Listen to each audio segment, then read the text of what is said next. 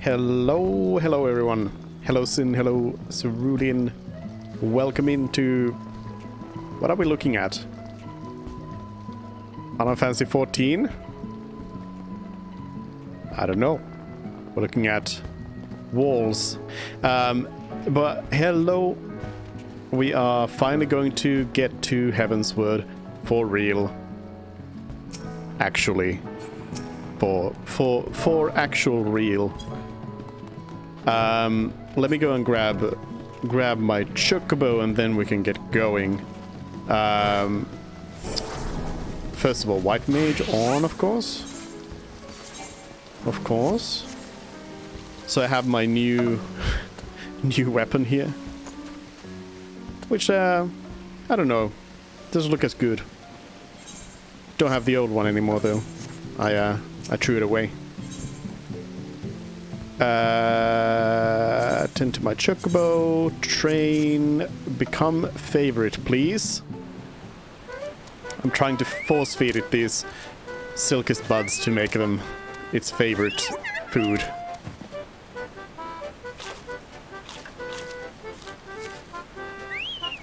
So I could get a damage boost on my chocobo.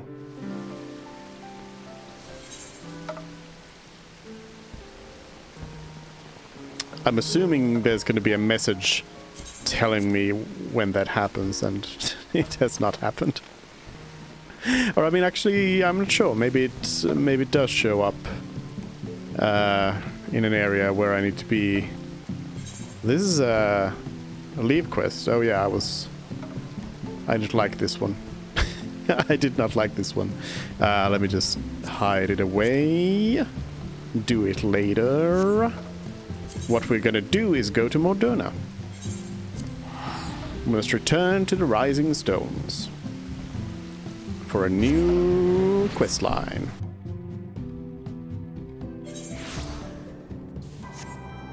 Let's see. Greens. And buds. Nah, it's still the same old. Oh well. Oh well. One of these days, the chocobo will be good.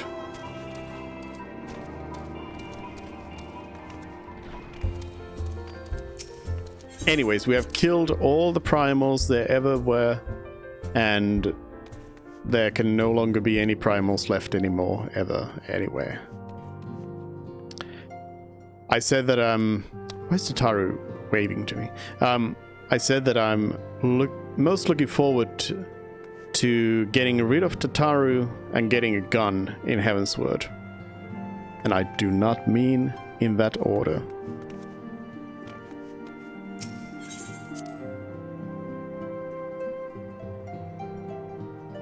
Just give me a gun. I'll do it. Good intentions.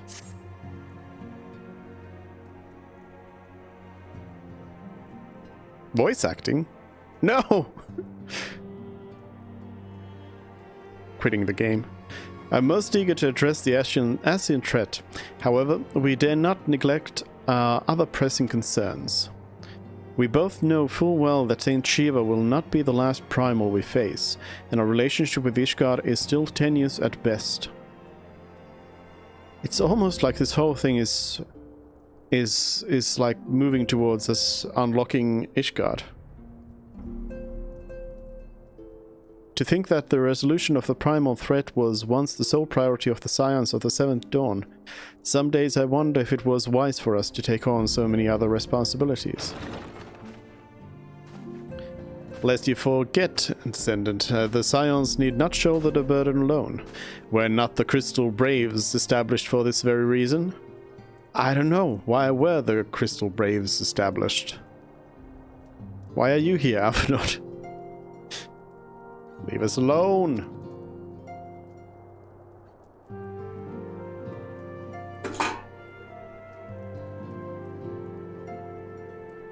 Hold on.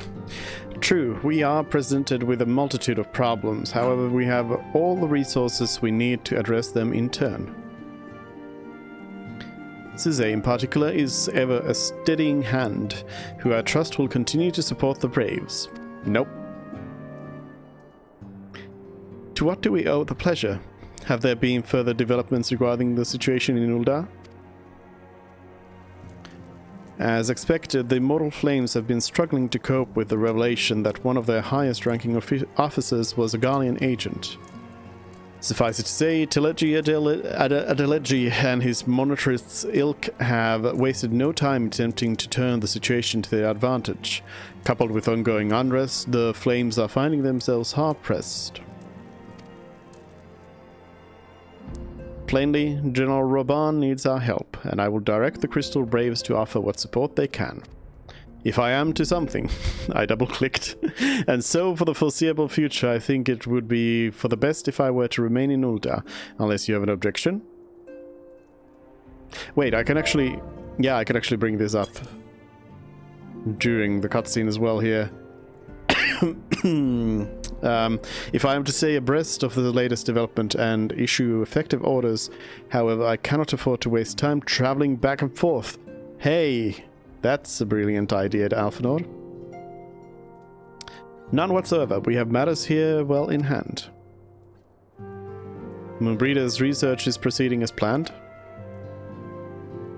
So she tells me, though I am not familiar with the details. Oranger is poring over his tomes at the Waking Sands, and the others are contributing in their own ways. Alas, the key problem, how to form an ethereal blade at will, remains unsolved. Nevertheless, it is only a matter of time. Suze, while we focus on that task, mayhap you could assist Alphanor and his braves with theirs? It would do much to restore faith in the Immortal Flames if the Warrior of Light was seen working on their behalf. Never forget that your esteemed status allows you to act in ways that those more tightly bound to organizations and nations cannot. As ever, I implore you to do so. Nodders? Not that your response was ever in doubt, but I humbly thank you once more for aiding our cause. Now then, there are preparations I must attend to before my departure, such as receiving Rael's latest report. He has proven to be quite skilled at gathering information others wished kept secret, hence why I placed him under my direct command and ordered him to investigate the Ul'dah riots. When you are finished here, join me outside. Depending on what he has to say, I may soon have a favor to ask.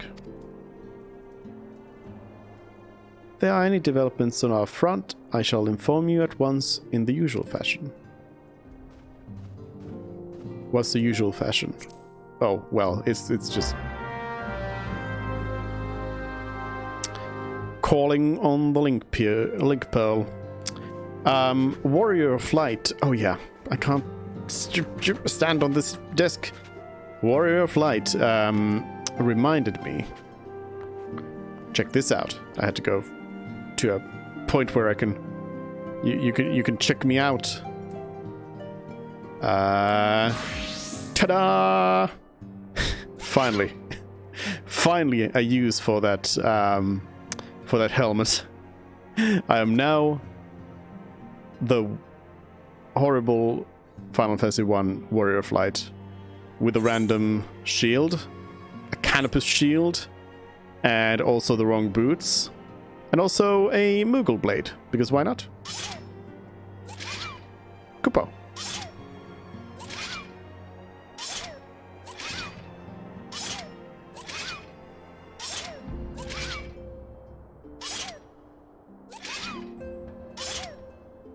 That's definitely the, well, not definitely, but I'm pretty sure that's the sound file from Final Fantasy IX, but just like sped up and adjusted a little bit. But obviously we're not going to do this. Also, I did not do it yet, but I plan to. I was gonna check if I had the like onion. No wait, I don't have, unless I put it in my glamours. Well, I don't think I have the onion main piece here, so once I have that, then I can do the onion knight setup as well, which I suppose only goes then for... Yeah, for some reason only Dragoon can be an Onion Knight. And Reaper, I guess. But I don't know why specifically Dragoon is the Onion Knight. I mean, I guess out of the others, it doesn't really make sense for them to have it, so yeah. Anyways, White Mage is what we are.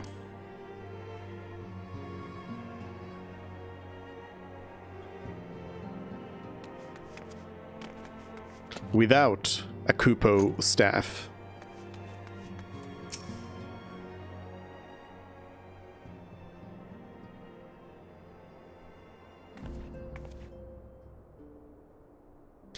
Pleasure as always, Suzanne. You'll be escorting the commander to Ulda, I take it? Actually, I had another task in mind for her. If you would be so kind as to repeat your report for her benefit. Right then. Me and mine have been making inquiries into the source of the weapons what found their ways into refugee hands a ways back. So happens we caught wind of something promising, a rather large purchase or sharp and pointy things by a black marketeer holed up near Highbridge. I doubt that this man would have secured such a quantity of weapons if he did not already have clients waiting. Clients that for whatever reason would prefer for this transaction to remain secret. Brings to mind that merchant what caught an arrow while talking to Tsuze, don't it? Generous fellow he was, doling out swords and spears to the downtrodden and disgruntled. Which isn't to say that these clients have the same mischief in mind, but if you want to be sure, might be prudent to intervene before they collect their goods, savvy?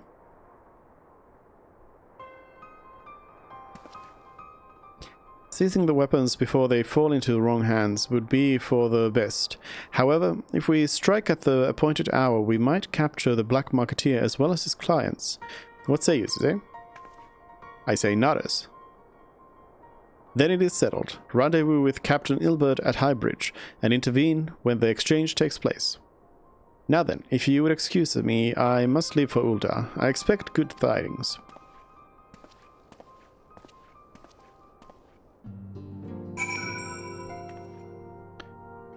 My Kupo staff.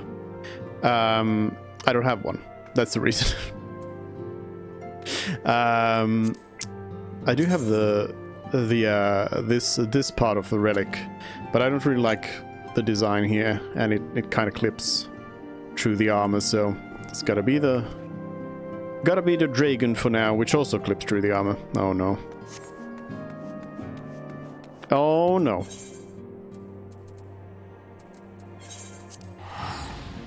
Nyom.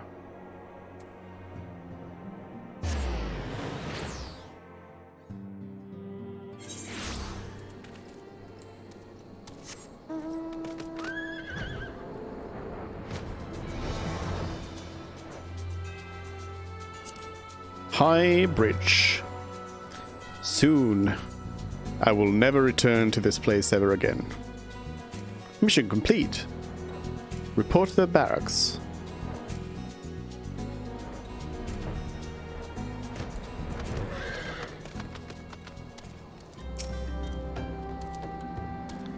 Ah, Suze, my scouts have been keeping a close eye on the Black Marketeer, and it would seem that his guests have arrived. It would also seem that he has hired more than a few men to stand guard, common thugs of no consequence, but they nevertheless pose a threat. Even so, I feel compelled to apologize. This is far beneath a woman of your standing, and Commander Leveler needn't have dispatched you hither. But powerful men ever have need of loyal, able-bodied friends. Having found one in you, it is only natural that he would come to rely upon you without hesitation. Yeah, I wish that wasn't so. Can I be released of this so-called friendship? Now then, we should make for the burning wall without delay and secure those weapons. The first unit will ensure that the clients do not escape. With me, Suzanne. Bye. I mean, hold on. Hold on. Imperial salute.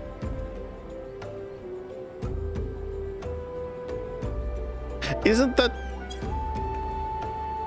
Okay, okay, it's not. I was thinking the like hand in the front was doing the same thing, but it's not. I was thinking that they had like just like taken the Imperial salute and added the other hand behind the back. Close enough.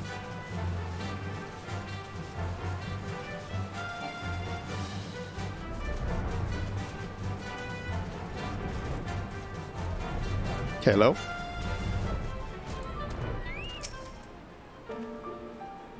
I spy the one man, but there are sure to be others. I have a plan. While you approach the sentry and create a distraction, my men and I will slip past and catch the black marketeer unawares. Uh-huh. Once you've disposed of those thugs, wait for us outside the tunnel entrance. Any questions? Then let us be off. Good luck, my friend. Are we friends too now? Why do I gotta be friends with everyone? Who goes there? An adventurer. Damn fool. You should have never come here. Never should have come here. Why am I using that when I can use this? Oh yeah, so Boku joins in the battle as well. Stupid chocobo.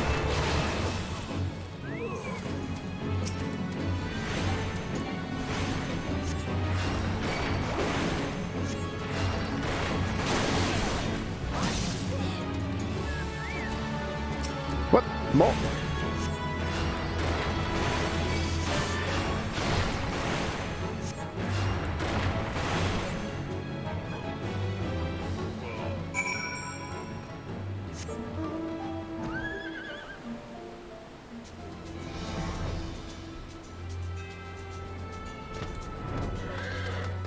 Hello?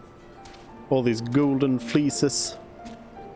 I just went through pretty much crafting anything that I could with the stuff that I had so that I could get rid of some of the crafting materials in my inventory, because for the most part the crafting in the next expansion is not going to use stuff from this one, so it's better to clean it up, and then if I need something old, then I can just go and grab it.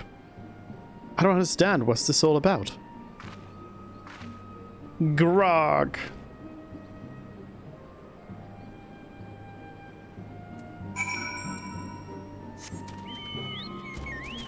Grog? Ilbert? Why have you murdered the Black Marketeer? Are you a Mogus? As you can see, this is a fine mess. When I tried to restrain him, he drew a hidden blade and lashed out. But before I could disarm him, one of my subordinates panicked, and this is the result. Yeah, a very likely story.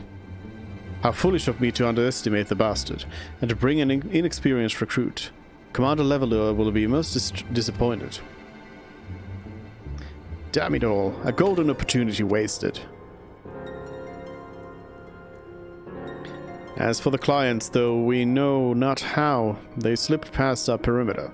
At present, the first is currently tracking a part of Duskwhite sellswords we suspect may be them. Would that we could have enlisted the aid of the immortal flames of the brass blades, alas we are here to aid them, and then in no position to aid us. Well, at the very least we have secured the weapons. Yet even that accomplishment is lacking, for the information we received indicated a massive shipment, and this is anything but. Quest complete.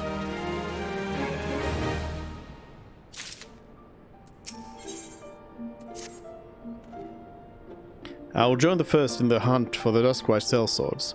If the guards are good, we will catch them before they escape into the Black Shroud. In the meantime, I ask you to deliver these weapons to Ulda in my stead. Entrust them to the third's Yuhase. He will take care of the rest. Collect first. Don't teleport yet. Teleport. Teleport.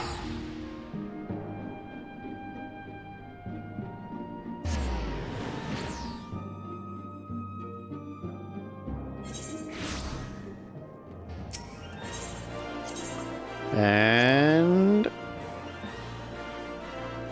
what kind of place is that to be in? Teleport. What are you doing over here?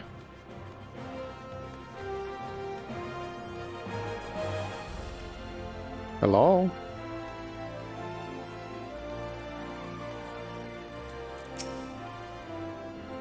Ah, the warrior flight, ever reliable friend to the Crystal Braves. You have my deepest thanks for your assistance in Kurthus. Now, what brings you to us this day? Weapons.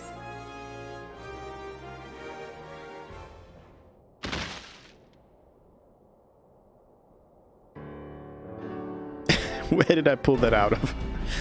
A gift of weapons from a certain black marketeer, courtesy of Captain Ilbert, you say? Understood. Once we've catalogued the contents, I'll have them delivered to the Hall of Flames. This cannot be everything, can it? Ryle stated with confidence that there would be a far greater quantity of weapons. A blatant falsehood. Clearly Ryle is unfamiliar with the ways of Ul'dan merchants, who ever strive to present themselves as greater than they are. We should be thankful that this information was not completely erroneous, and that we managed to achieve anything of worth at all. Yuhase is the traitor as well. It's still something worth celebrating, isn't it, Lieutenant? Besides, we've got more important things to worry about, like fighting those Guardians up north. There'll be no fighting if I have anything to say about it. Our orders are to stand watch, not to seek glory in battle. If you have no further need of us, then I shall take my unit to the Cerulean processing plant. Time for this fourth to earn their keep, eh? Fight well, Alien, for the freedom of all!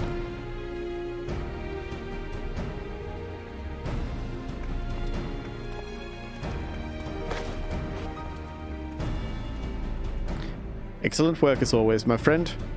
We are friends as well? Rest assured that the Immortal Flames will hear of your contribution, until we meet again. I'm not friends with all of these people. I don't want your friendship. Suze, a word, if it please ye. There's a traitor among us. Not here. Look for me at the Sapphire Avenue Exchange. No need for whistling this time, don't you worry.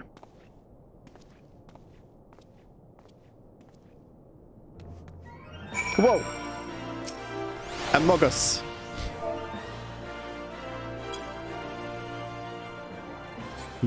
Sin is the trader among us. What are you trading? A mighty muggle mugrod?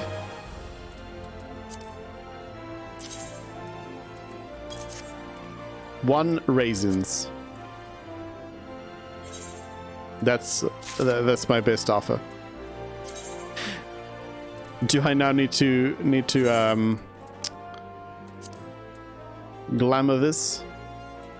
I don't want to glamour it. I want to put it into the glam or thing. Fine. Fine. Fine. Kupo.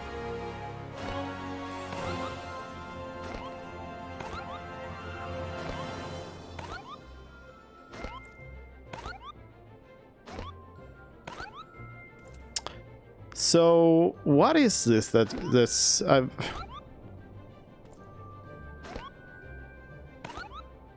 the HP bar is kind of behind all of this because I haven't really paid attention to it. But what is it telling me? Like it's when the weapon is off, it says all.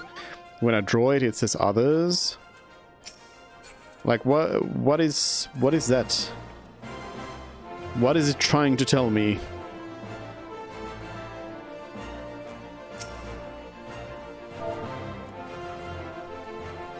Ball dance.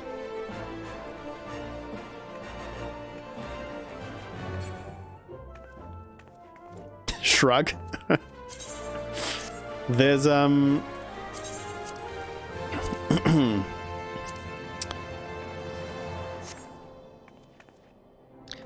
there's stuff in this game definitely that is like questionably explained. Oh yeah, one thing that I wanted to look up because one thing I wanted to look up, but I didn't, was about like flanking and back attacks. Because you have like, you know, say Dragoon gets the bonus to one of these things from the back. Chaos Trust gets a bonus, rear combo bonus. So that's obvious. Like, yeah, you use this weapon skill from behind. But does that affect any or basically, does it affect auto attacks? Are auto attacks more accurate from behind? Because the game implies it to be so. The way that it presents the information about all of this, it's like damage dealers, you should stay behind the enemy to deal more damage. And it doesn't really specify that, hey, I'm talking about melee DPS who have these particular abilities that say that you get a bonus. So that would kind of imply that, for example, like a bard shooting from behind would also be getting a bonus to something, but I don't think that it is. They do have higher accuracy from the rear. Okay, so they... this game is dumb. Okay, I gotta run. Heaven's Wood. Heaven's Wood! Where am I running?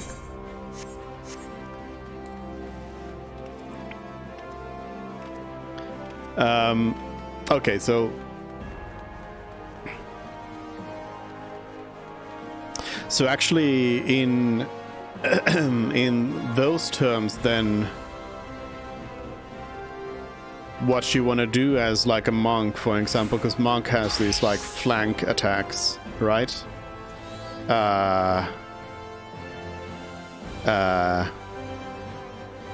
Snap punch is a flank attack. So for a monk, you want to stay behind the enemy, but then move to the flank to do that one attack and then go back behind it. I guess.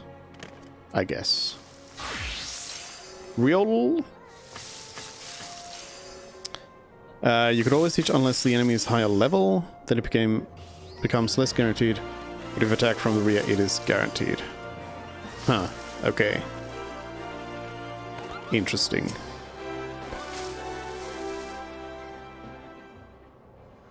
Thanks for indulging my request. A few places better than a market for privacy, I find. While the hustle and the bustle of commerce means most conversations go unnoticed. I'll get to the point. At the burning wall, when you and the captain interrupted the exchange, what happened? Tell me everything. Leave no detail out. Among us? Sus? I saw the captain go to electrical and vent. That's not quite how the first told it. These Duskwights they were chasing, latest word is that we lost the trail. But you never saw him yourself. Not before the fighting started, and not after. Something ain't right. I don't know what it is, but I can feel it in my bones. I'm not daft enough to be misled by some merchant's drunken boast. Our information was reliable, goddammit. I know he purchased those weapons. As if I've never deciphered a moneylender's books, or had to follow a transaction back to its source. Did plenty of that back when the Braves were getting started, believe me. The commander wanted assurances that we weren't taking gil from the wrong sort of benefactors. Cause these days the money flows like water, and the first and third get the shiniest new toys. Forgive me, friend. I have a lot on my mind these days, and I appreciate you lending me an ear. Right then, best get back to it.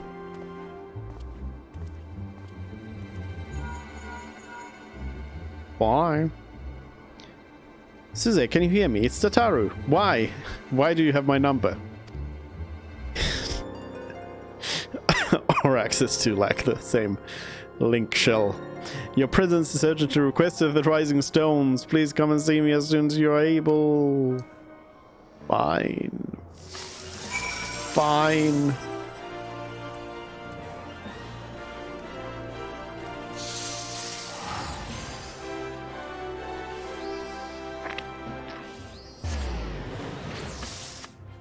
Melded material to meet an accuracy gap was pain in the ass. Yeah, I mean, yeah, I don't know. In like when I was playing WoW, you also had like in like high level raiding stuff, you had, you know, certain numbers that you would need to meet with gems and enchantments on your equipment. But in that one, you just pay the price for the thing and you just do it. In this, you have the whole overmelding thing, which adds like randomization to it, so it's a little bit more of a thing. And I guess also, I suppose another thing is that in this game, it's not tied to any profession. Like any disciple of hand can meld materia. So it's not like a source of income for like jewelers, basically, and enchanters.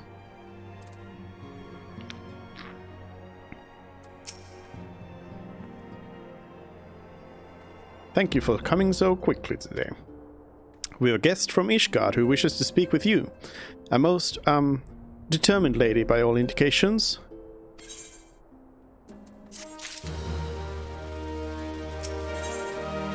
The Rising Chorus.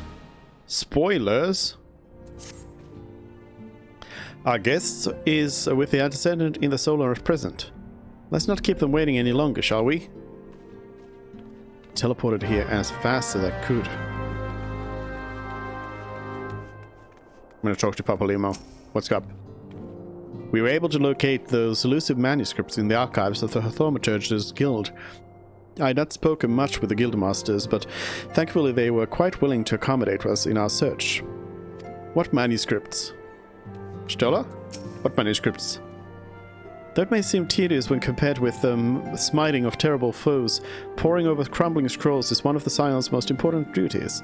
Without the illumination of knowledge, we but vainly flail as specters in the dark. What manuscript? Oh yeah. They are trying to figure out how to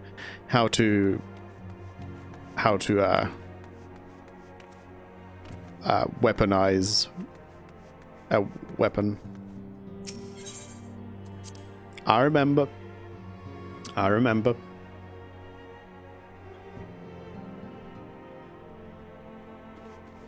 It seems like in here, it's always just Papaluma and Ishtola hanging together, and not Papaluma and Ida. Hello? Hello? Hello? Clicking? We have a guest from Ishgard who wishes to speak with you. Voice acting. I believe the two of you have met. Mm-hmm. We have. I had hoped to speak with Commander Leveilleur as well, but I cannot afford to wait any longer. The Lord Commander sent me hither to request your aid in a matter of grave import. You see now why I had Tataru summon you. Now that we're all assembled, perhaps you would be good enough to elaborate on the nature of the matter which brought you to us. The Observatorium's astrologians have sounded the alarm. Last night, the Dragonstar burned with an intensity not seen in 15 summers. Not since the Dravanians engaged the Empire in the Battle of Silvertear Skies. Who? What? The northern sky doth burn full bright upon the Wormlord's call. The red behemoth beckoneth, and flame consumeth all. The old Curthan rhyme, aye. The brightening of the dragon's die is said to accompany the roar of a great worm. The astrologians believe that it was Midgard Soma himself who cried out on this occasion. After an absence of centuries, the King of Kings did return to lead his kind against the might of Garlemald, only to fall in his duel with the Agrius, proud flagship of the Gallian fleet. Devoid of life, his corpse remaineth entwined about the Magitech monstrosity even unto this day. Ariange has the right of it. Whatever this alteration in the Dragon Star portends, the Great Worm has shown no sign of life. Tataru, have the Domans reported aught out of the ordinary?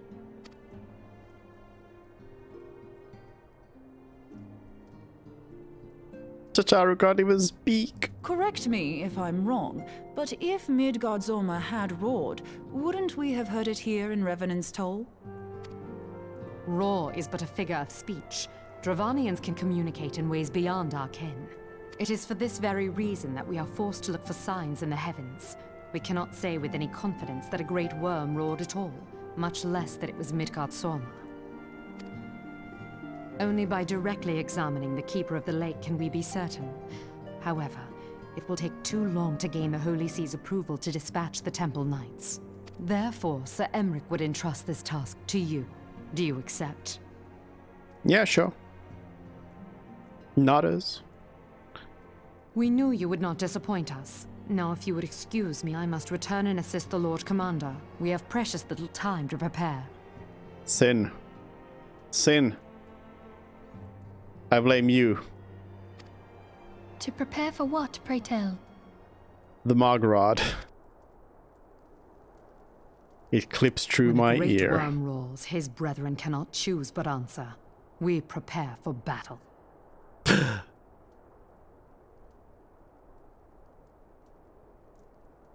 Gondor calls for aid.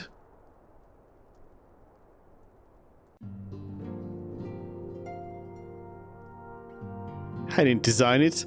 You gave it to me. Everything clips. Yeah. Yeah. I mean, somebody in my... I forget if I ever talked about this before, but somebody in my FC was talking about how they can't play a Mikote or an Aura because they cannot live with the fact that you have your tail clipping through everything, including like plate armor and everything. I am able to not think about that. Luckily. Forgive me if I state aught which you already know, but I would assure that you understand the nature of your destination. Why did you stop speaking? As Urianger stated, what we would now call the Keeper of the Lake is the wreckage of the Agrius, former flagship of the Imperial fleet, and the corpse of the worm responsible for its destruction. 15 years ago, as the next step in his campaign to subjugate Eorzea, Gaius von Belsar attempted to seize control of Mordona. So massive was his force that all thought his victory a foregone conclusion. But an unlikely ally came to Eorzea's aid that day. Midgardsorm, legendary guardian of the Silvertear Falls, burst forth from beneath the waters of the lake and led a host of dragons against the Gallian airship overhead. In what would later become known as the Battle of Silvertear Skies, the Great Worm felled countless airships before engaging the Agrius. In the ensuing struggle, the flagship Ceruleum engines failed and it tumbled into the lake below. Yet this victory came at a great cost, for the explosion which followed claimed the life of the Great Worm as well. That same explosion transformed Silvertear Falls into the desolate wasteland it is today, draining the lake of its waters and crystallizing ether from malms around. Yet a remnant of the lake remains, and at its center a constant reminder of that fateful day long ago. In accordance with Sir Emmeric's wishes, our Doman allies have been standing watch over the Keeper of the Lake. It would be wise to speak with them before investigating the wreckage yourself. Nodders. Be careful, my friend. We know not what dangers await you within. Do I gotta be friends with you as well? Why is everyone my friend? Now then, let us not neglect our own tasks. There is much to be done and precious little time to do it.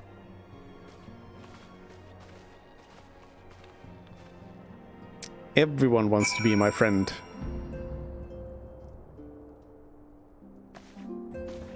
No, it's not clipping. Why was it clipping before?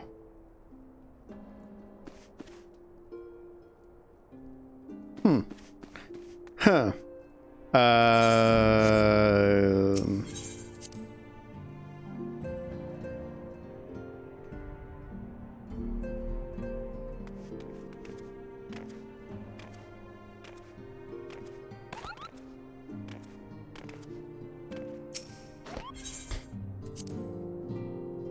The glow on this thing.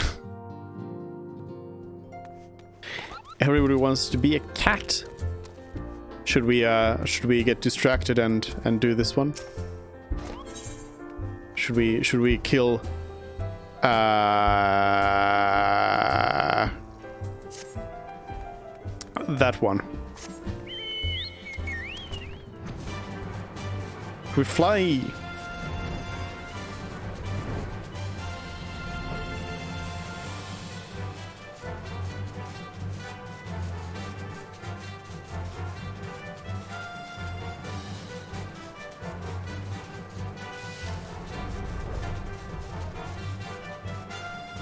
Domen Watch.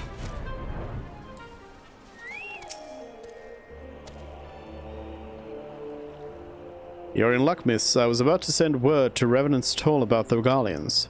Of late I have seen small airships, likely from Customs Sentry, come and go from the Keeper of the Lake. Though I cannot say for certain at this distance, I believe they may be salvaging something from within the wreckage. The Customs supply lines have been cut off for some time, and I'd wager they are desperately in need of spare parts and other equipment. Yappers? So it's true then. The Guardians honestly fear that the worm might rise again. Well, from here that seems rather unlikely. But if it's assurances they want, you've no choice but to inspect the corpse in its entirety. Easier said than done, given the creatures which inhabit the wreckage, and the aforementioned Guardians who won't take kindly to your presence. They're sure to fire upon an airship, so I'd advise a more stealthy approach. Take this boat and a few of our comrades to the base of the Agrius, then climb to the top. That's the only viable approach, I'd say. How many comrades? 3? At max? Is that what you would say?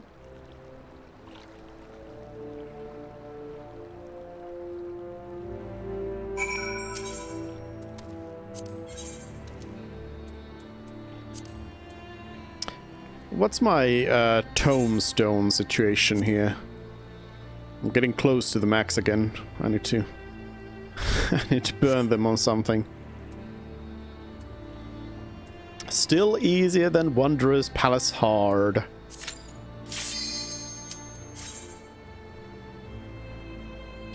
Instant. I love it. I love it. Whoa! Somebody withdrew. Because I've been like leveling my DPS and even tanks. I've been leveling with, you know, with dungeons. So especially with DPS, it's always like a 5-minute wait or something to get into anything. As healer, you're just in.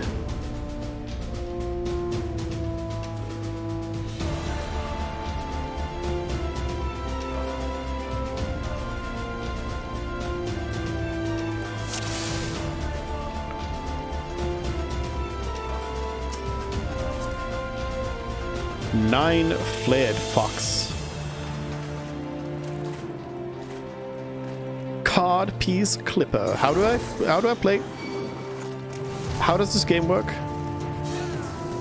I forgore. Oh yeah, I heal. That's the thing. I do heals and holies.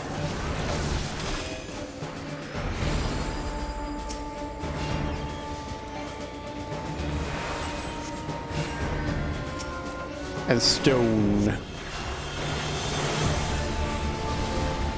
Whoa! This place is breaking apart.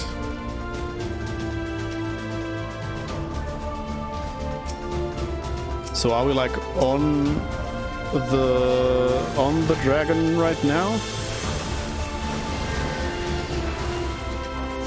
No, this is metal.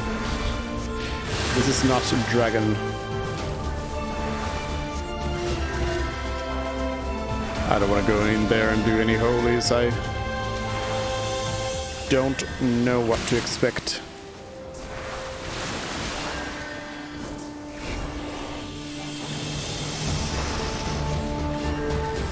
I'll send out Kupo healing.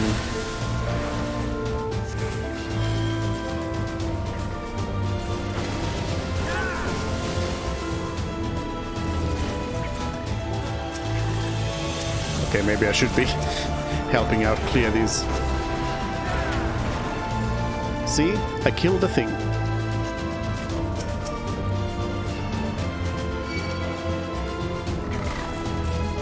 Whoa! The Kermit goblins are after me.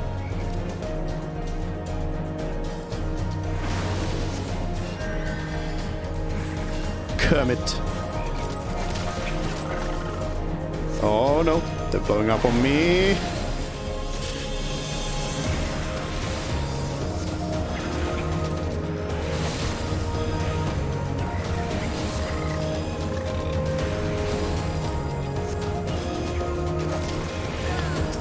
So far, these enemies do not fulfill my expectation of dragon enemies or Garleans or terrible monsters in the first place.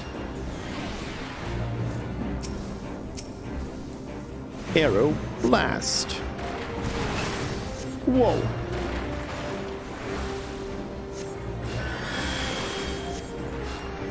Resounding screech. Whoa.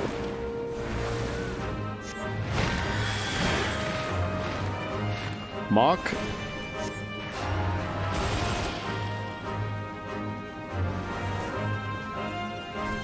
Shooting at us. Whoa. Those things look like they're gonna explode. Okay, okay, they explode like that.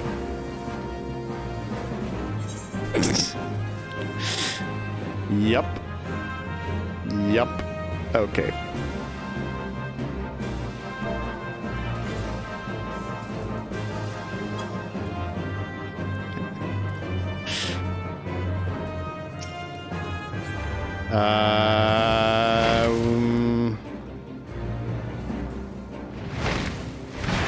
Regardless, I guess it's best for me to...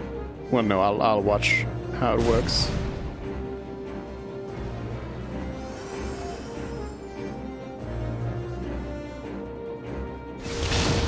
No. Wait, how did the black mage survive like 2 of those when I couldn't survive 2 of them? Must have been hit by 3. Yeah, I think we're dead. Died too early.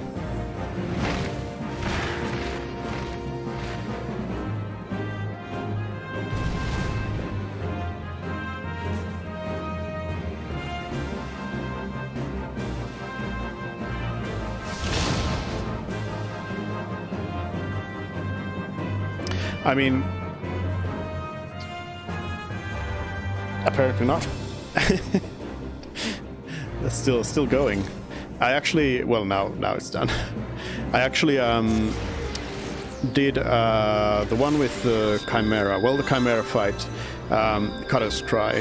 That one. I was a warrior tank for that. So my whole team died, like halfway through the fight, or the healer went down, then the other DPS went down halfway through the fight. Then it was me and another DPS left in there. Then the other DPS also eventually died off.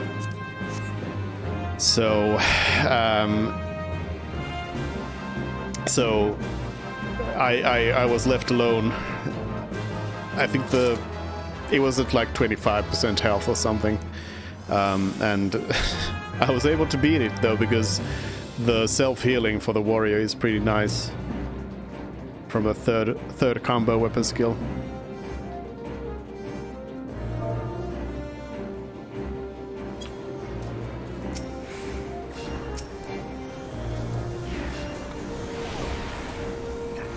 So run to the sides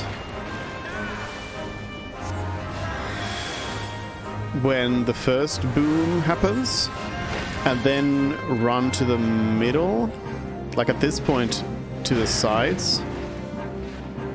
I don't know if it's like affects the boom here. Oh, I see how it works. Those get activated now. Yeah.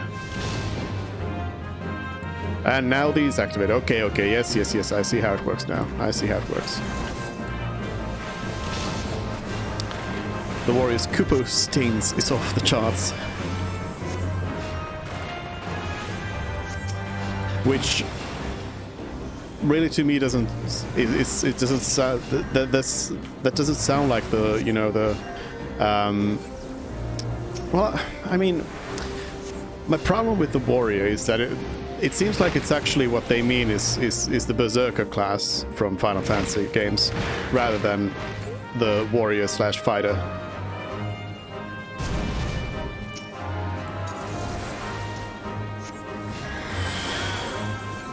So I guess in that term, in those terms, it like represents their regeneration ability, I guess. But like incredible self-healing is something that I would expect from the paladin, to be honest. And at level 50, they don't really have anything.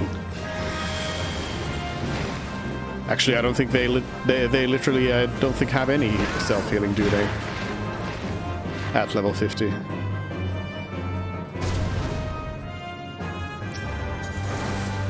We heal.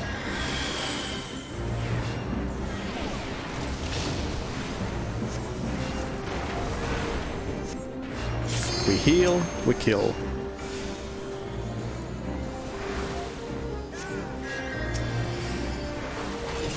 Big boom. We kill.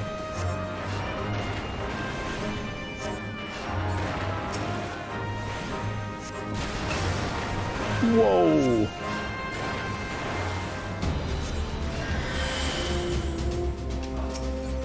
Chest?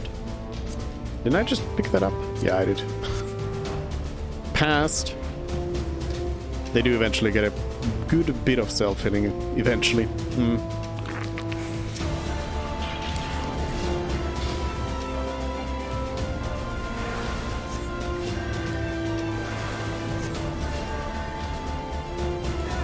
I mean, it really is like I kind of get that they are the things have, you know, changed over the years and everything, so they build the character classes to be, you know, for you know 90 levels of build up, but still I feel like, you know, the level 50 mark should be one where you really have a clear vision of like what the character class is all about. You know, paladin having white magic, summoner having actual summons, stuff like that.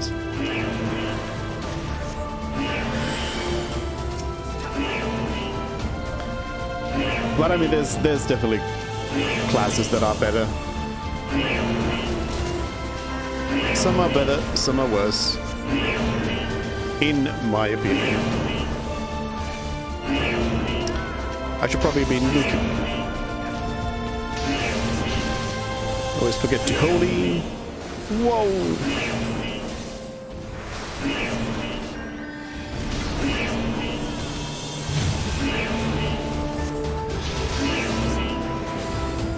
I am a holy machine. Whoa!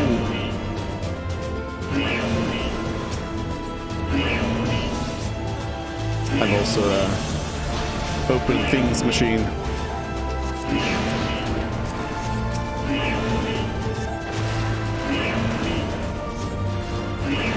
I also went through and basically desynthesized most of my stuff here. I left some leveling stuff for my blue mage, but otherwise I pretty much got rid of a lot of the stuff that I either am not wearing or then stuff that doesn't look good, or that I wouldn't think to use in a glam. More treasure. Whoa! Big blade. Okay, I'm in an AoE. That's always the worst part of doing holies in these dungeons, is that you run in, you end up in an AoE, you're not quite sure if you should move out of it or not.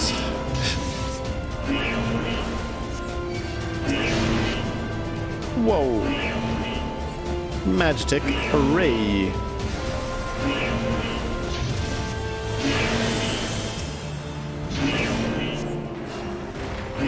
These colossi seem to be actually pretty pretty beefy.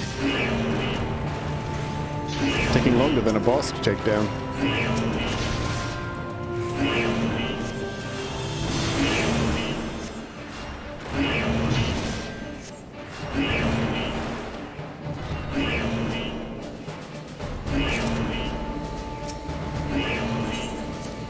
Open the thing.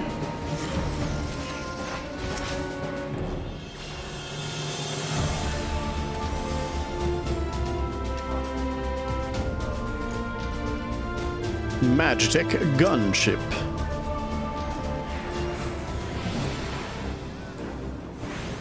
The cerulean spill.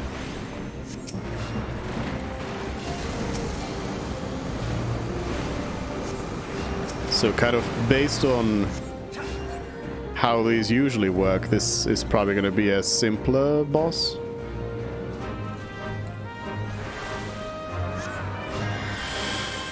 What is it doing?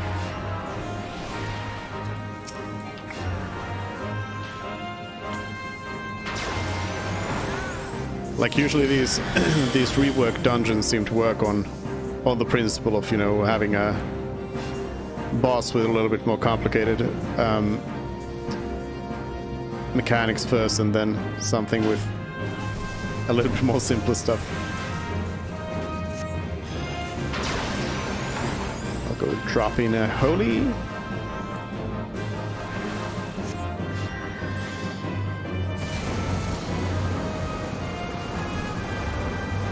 Oh, can they be killed by the gunship? Aha.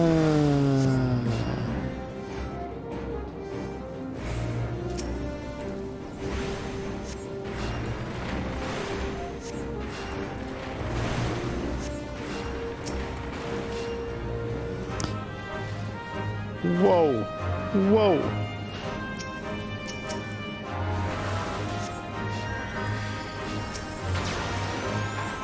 Whoa.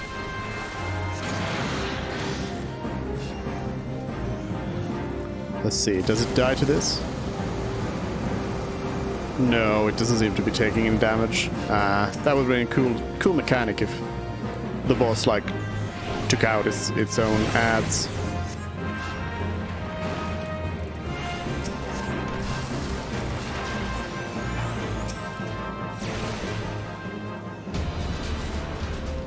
Oh, I didn't take into account that I'm getting more elegant tombstones from all of these fights as well. Oh no. Oh no. I'm gonna max out on my tombstones.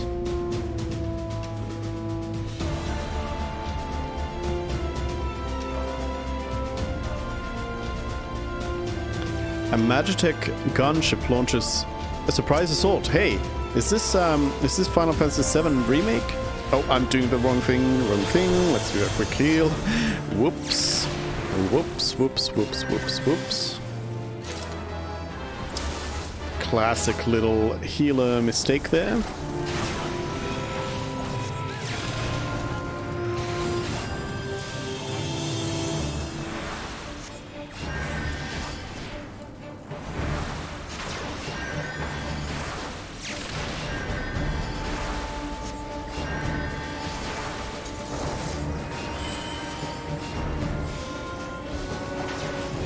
Whoa.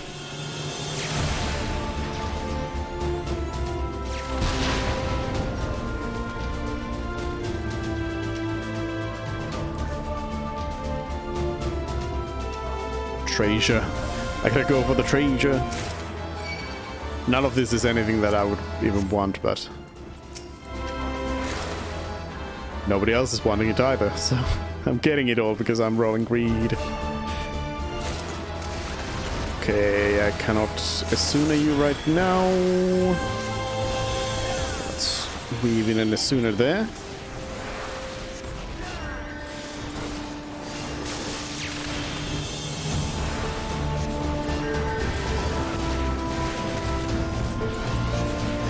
Holy.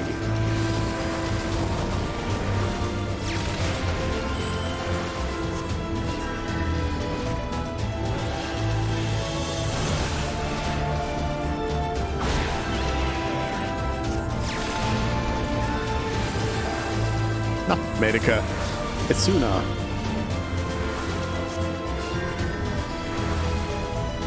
I love casting the wrong spell because I hit the wrong thing. The gunship retreats to the sky. Oh, that's it.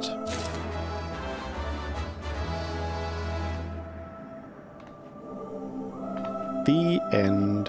Who treadeth now upon my bones, and waketh me from slumber sweet? Me?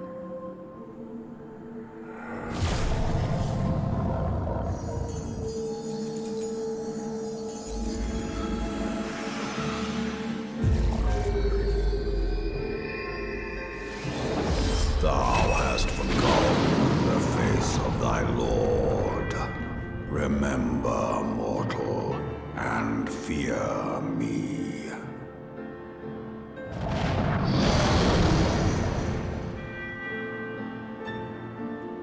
Okay. Defeat question mark, question mark, question mark. Nice, they didn't actually spoil it. For once. Thou shalt be weighed in the balances. Whoa! You're not even real. Is this gonna like grow out? Or no? Okay. Am I just DPS here? Is this just dodge the things? Phantom Kin. Ads. Mechanics. To thee I place my spirit, rise my child and join in the chorus. I bid thee rise my child and join in the chorus once more.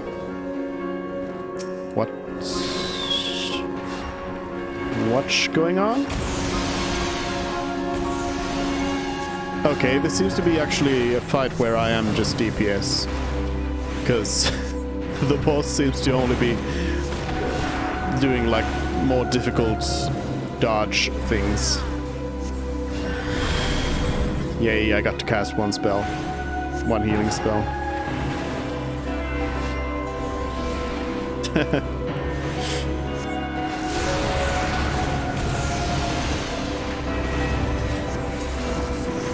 It is the don't stand in the fire boss fight.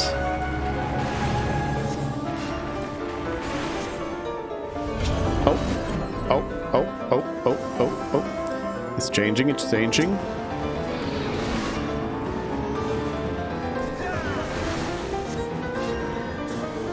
With some piano jams.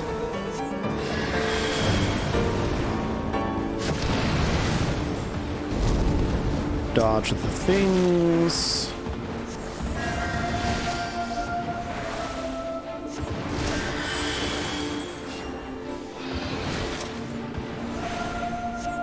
Probably kill these things. So I'm guessing this is a timer for death.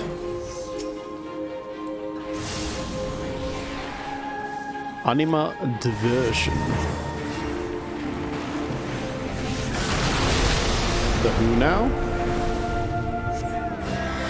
So thou art gifted. Whoa. Stack. Oh, keep stacking, keep stacking. We keep stacking. Phantom Kin again. Oh. This is a pretty cool boss fight. Whoa. They fail the dance.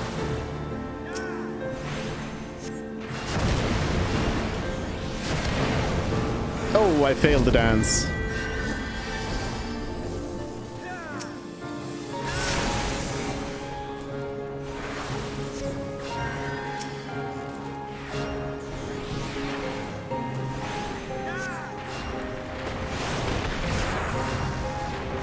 Disgust.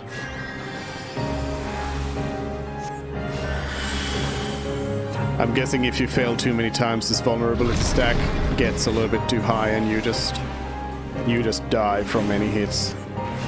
I guess that disgust is probably the one that's gonna take you out at that point. Okay, we failed. That was not the place to stand. All three of us definitely failed that one. Oh, our Machinist is in a bad shape. Bad shape. They got 3 stacks. The tank has danced successfully and lost their stacks.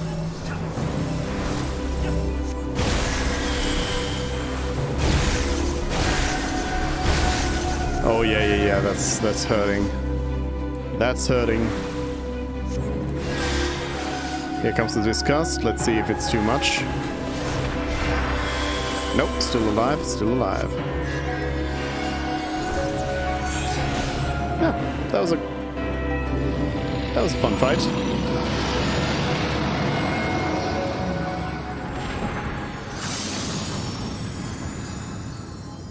Bye.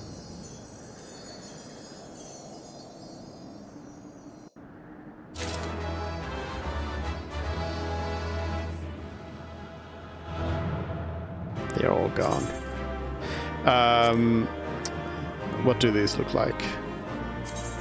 Try on?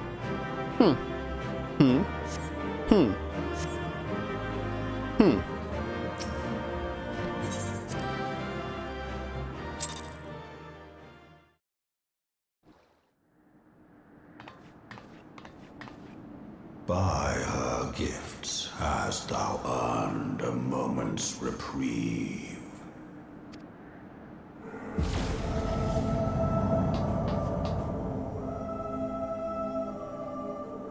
Speak, mortal, and I shall listen. There's a bit of a problem. I can't speak. Yappers? Guided by a star. My people have heard the song. Ishgard shall burn. Sons must answer for their father's misdeeds.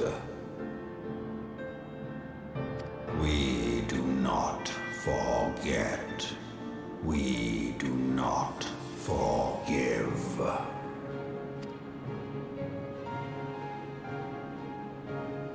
Seven children did I sire. One now singeth of retribution. I rise to join in the chorus. Thou art powerless to silence us, mortal. Yet thou shalt not live to labor in vain.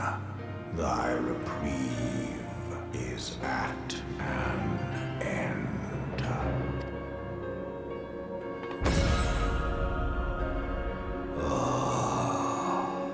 Trickery is thy shield. This frail, noble creature is not gifted, but chosen. Hearken to me, Hydaelyn. I remember, and I consent. To what? Fear not, mortal. I shall not harm thee.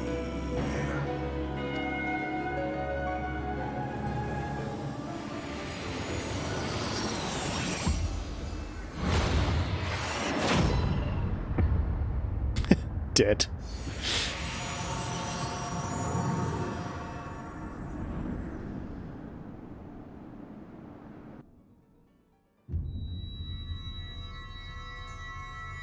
I think I got a few too many of those cerulean fumes.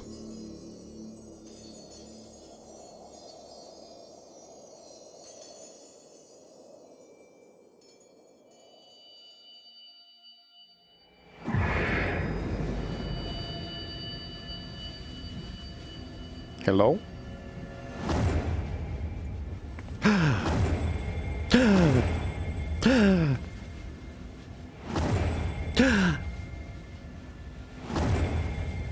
All my things.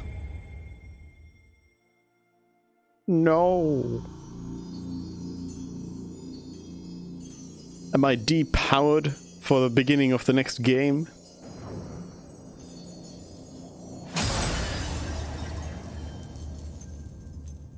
Or am I powered up?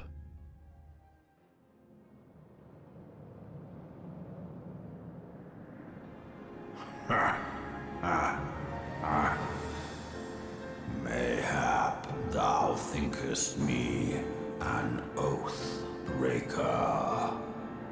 Nah, it's cool. Thou art mistaken. If thou comest to harm, it shall be by another's hand, not mine. There's like I'm not gonna hurt you, and then proceeds to grab you and hold you when somebody else comes and hits you. I did but strip thee of thy mistress's feeble blessing. No, I've been depowered. Thou didst profit much by her grace, but no more.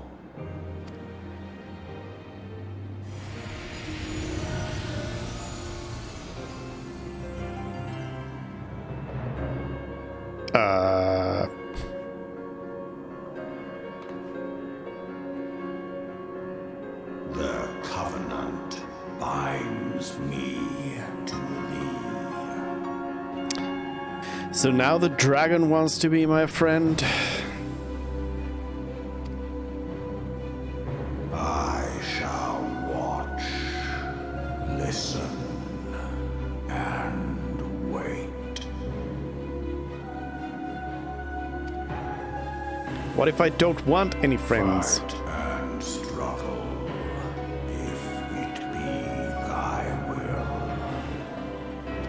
Man hath ever coveted that which lieth beyond his grasp.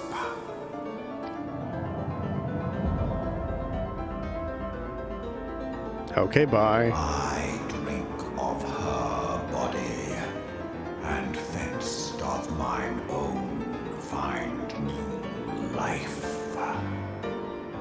When it hath grown whole, the loyal and penitent shall rejoice.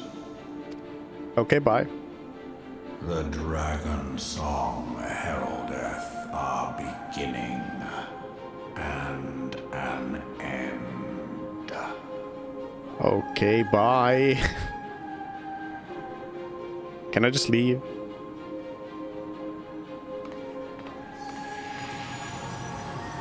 Dragon. Can I perform a dragon skip? You may summon Midgardsorm by selecting the corresponding entry within your minion guide under character in the menu. I got a new minion. Yay.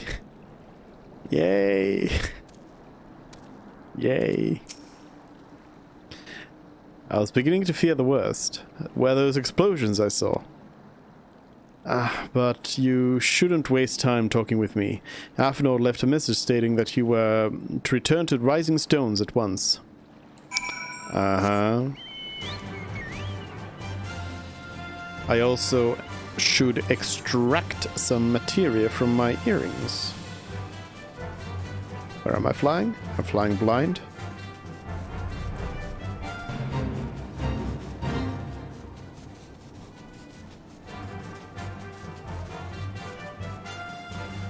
Fly. Most of my stuff is about the spirit bond here. For some reason these earrings are first though. Where am I? Hold on. I should not have opened this one. Wait, where am I? What am I doing here? What's going on?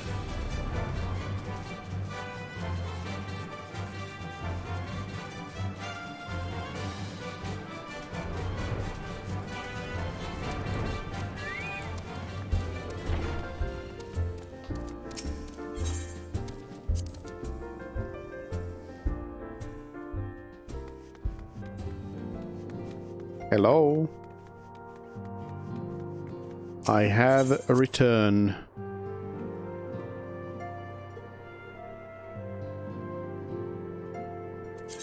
Okay, what material do I get out of this?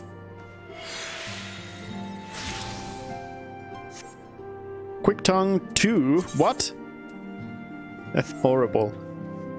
Horrible. Praise the 12 that you are hale and whole. I came as soon as Minfilia informed me of Sir Emeric's request. You have completed your investigation of the Keeper of the Lake, I take it. Then I would hear your report.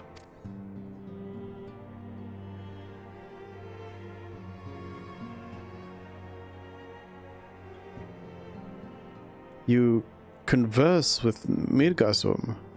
I swear, were you anyone else to make such a claim, I would regard it with considerable skepticism. Are we to understand that the Wormlord did not perish, and has in sooth lain dormant these past 15 years?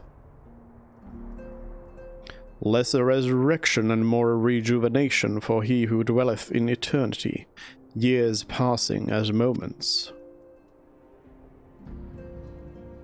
Though his words were ambiguous at times, one statement left little room for interpretation. My people have heard the song, Ishgard shall burn. Clearly an attack is imminent. We must share this information with Sir Emeric immediately. However, we dare not divulge your conversation with Midgardsorm in its entirety. To even acknowledge that you heard the voice of a Dravanian is a grave but necessary risk. Lest we forget, men have been executed as heretics for declaring as much. For your own protection and for the sake of our tenuous relations with Ishgard, the truth cannot leave this room.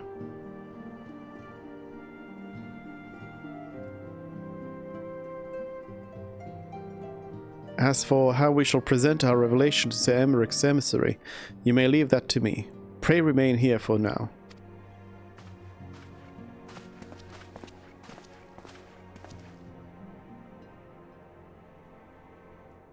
Is something you are not telling us, Suzanne?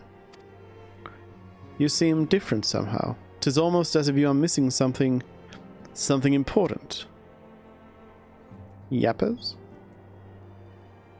12 for Fend. Midgardsorm stripped you of the blessing of flight. Are you alright? How do you feel? Nodders. I see. It is a relief to hear that you are otherwise unharmed. It beggars belief that any being could possess the power to deprive you of her blessing. Midgardsorm made a mention of covenant, did he not? One of the ancient myths regarding Silvertip Falls states that when the waters came into existence, so too did the Great Worm. Ulfric and Nymea, brother Time and sister Fate, decreed that Midgardsorm ever watched over the source from which all water and magic was said to flow. I wonder, what if this was the covenant of which he spoke, and 'twas not the gods with whom he treated, but Heidelin herself? Well, if he is watching over you as he claimed, mayhap you will have an opportunity to ask. Let us keep this matter to ourselves. I do not wish to burden our friends needlessly.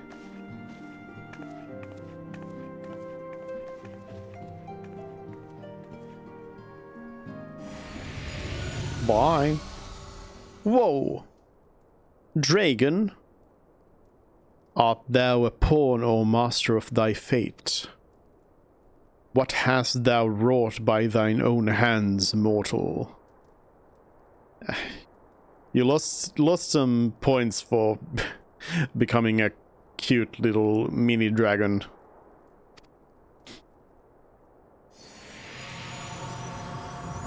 Bye, I guess.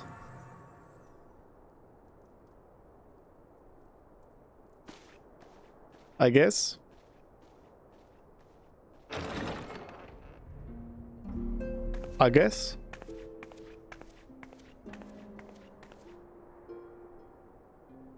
My friend, I can scarce believe it. You confronted the Wormlord and lived to tell the tale. Voice acting.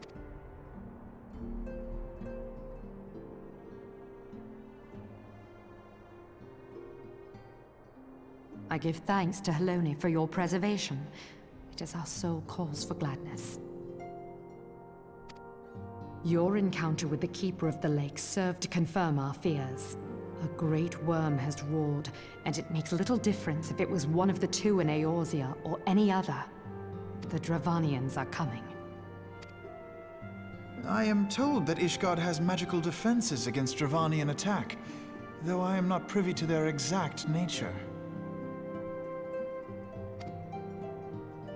Will they be enough to repel a massive force? Ishgard has weathered countless assaults over centuries. This will be no different. And now that you have confirmed the threat, none can ignore the Lord Commander's calls for the wards to be strengthened. I dare not presume to speak for him, but I expect the Lord Commander would sing your praises. I must away, but we shall meet again soon. Bye.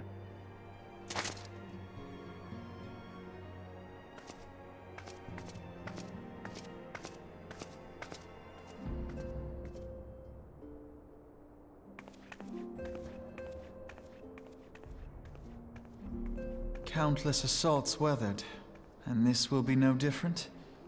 Why am I not convinced?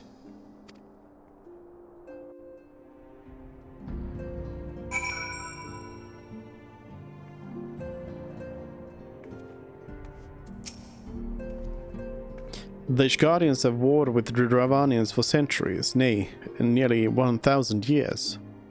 In all the time, not once have their enemies breached their defenses and entered the city proper. Yet regardless of how strong these magical wards may be, I nevertheless fear that the Ishgardians are underestimating the gravity of the situation. Though it was not Midgardsorm who roared, a call to arms by one of the first brood cannot be ignored. Until such time as they choose to request our aid, however, we can do naught but observe the situation at a distance, and pray that our fears are unfounded. They are not. They're gonna die. Ether on demand. Ere I forget, I believe Mombrida has requested a gathering of the Scions. I assume there has been some progress concerning our efforts to combat the Ascians. Pray inform her that our business with the Ishgardians is concluded for the moment. I shall be along once I've completed my communications with the Crystal Braves.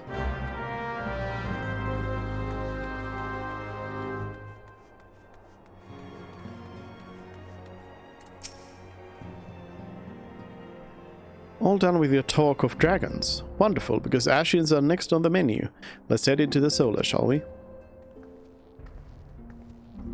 Do I need to actually walk there? Why? Why would you make me walk here?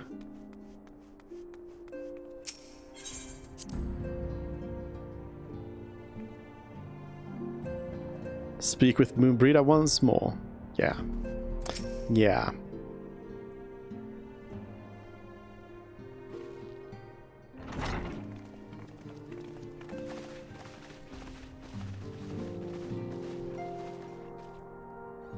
Now that everything's calmed down a bit, relatively speaking I mean, I thought it might be a good time to share our progress on the weapon.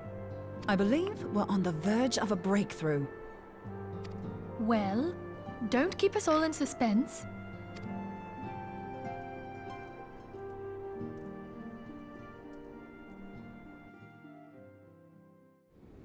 Just in case anyone's forgotten, let's start by reviewing what we already know.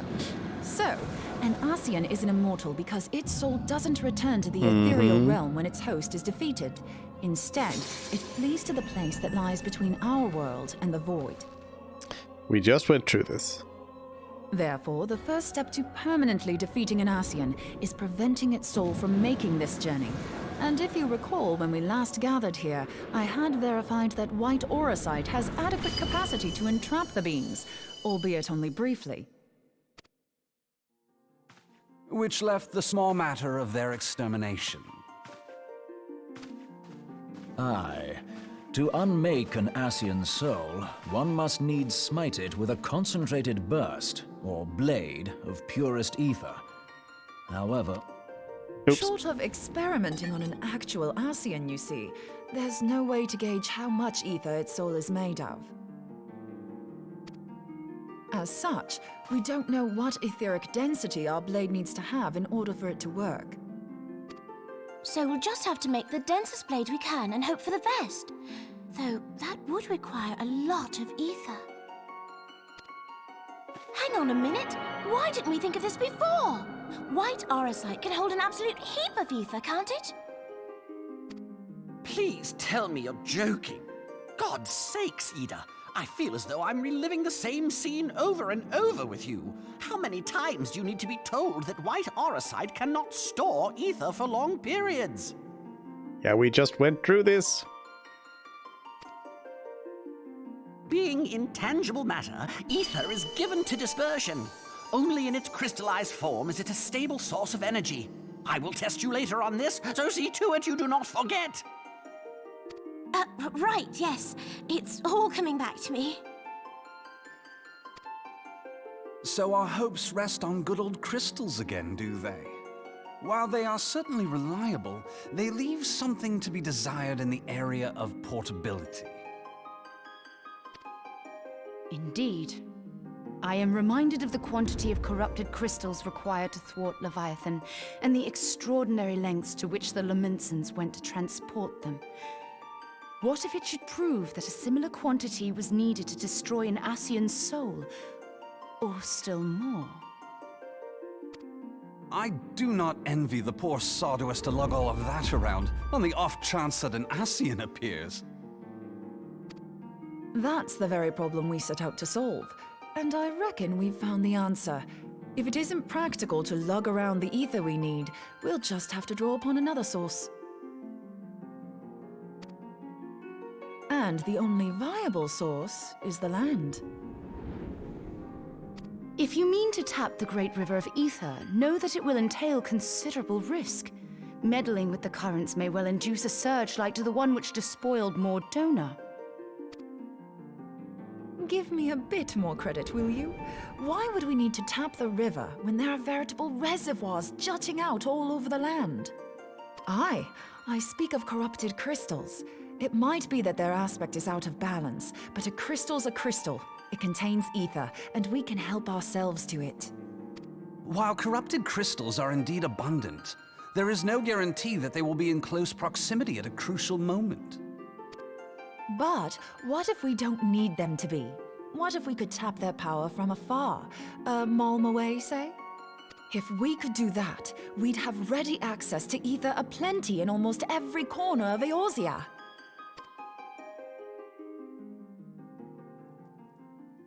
Okay, let's do that then. I've yet to put my theories to the proof, but I've got a good feeling about this. If no one has any objections, I'd like to see where this avenue leads. If you think it's worth your while, you have my blessing. But tell us, what are your theories? I, for one, am most eager to understand the process, however vaguely. I thought you might say that, but no one wants to listen to boring old theories all day, do they? I know I don't. So with your permission, I'd like to try something a bit more hands-on. I've already built an etheric siphon especially for this purpose, and I've been meaning to try it out. And I need to deliver it to a location somewhere. Thing is, the profusion of corrupted crystals in Mordona makes it something of a high-risk testing ground. If anything goes awry with the siphon, it would be better if it didn't happen within spitting distance of quite so much ether. Ideally, I need an isolated specimen. Does anyone know where I can find one? May I suggest northern Thanalan? There you will find corrupted crystals of middling size, standing a reasonable distance apart. Ideal for your needs, I should have thought. Oh, and if you do elect to visit the place, I should be much obliged if you would assist me in another matter while you are in the area. I will not. Why did Alphanor come in here? How did you know what we were talking about? Has something happened? Movement has been observed at Castrum Meridianum. During Operation Archon, the Alliance dealt the stronghold a heavy blow. Its facilities were extensively damaged, and its garrison reduced to a fraction of its former strength. Not long after our forces withdrew, however, their ranks were replenished by reinforcements from Castrum's sentry. They now seek to rebuild, and to this end they have their sights set upon the ceruleum processing plant. Having lost the Empire's support, the 14th Legion lacks the resources to sustain itself. To them, this is a bid for survival, and they will doubtless fight like desperate men. Though I have dispatched the Crystal Braves, I fear their strength alone may not suffice to stay the Imperial assault. I would request the Scion's aid in the defensive effort. If I didn't know better, I'd say you were trying to inveigle us into fighting your battle with the promise of shiny crystals. Well then, consider me inveigled. I won't lie, the crystals you speak of sound perfect, so the Garleans have to go. Besides, we can't afford to beat about the bush. There's no telling when the Arceans will next appear. Thine eagerness to hurl thyself into the jaws of danger cometh as little surprise. Exercise due caution, I prithee. Though you have become a Crystal Brave, you are yet a Scion, Alphino. We could hardly refuse you. Pray, join the Crystal Braves and lend them your support. Thangrid and Papalymo shall accompany you. Do I have to?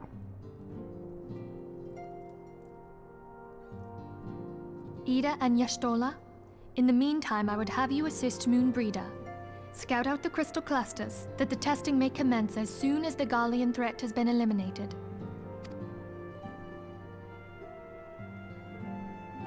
If it please you, I shall continue mine own experiments on white aurosite. Thank you, Urianger. Everyone, pray see to your preparations and depart as soon as you are able. Go well, and be safe. Can we ditch Thancred? I want to go on an adventure with just Papalymo.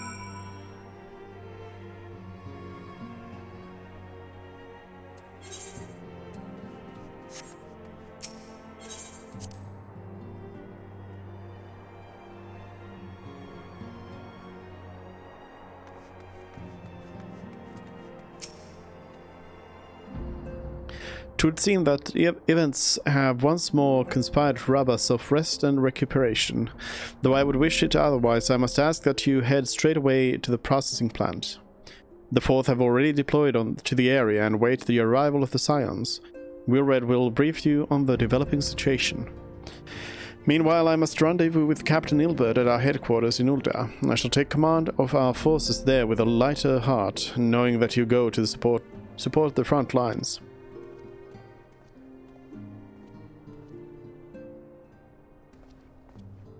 Dragon? No? Your duties take you to Northern Thunderland, do they not? We too must say our farewells to the Rising Stones for a time. Flamin travels to Ul'dah and we shall serve as her escort. At my daughter's behest, I go to contact certain old acquaintances in the Gilded City.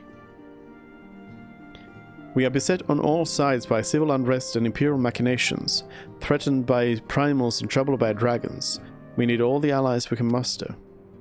Many of my friends hold positions of power, you see, and it is my hope that they can be convinced to aid in the Scion's cause. If past events have taught us anything, then we know that Eorzea must present a united front or we shall fall. Ah, how extraordinary that my little Ascilia is involved in such far-reaching affairs. I'm proud that I might now stand at her side not only as a mother, but also as a colleague. A colleague with the influential connections, but I fear that Ul'dah has become a place of danger even for one so familiar with her streets. Ah, woe betide the blackguard that so much as glares in your direction, my lady.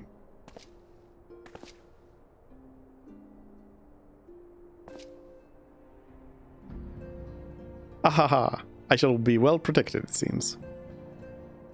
Shall we be on our way then? Bye. Don't know why you told me any of this. Is Flaming gonna die? Is that what's gonna happen? Flaming's gonna die? Speak with Wilred at the ceruleum processing plant. Ceruleum.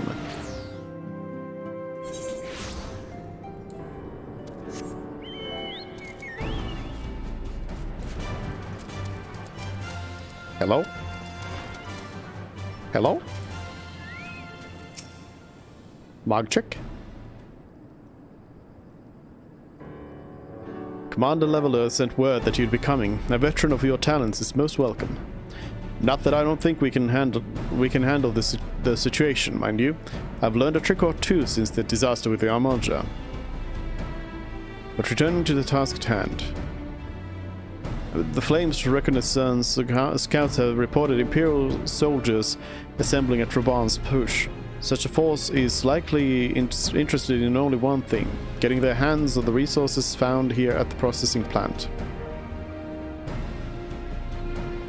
The Guardians could begin marching on us at any time. Pray speak with Lieutenant Ellerstein that we might coordinate our counter-strategy.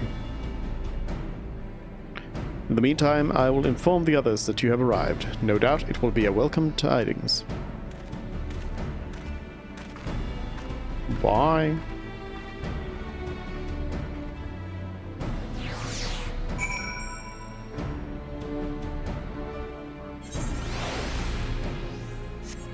Oh, I'm already here. Lieutenant Adal, my soldiers yet tell tales of your deeds during Operation Archon. Would that we could sit a while and reminisce about old times, but I fear more pressing matters require our attention. The civilian draughtsmen, you see, have come across several highly suspicious crates within the boundaries of the processing plant. I had my sappers take a closer look and our worst fears were confirmed. These boxes contain powerful explosive devices of Imperial design, no less. By my order, the flames stationed here are conducting a thorough sweep of the compound as we speak. Though it troubles me that we were unable to apprehend the Imperial spy behind this, I have faith that our men will be able to neutralize the threat for now. In the meantime, our scouts bring troubling news on the latest movements of the Imperial army. I would once again ask for your aid.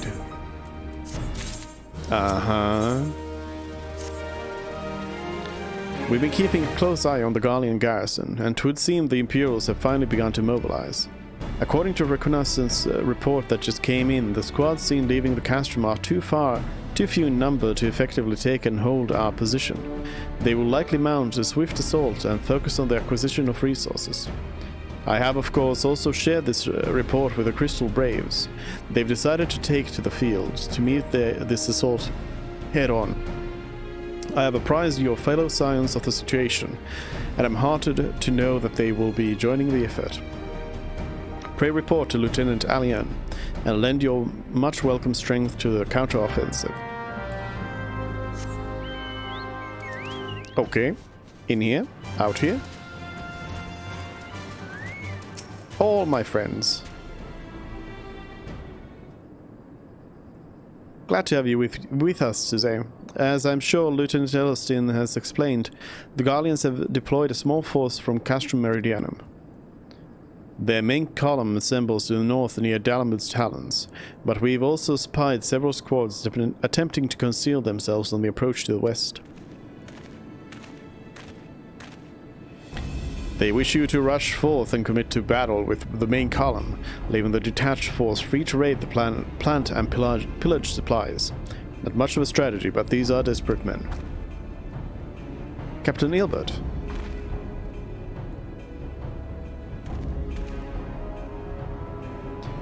Greetings, Scion. I understand the commander bid you and your fellows come lend a hand to the Braves. With such mighty heroes at its disposal, the Fourth should have little trouble contending with aught the Gallians might throw at them. But even you cannot be overwhelmed even you cannot be everywhere at once. The Third was getting restless holed up in Ulda, so I marched them out here to fill any holes in the plant's defenses, and add their numbers to your counterattack. The reinforcements are welcome. We've enough soldiers now to divide our own forces and safely engage the enemy far beyond the walls. Aye, but it would be best to avoid staging a battle anywhere near this much cerulean. Let's take this fight to the Guardians. A wise course indeed. I shudder to think of the consequences should any of these storage tanks be exposed to fire. If there are no objections, the Scions shall join the Fourth and give battle to this main column. You're with the Third then, Warrior of Light. Your job will be to intercept these squads hiding out in the west and prevent them from reaching the processing plant. When you're ready to proceed, report to Lieutenant Yuhase. His scouts should have a rough idea of where the Imperials have concealed themselves by now. Okay.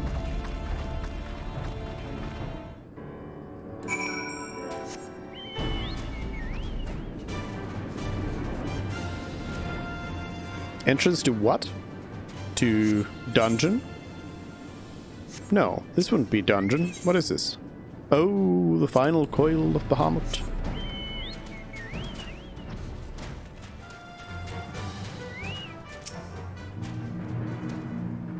A pleasure to be fighting at your side once more, Scion. Our operation invariably succeeds when you're around, and victories are wont to pave the road to greater coin. Now this detached force we've seen being sent to eliminate has split into small squads, the better to conceal themselves within the terrain hereabouts, I imagine. We'll need to split ourselves up as well to cover more ground, and make sure we root out all these would-be raiders. And seeing as you're an army unto yourself, I've assigned you your own areas to scour clean of enemy soldiers. Aye, this will be a simple search and destroy. We'll rendezvous back here when the task is done. Happy hunting, Scion.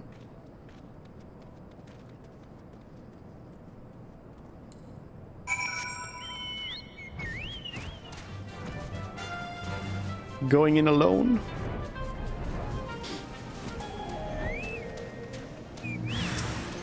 Whoa!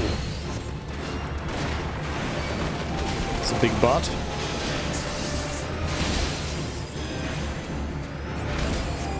Nothing a little holy wouldn't take care of, though.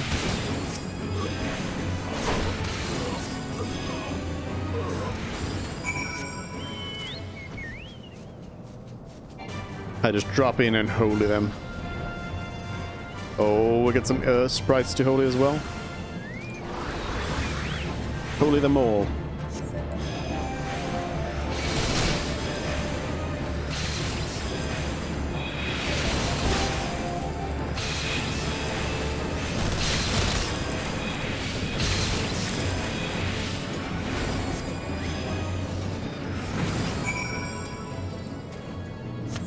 Should also refresh Boko.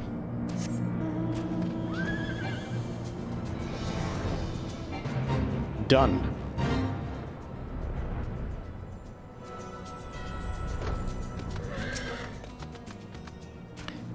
You seem grim, Scion. I'll take that to mean that, between us, more than a few Guardians will be making it back to the castrum.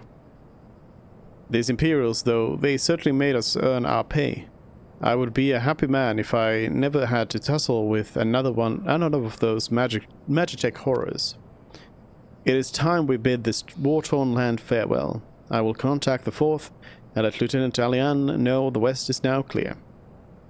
I would appreciate it if you would do the same when you report to Lieutenant Ellerstein.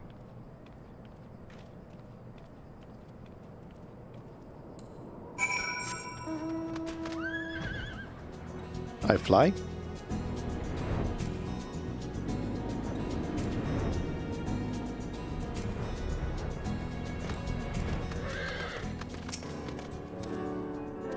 Lieutenant Adal, what news of the Guardians? Their raiding parties are no more then. Excellent.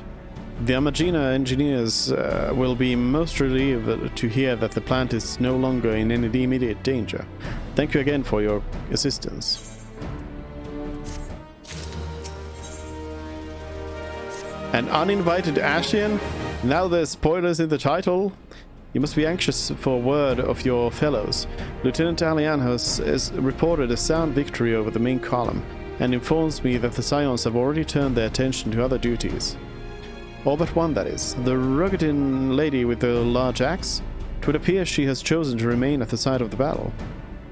I know not what tasks keep her from returning to civilization, but Northern Thanalan is no place to wander alone, even for a capable sword such as her. I would certainly feel better about things if you could check in on her before you continue on your way. Speak with Moonbreeder.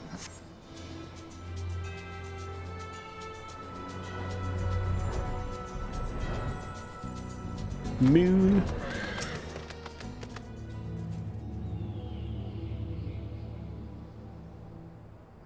Hold on, I won't be a second.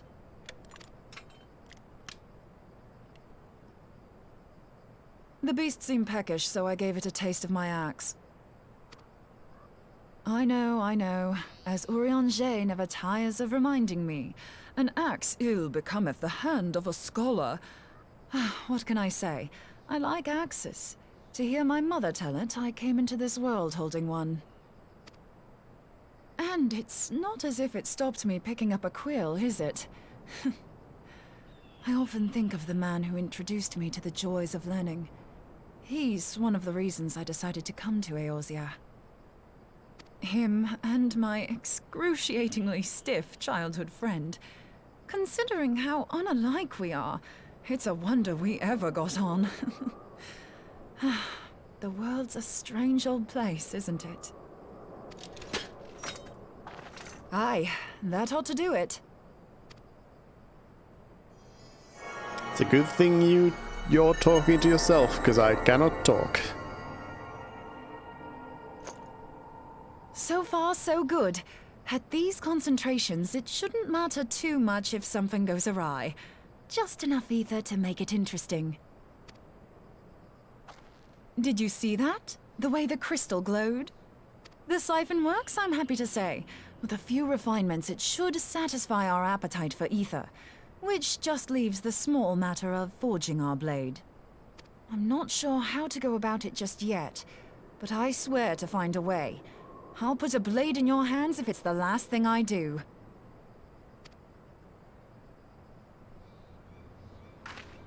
She senses me. A useful talent.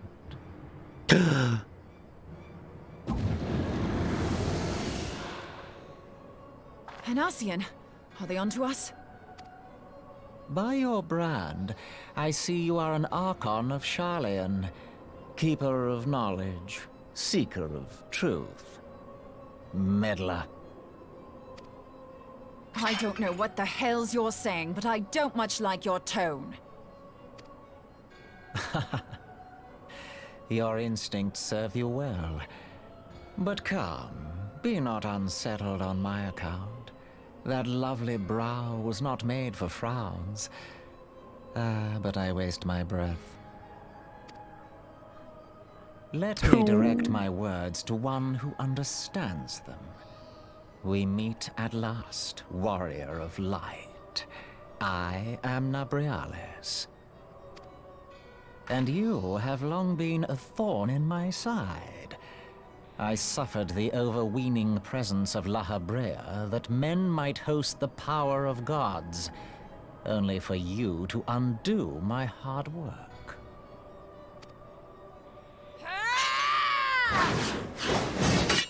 Oh, bugger. Do settle down. You must concede that I acted in self-defense. Yeah. But what's this? I do not sense the blessing of light. Oh dear. Could it be that frail Hydelin has forgotten her champion? This I did not foresee. Shorn of light as you are no longer a threat. And better yet, the seal is broken. Now is the time to claim the staff. With it in my grasp, I shall rise above them all and take my place at Lord Zodiac's right hand. My Magrad? What Is did that what you were talking bastard about? want with us? Yappers? Nabriales, he calls himself. With charm like that, I'll bet he has maidens falling at his feet, unconscious.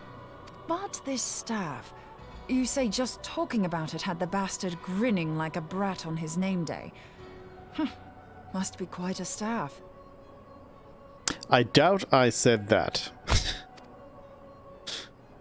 Oh, gods. He means Tupsimati, Master Louis Soir's staff. Minfilia's in danger. We have to get back to the Rising Stones. Ah. Run.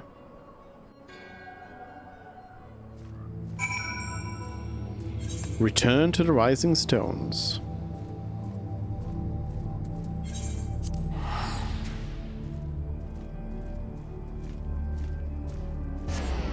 I mean, usually the quest names have been pretty good. I mean, sometimes they... Well, when it's obvious, they are obvious. But here it was definitely not obvious that an uninvited Ashian was going to be joining us.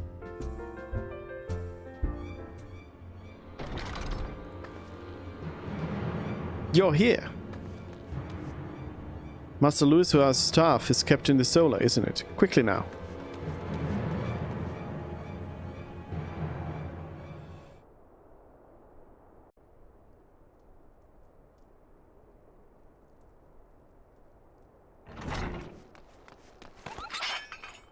You two! The Moogle. The Mog staff.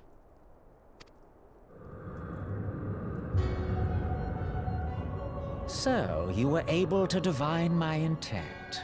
What now, warrior of light? Ah, but that name is no longer fitting. You have become decidedly dull, and quite incapable of barring my entry. What do you mean? You truly do not know? Then I suppose it is only right that I enlighten you. Thank you. The blessing of light kept you and your fellow meddlers safe. It was that which prevented my kind from entering your domain. My kind, I say, though it had no power over the likes of Elidibus and La Habrea. Being of this world, they could come and go as they please, while I could only look on. But I need look no longer. Now that the seal is gone, I mean to act. Unlike the others, I am not given to waiting. I shall take that staff and bring about the next rejoining. Rejoining? Then it was your doing. The Isle of Val, the scholars, all of it.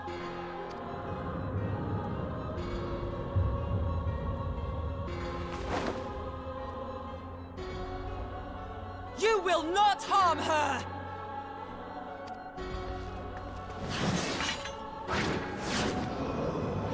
That didn't work the last time either. Moonbreeder! Moonbreeder. Why must you insist on forcing my hand? Did you learn nothing from our last meeting? Mm-hmm. Ah, but I forget. My words fall upon deaf ears. The staff is but a broken relic, a memorial to the departed. What possible use could you have for it?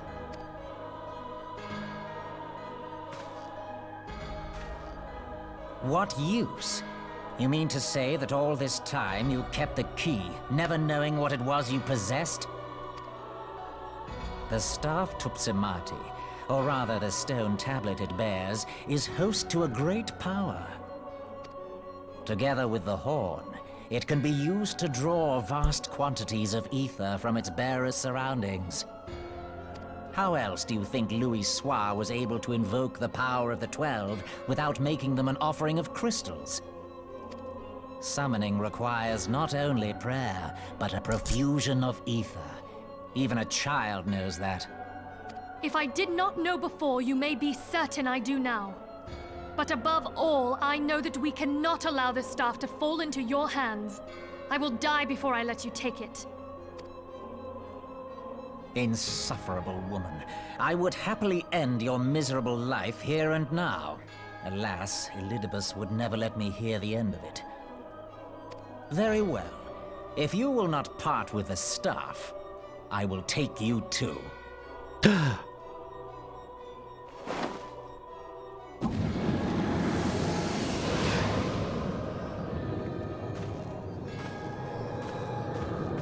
Why? Why do you suddenly need to walk through the portal?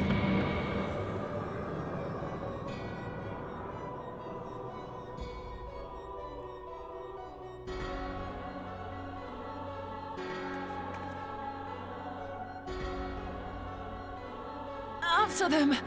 Quickly! Before the rift closes! I like how these sorts of teleportations have a variable length of this rift. The chrysalis is now accessible. Like, most of the time they just disappear right away, but this time it's there just for long enough for me to run to it. Chrysalis. Okay, so I wasn't actually expecting anything in here, but I guess trial makes sense because they don't really show up on the map in the same way. Because there's nothing left on the map that would be like new dungeons or new raids. Guess we are waiting. Yeah. While we wait, this is a good time to go and feed Boko. It's fine. Mephilia will wait.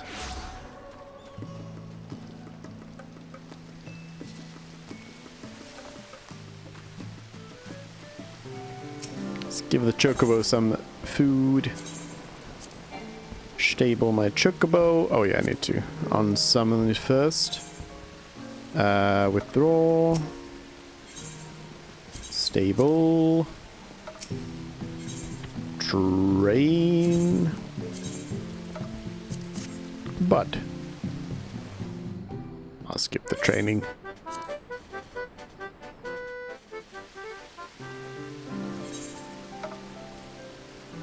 Still no favorite food.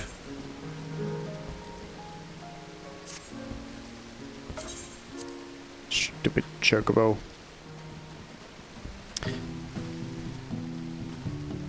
Yeah, these trials don't come as quickly.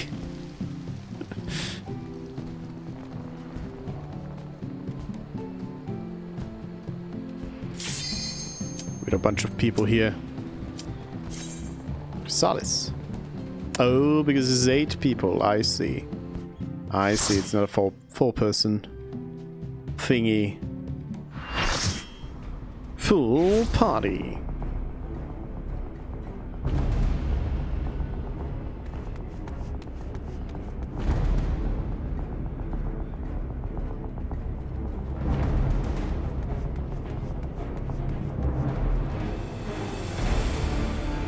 The Chrysalis.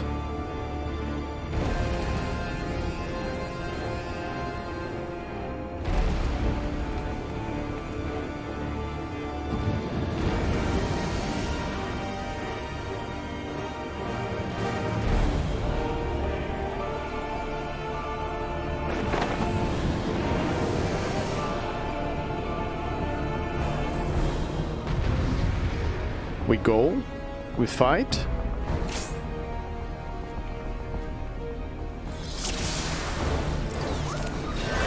Medica 2. Shall not toy with you as does La Habrea. Witness the terrible might of a true servant of Zodiac. Okay.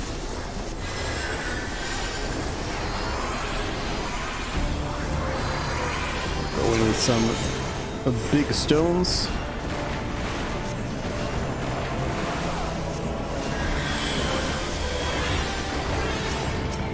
Hello?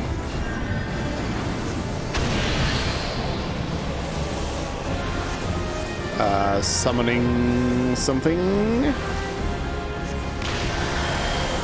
It seems like we need to run into these.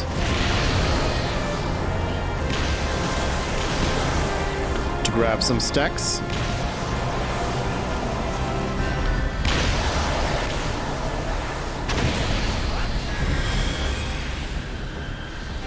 Whoa. Okay, okay, okay. Wait, I should be bringing up the healer, the other healer rather than the tank. Because they can bring in the other one.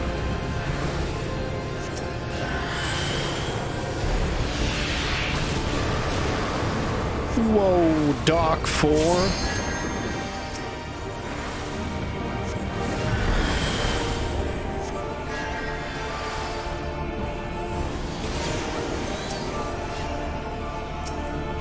Drop some heals here and there.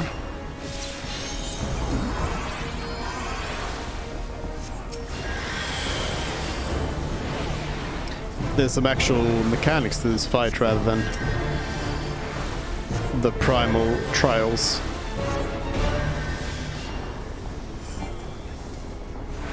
I mean, they also have the mechanics, but they are much simpler. Simpler mechanics and also more obvious, I would say.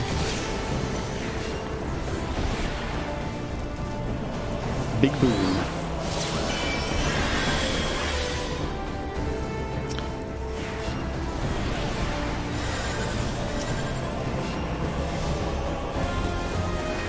Whoa, whoa, whoa, whoa, that's a big boom. It's a very big boom.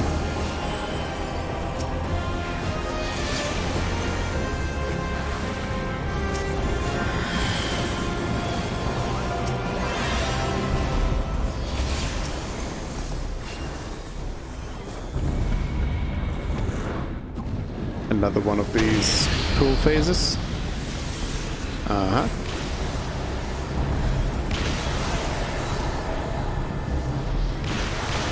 I don't know if several people need to go into one. Maybe I should be, where's this? I don't know, maybe I should not be going into them. Not sure.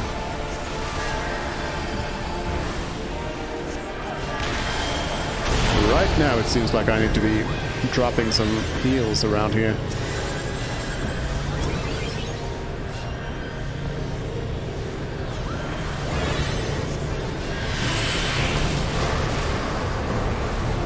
Dark 4.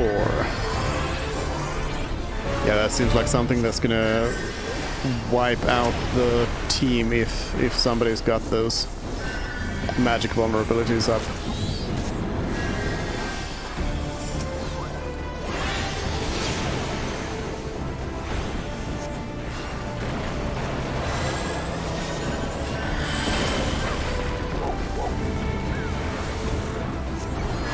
Rio, hello.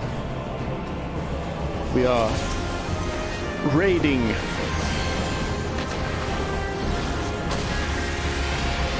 MMO raids.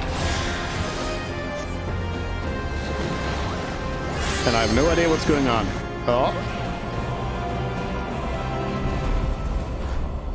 Hello? Has been extended tenfold? Okay.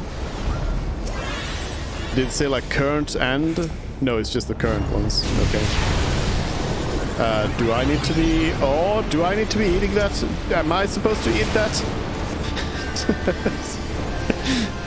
Am I eating the meteors? Somebody needs to be eating these, I'm sure. Run! Okay, yeah, that hurt. That hurt. I'm joining you. Yep. Somebody died.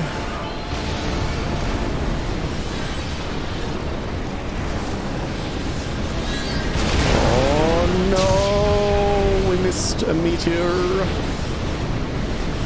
Who got out? With everybody dead. Well, not everyone, but yeah, the healers kind of went down. There we go. Got a res. I think I need to res the other healer here. Regardless, where are they? Come on.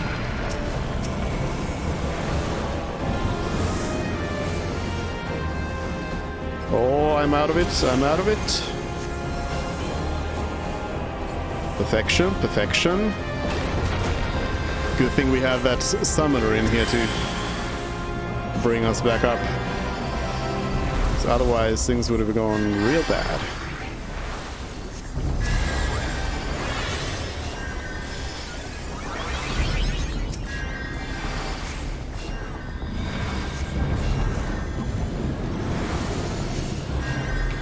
Whoa.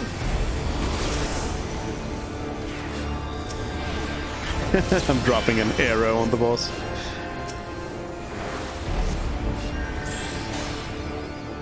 Okay, that actually worked. Secret Ashen Man.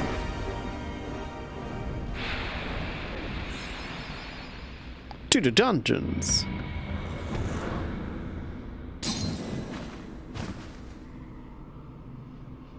That was an actual raid. Well, an actual singular raid boss battle. Or like a proper boss. With some proper... No!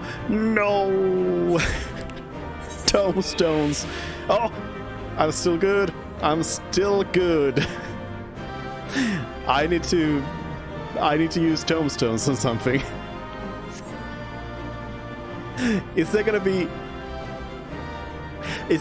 anything upcoming that's gonna give me tombstones? Do I need to? Well, let me extract all of this materia here now that I notice it.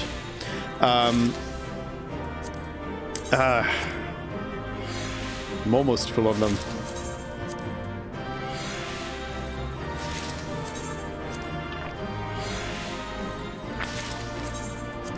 Because I mean, I could buy some stuff for like my alts, but I don't know.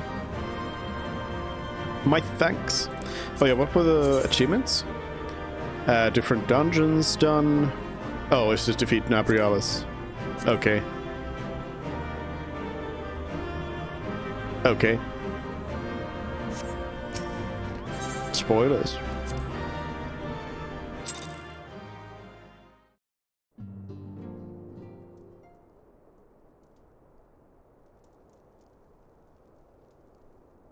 You're safe. Thank the 12. No. Thank me.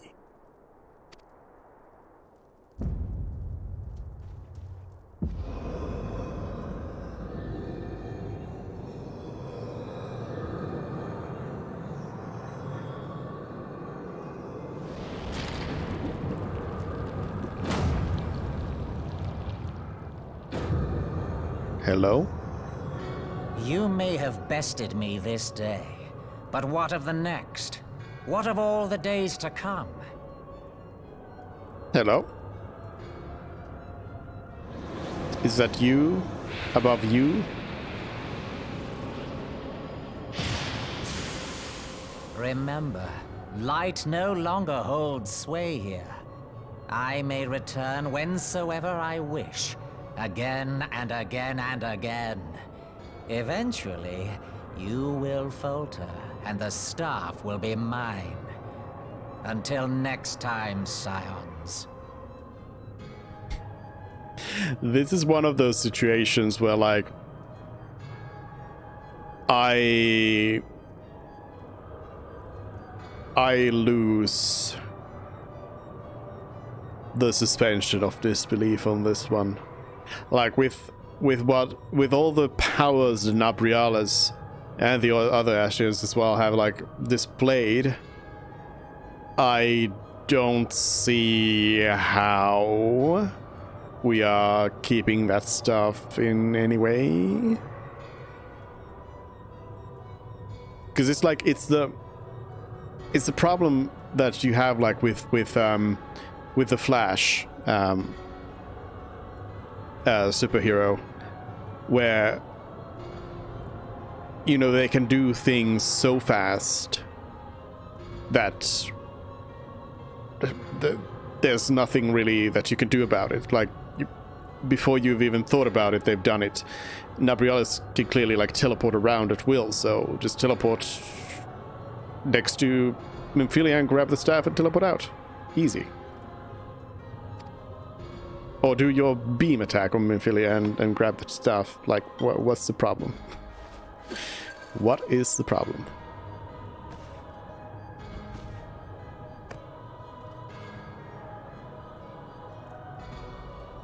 Nadas? There will be no next time. This is the end. I thought Nymphelia was gonna throw it. Like a Pokeball.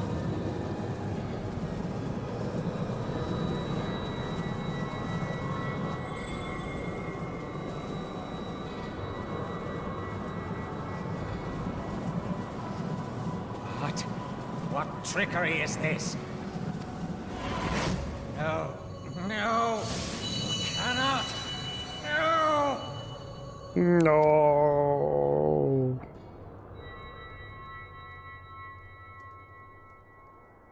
Use Tube Samati to gather ether. Quickly, before he breaks free. Nadas? Use what to do what? How? Concentrate. Oh, that's how. Call to mind the time you struck down La Habrea with the Blade of Light.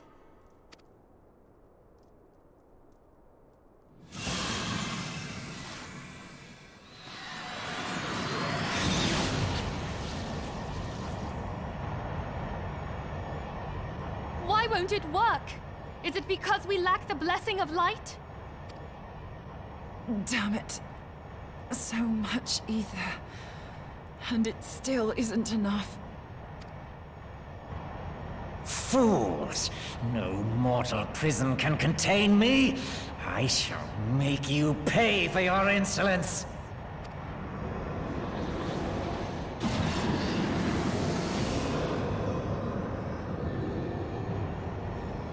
Please, Mother Heidelin, hearken to our plea. Lend us your divine light. Why can you not hear us? Do our words no longer reach you? Moonbreeder's gonna yeet the thing, and that's gonna be the solution. Just throw the thing. We had a bit more ether. Yeah, yeet the thing.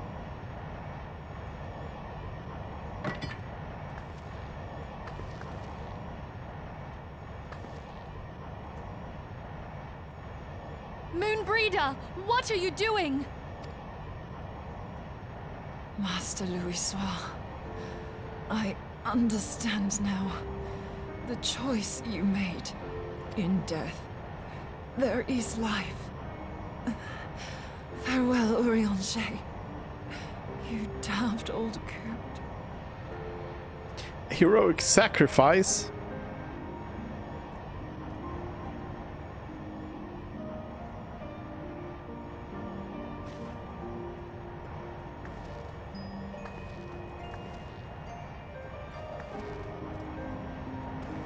Yeah, like wasn't the device supposed to be like No!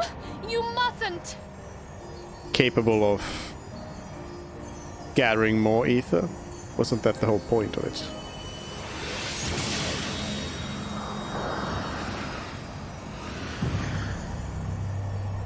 I guess that works too. What?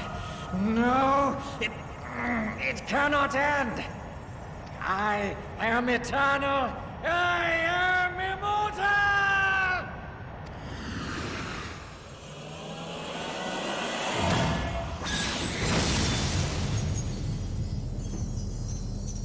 Big boom.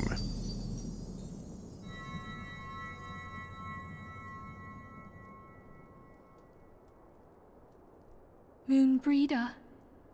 She's gone.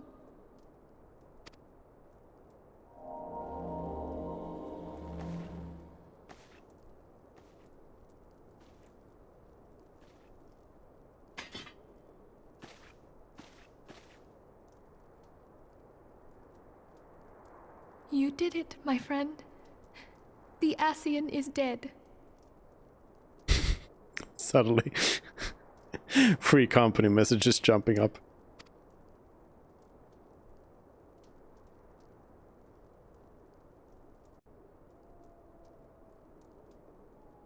This device is a legacy of Moonbreeder's toils and sacrifice. I shall hold on to it for safekeeping. Minfilia, are you all right? I am. Oh, we were surveying northern Thanalan when we received the distress call. We returned as swiftly as we were able.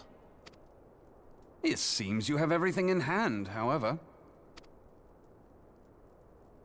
What happened here? Where is Moonbreeder? Dead.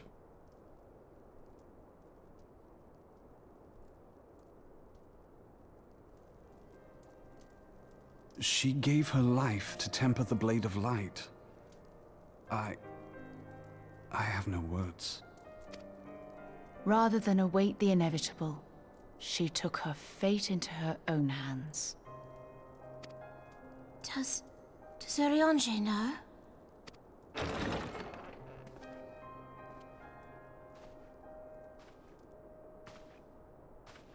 My friend, there is something I must tell you. I heard all, my lady. The moon sinketh, taking her leave of the heavens, yet her passing heraldeth the coming of a new day. Moonbreeder hath fulfilled her destiny, hath she not?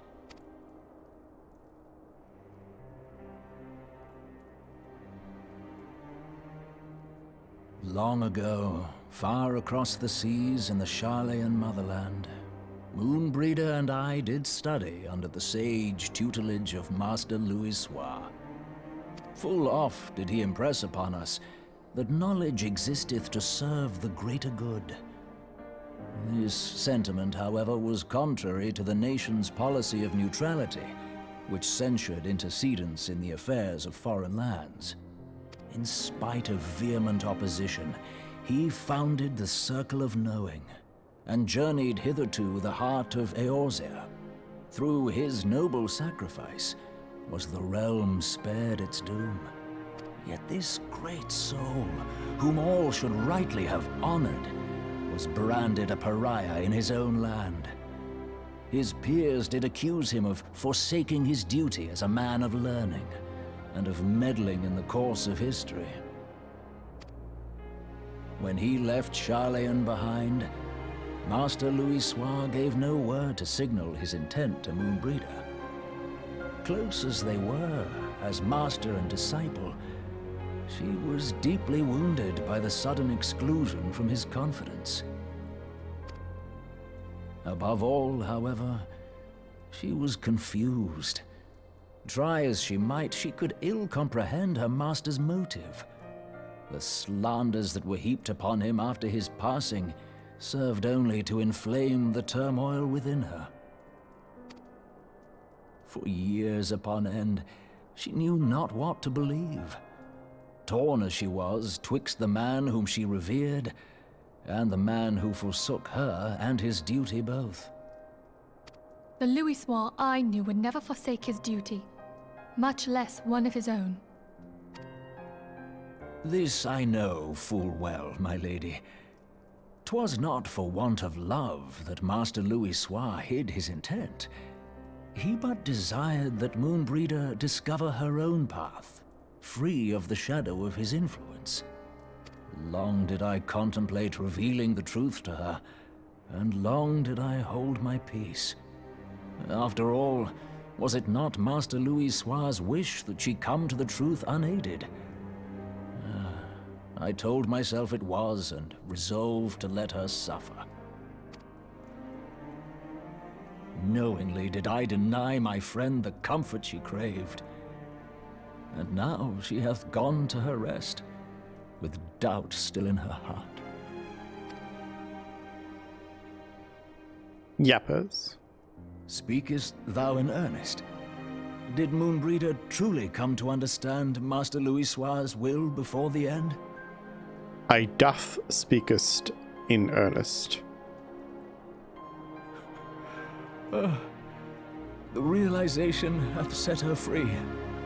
She may now find the peace which hath for so long eluded her. Oh, Moonbreeder, my dearest, how I shall miss thee. People reign. Moonbreeder gave her life that we might possess the means to defeat the Ascians. Her sacrifice must not be in vain. Let us continue her work on the Blade of Ether and see it to completion. My lady, I would mourn Moonbreeder in mine own way. I beg your permission to return to the Waking Sands. Do I need to return to the Waking Sands as well? Of course, my friend. Take all the time you require. We shall be here should you have need of us.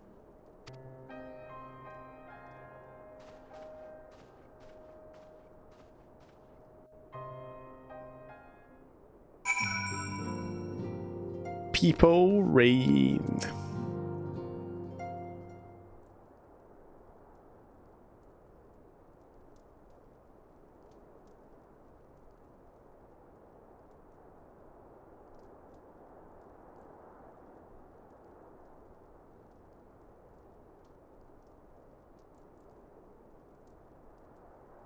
Never have I seen Urianger so utterly defeated. No one should be made to suffer such grief. We shall gather in the Charlayan manor to celebrate Moonbreeder's life and mourn her passing. Nodders? I don't really care about materia. I can't use it on the gear I have, so...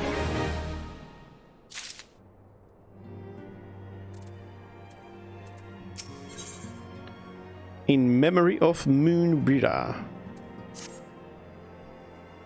As Moonbreeder was a native of Sharlayan, I feel it is only fitting that we gather before the Mark of the Scholar. Are you familiar with the stone? No. It is a monument found at Wraithfrost and is sacred to Thaliak, a guardian deity of the City of Learning. There shall we pray for our dear friend's soul and bid her a peaceful return to the light of the Mother Crystal. Where? Oh. Oh. That place. Okay. That's fine.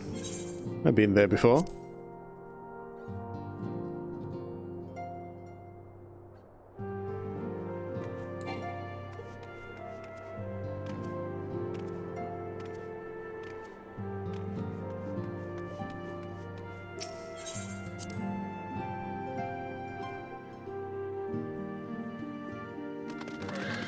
I feel like they could have had us adventure around with Moonbreeder a little bit more there.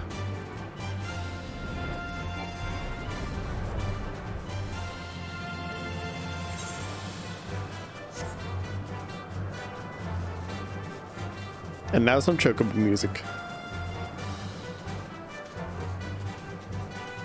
Show your respects. Do I need to press F? X? What do I do? Lulu Bunny is here. This one? I shall pay respects.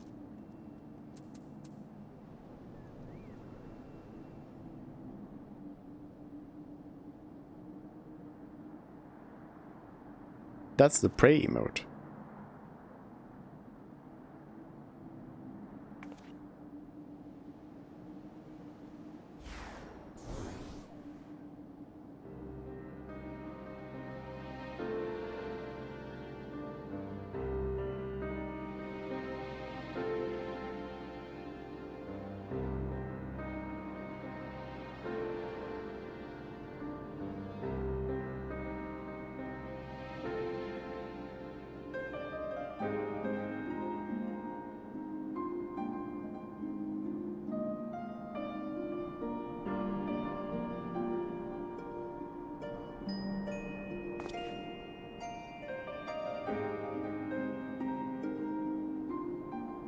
Forgive me, Moonbreeder. Had I been quicker or wiser, but I was not, and you paid the price.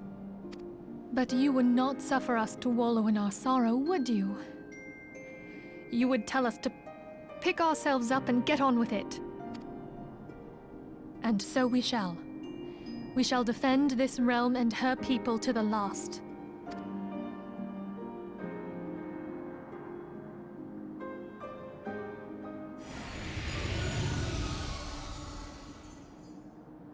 Dragon? Life for death, a fair exchange.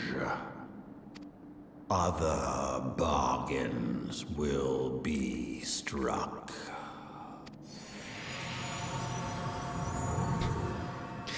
Thanks, Dragon.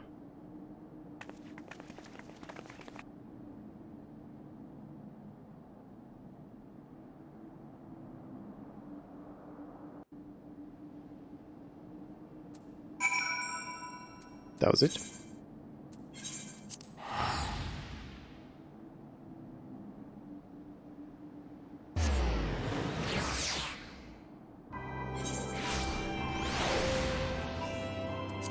Goodbye, Moonbreeder.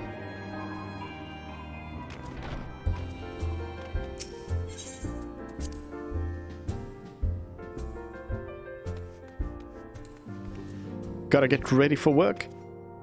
You had just enough time to watch Moonbreeder die.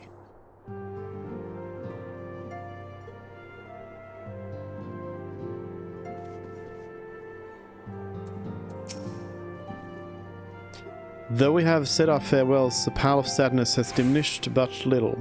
Forgive me, as antecedent it is my job to be the pillar of strength for all others to lean upon. Yet I also believe the grief we feel now is precious in its own way, and not to be lightly swept aside. Do you not agree, Suzanne? I got 7,000 gil for Moonbreeder dying. I'll take it.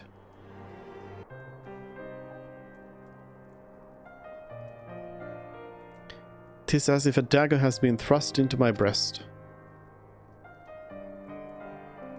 But 'tis a pain we must learn to bear if we are to forge ahead with our duty. The battles we have fought have taken the lives of so many. Luswa, Moonbreeder, our fellows at the Waking Sands. Their spirit and dedication to our cause, however, will never be lost as long as we rise to the fight once more. I hardly need remind you of this, of course. 'Tis for my own benefit that I repeat these words, a reaffirmation of mine own chosen path. If I do not rebuild the foundation of my resolve, I am like to collapse in a fit of weeping. My apologies again, Suzanne.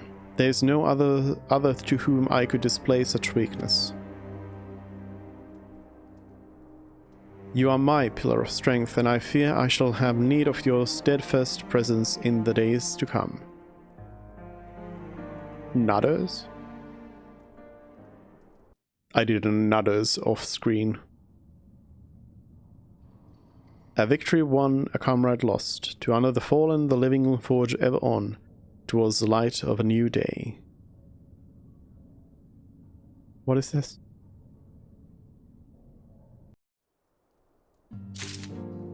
Why did that suddenly happen? Why? Why? Mask of Grief. Have you a moment, Suzanne? I believe Ida wished to a word with you. I should consider it a personal favor if you would lend a sympathetic ear to her troubles. She has not been herself since Moonbreeder's passing, and my heart aches to see her so downcast.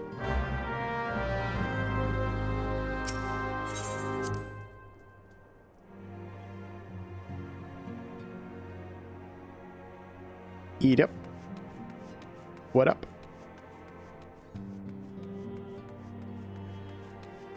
Is everyone sad in here? Tataru's not here. Anywhere. The rising stones feel somewhat colder. Moonbreeder always carried with her such an abundance of warmth and cheer. We must find some means of protecting ourselves from Ashian intrusions. There must be a way. I loathe to see Ida in such pain, but I have not the words to comfort her. Can you imagine it? I, Papalemo, the one who has an eloquent comment for every situation, am at a loss for words. Poor Papalemo.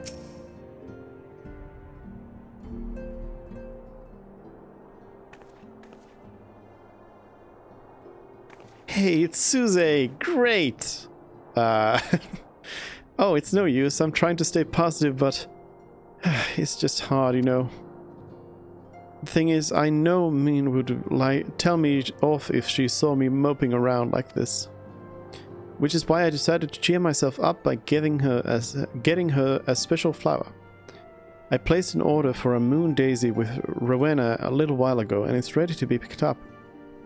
The trouble is, I found Rowena a bit difficult at the best of times, and well, this isn't one of them. I know it's silly, but I just can't face it at the moment. So I was wondering, do you think you could maybe collect it for me? I have the coin to pay for the flower right here. Nodders. Thank you so much. I'll be waiting for you and the daisy at Rathfrost. Uh-huh. I'll collect your stuff.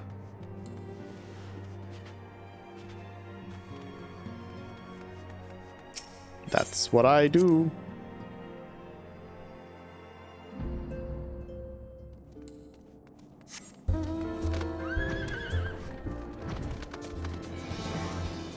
So to Rowena. Oh yeah, over here I could actually look at... it's more convenient in the big cities where you just have all of them in one place, but yeah, so is there anything like anything at all that I would be using these for? Special arms. I mean, I'll probably be needing some more of these for like relic weapon stuff, but I don't know what. I have all of these already. No, wait, I don't. Oh, I don't. I think I have another round.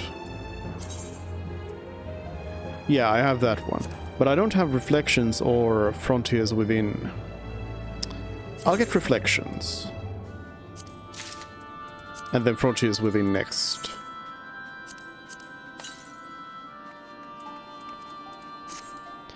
So I have a little bit of a buffer for my tombstones.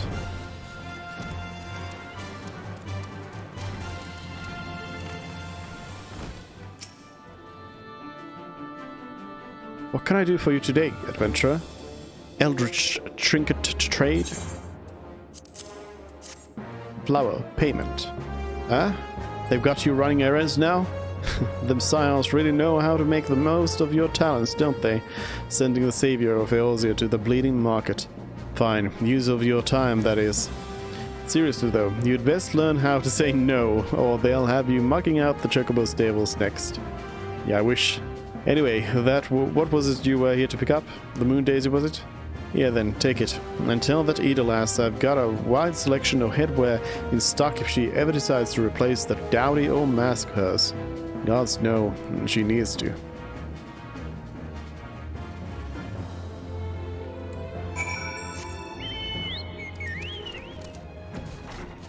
Flower?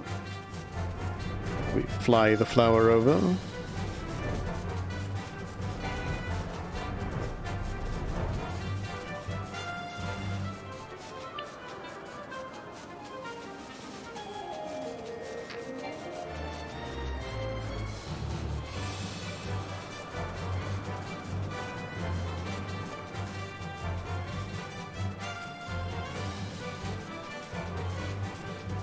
I return.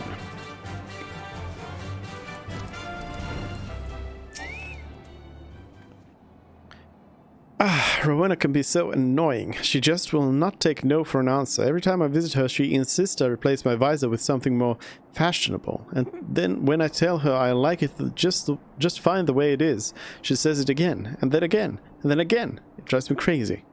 What I mean to say is, I really appreciate you doing this for me. So anyway, let's see it. Moon Daisy.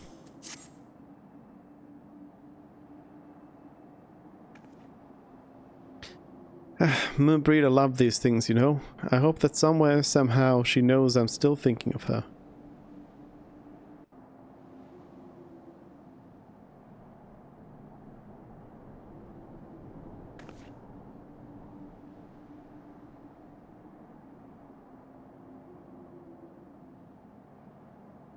I'll never forget you, Moon. None of us will.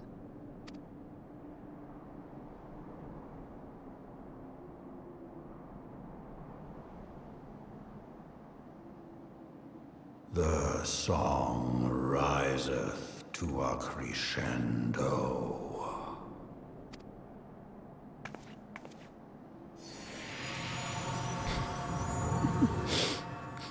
Dragon just comes over every time. Whisper some stuff in my ears. Dragon? Whoa. It's a lot of dragons.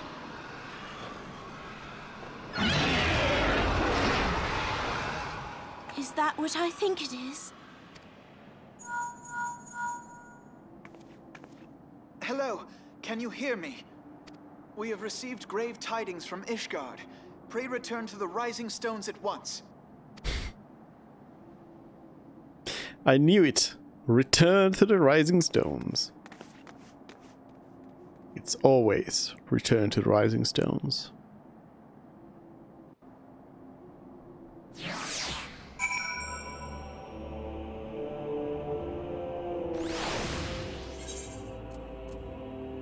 We teleport.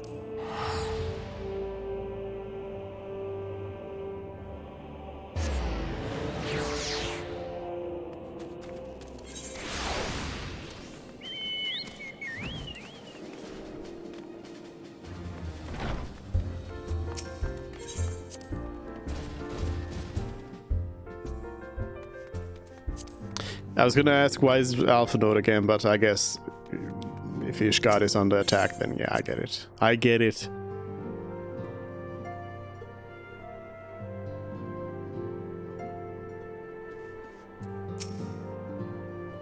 My apologies for the interruption. I was deeply saddened to learn of Mimprida's passing. Her loss will be sorely felt. Alas, recent developments in Ishgard leave us little time to mourn. The envoy from Coerthas will soon arrive, and we must hasten to hear her report.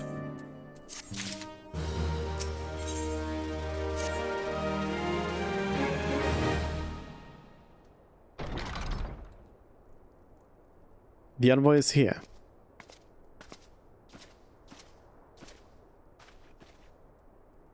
Thank you for receiving me at such short notice. Time is of the essence, so I would forego the usual pleasantries, if I may. Certainly. You come with news of the Dravanians?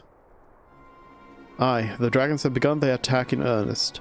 The first wave reached the central highlands a short while ago, and battle was joined soon thereafter. Sir Emeric himself sallied forth with a contingent of temple knights and several companies of the noble house's finest. Though the beasts were ultimately forced into retreat, our victory, if such it may be called, came at the cost of many of our own. Too many. We will not withstand a second wave should the Dravanians renew their assault. You paint a grim picture, my lady. It is reinforcements you seek, then. We do. Though it pricks our pride, it is plain we cannot protect Ishgard with our ranks thus thinned by the Horde. Sir Emeric would meet with you to discuss the possibility of enlisting your aid. Very well. I shall depart for Coerthas at once. I must warn you, however, that the involvement of the Crystal Braves is by no means assured. Our commitment but to quelling the unrest in Uldar must take precedence. It is with such contingencies in mind that I must make another request. The Scions of the Seventh Dawn are known for sharing close ties with all three of the Grand Companies of Eorzea. Would you consent to plead our case to their leaders? Though I will gladly appeal to the Grand Companies on your behalf, I dare not promise a favorable reply. You need say no more. Considering our past dealings with the Eorzean Alliance, I can well imagine how our plea will be received.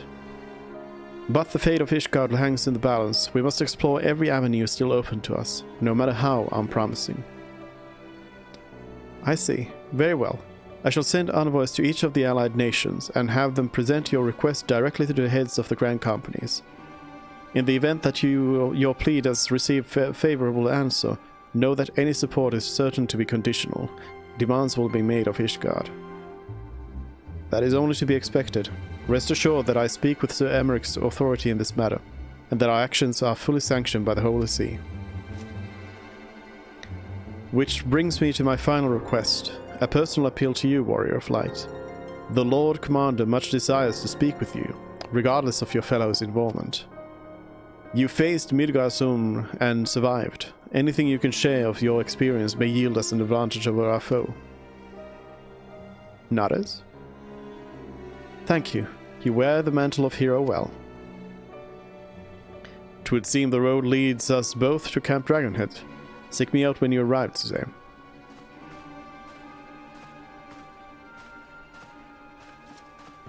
Gondor calls for aid.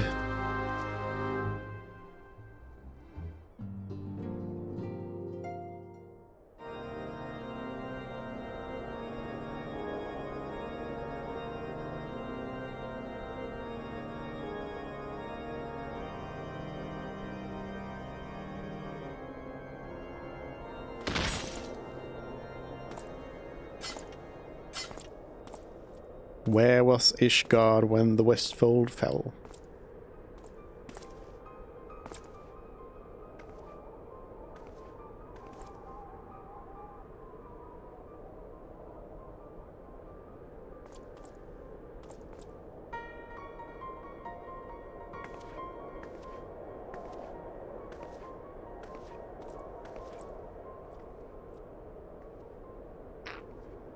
The sons must answer for their father's misdeeds.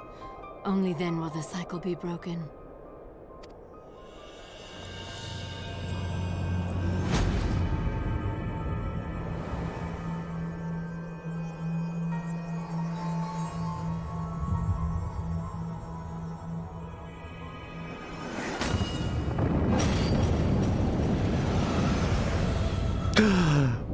Oh no. Brothers and sisters of the heavens, we raise our voices and join you in the chorus. The sinner's feeble magics are undone. Come, claim your retribution.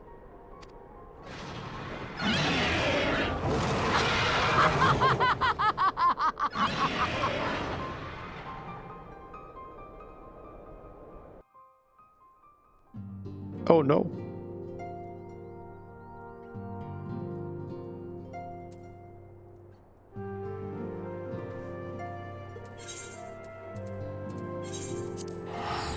Everybody's dead.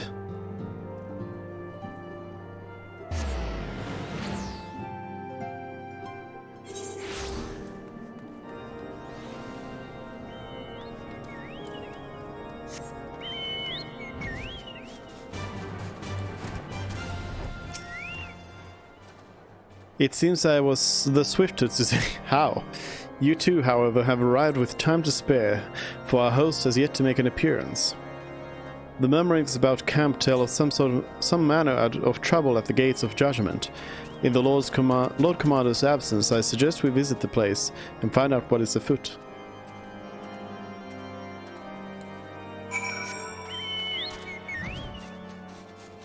Thanks for asking me to come over here first.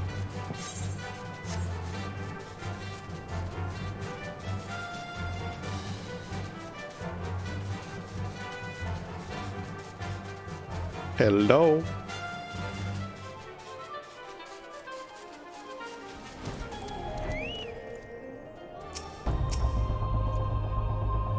The gates of judgment are much more than mere doors. They are the outermost layer of Ishgar's magical wards. If our first line of defense can be so easily shattered.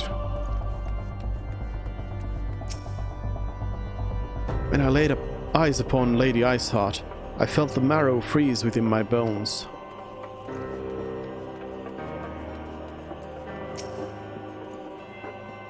Heretic scum, how dare they meddle with our divine protections? I shall rid our nation of their blasphemy, even if it means cutting them down one by one.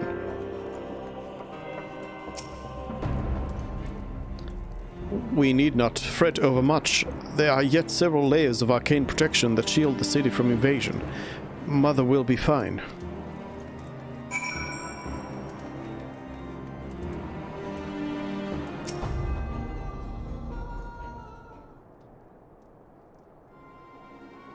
It would seem the heretic struck the first and most telling blow against Ishgard. Scions, we expected you at Camp Dragonhead. My apologies, we chanced to hear there had been trouble at the gates, and thought it prudent to investigate the cause. Then you have learned of the heretic's treachery. Lady Iceheart led a force of her followers against our defenders, and came close enough to dispel the first of our wards. But let us speak more of this back at the camp. Sir Emeric awaits you.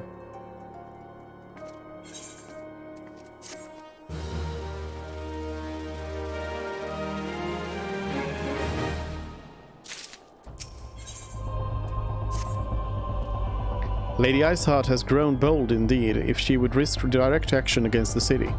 Come, let us do as we were bid and return to Camp Dragonhead. Lord Horsfan will know where Sir Emeric means to receive us.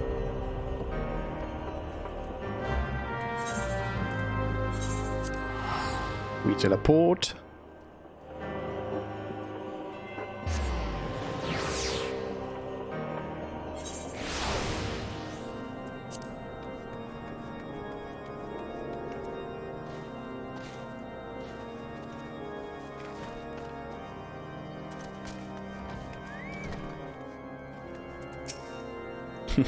Lots of people here at different times in the MSQ.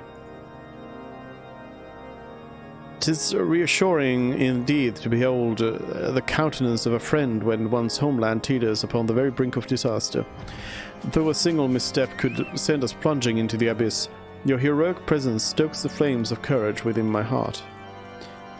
But you did not come to Dragonhead to listen to my prattling.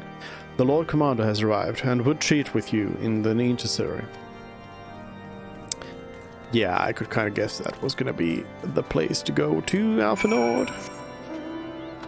You could have just asked me.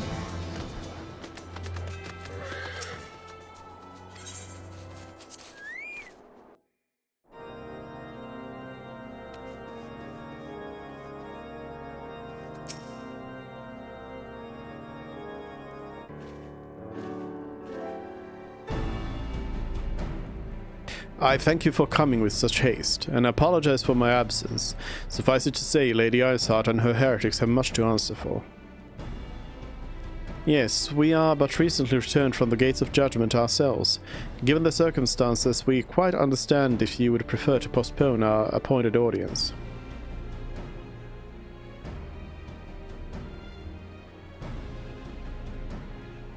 On the contrary, Master Alphanord, I think it more important than ever that this meeting take place. Rest assured, I shall return to my post on Ishgard's walls the moment our business is concluded. Before we move on to the subject of reinforcements, however, I would introduce you to a close friend and stalwart ally, Estinian.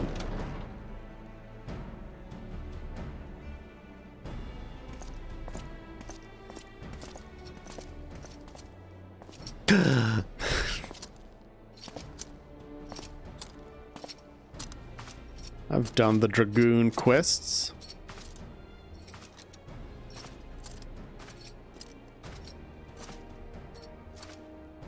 May I present to you Ishgard's Azure Dragoon. An impressive title, though I confess I know precious little of the Order of Dragoons. That's fine, I'm one. They are formidable warriors all, yet even among such masters of the lands, Estinian is without equal. He, out of all the warriors of Ishgard, was chosen to wield the power of dragons, and may thus contend with any Dravanian. You flatter me overmuch, Lord Commander. If ever I was without equal, I am no longer, as my fellow Azure Dragoon here will attest. Be at ease, Tizem. I did not come to challenge you this day. Well, now that we all have all been introduced, let us proceed to the matter at hand. I would share with you what we have learned of Iceheart's design, as confessed by the heretics taken captive after the assault on the gates. It would seem that Lady Iceheart and the Dravanians share a common goal, the reclamation of Nidhogg's stolen eye. Nidhogg, one of the 7 great worms. His name features prominently in your nation's history, though once defeated by the hero Haldrath, the beast is said to have terrorized Kurthus in Ishgard's founding. Aye, many are the scars our walls bear from Nidhogg's relentless efforts to raise the city. The trophy Haldrath plucked from the bested worm's skull, known simply as the Eye, is a treasured relic of Ishgard, and one possessed of untold power. Should it ever be returned to Nidhogg, the dread creature would be restored to the height of his strength. And then no wall or ward we could erect would be stout enough to deny him. My vengeful son hath waged war against Ishgard for 1,000 years. No mortal mind could comprehend the depths of his rancor. The Eye itself is secreted deep within the vault. It is kept under heavy guard, surrounded at all times by men and women who have proven their loyalty to the Holy See. But those stout walls and sharp blades may suffice to discourage the heretics. The dragons are another matter. There are individuals within the Dravanian horde whom an entire company of knights would labor to repel, to say nothing of Nidhogg himself. Nor does age rob them of their strength. Through the endless march of years the dragons endure, patient, calculating, inexorable. You must understand, these creatures do not share our perception of time. And that is especially true of the great worms. They who spend centuries in slumber only to wake and resume their campaign, as if mere hours have passed. It has been 20 years since Nidhogg last darkened our skies. 20 years for him to gather his strength, and for us to bolster our defenses. And now, just as he seems primed to return, the heretics strike at the gates. You believe that Lady Iceheart is in league with the creature, then? Of that we cannot be certain. Though we know the heretics covet the eye, we have been unable to determine their plans for it. Such questions aside, we must needs address the ragged hole their mistress has seen fit to rend in Ishgar's protections. 'Tis a weakness the Dravanians are not like to leave untested. So it would seem. You have described your plight in admirable detail, Lord Commander, yet I cannot help but wonder at your candor. Why share such sensitive information with us? I shall speak plain. Ishgard has need of allies, and I would have you both to our front lines in readiness for the coming battle against the dragons. This much I expected. Unlike our arrangement concerning the Keeper of the Lake, however, only you stand to benefit from our assistance in this matter.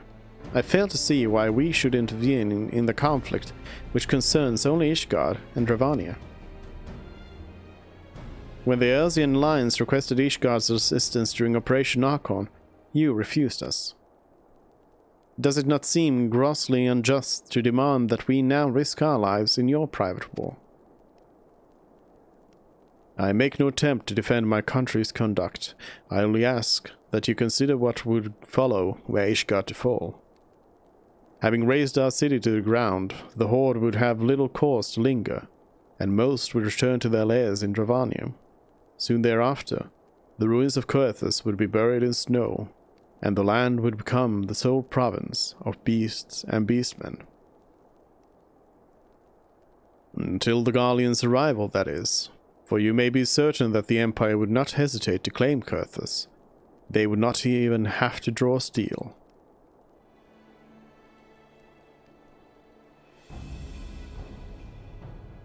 An imperial province sharing a border with Mordona. 7 hells. Very well. We will assist you in repelling the dragons. The roar of a great worm may have shaken the firmament, but we of Eorzea will not abandon our Ishgardian brothers to face the coming horde alone. Nor did I ever think you would. Now, upon the matter of the roar. Allow me, Sir Emmerich.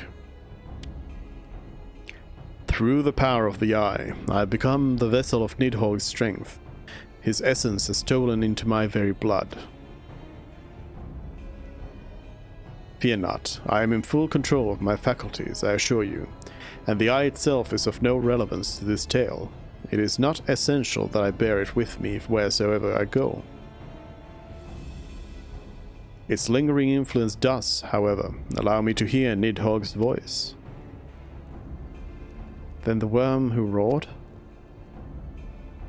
Was Nidhogg, aye. He means to hurl his horde against Danifan's collar and shatter the remaining walls that protect the city.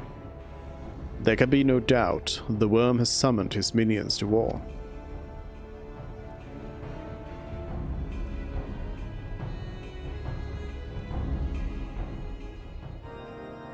I too am Dragoon. What's up? Nidhogg, he is the source of our suffering. If we do not fell the worm, these endless clashes count for naught.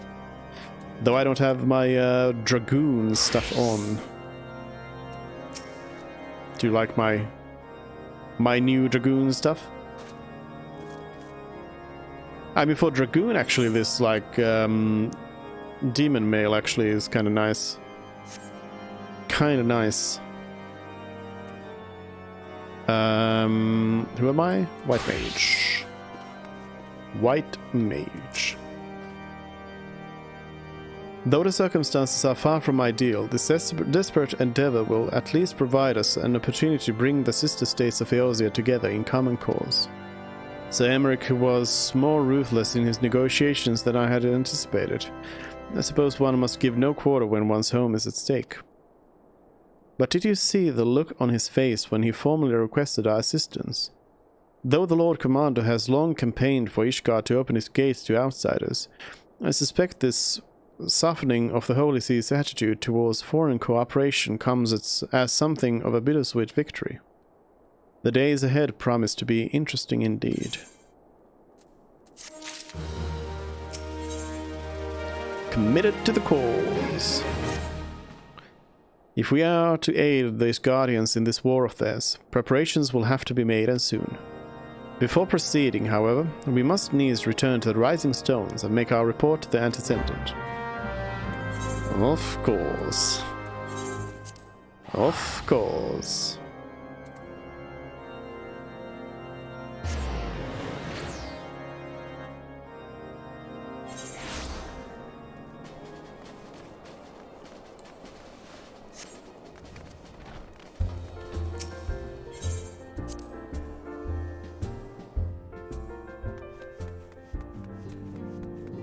Tataru's back, and so is Vlhamin.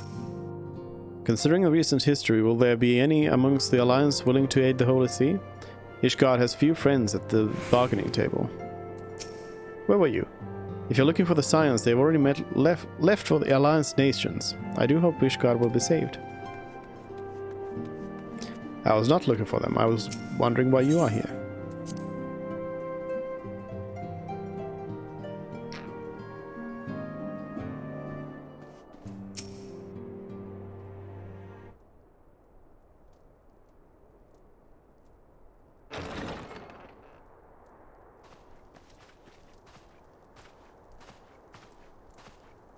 Alphino, it is good to see you.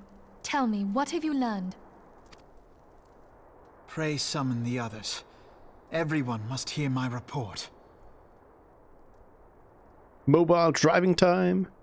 You missed the Dragoon coming in and being like, oh well, Sir Emeric was like, this is the Zoo Dragoon who is the greatest hero of all, and then Estinian comes in and is like, yeah, well, Suze is pretty cool as well, because I've done all the Dragoon quests. And then Alphinaud wanted me to return to the Rising Stones, so that's new.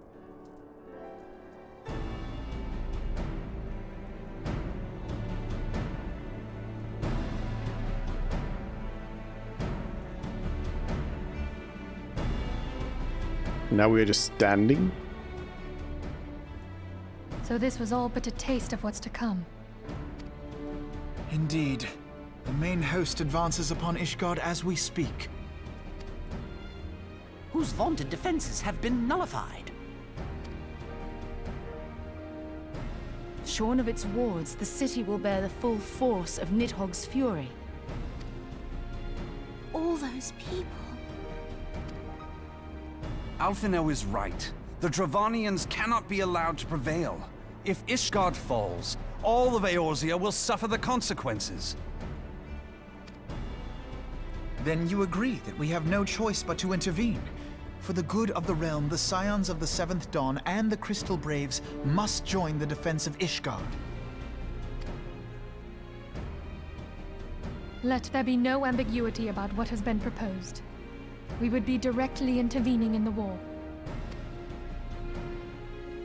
But if all here believe the cause to be just, then to war we shall go. And Brohan shall answer.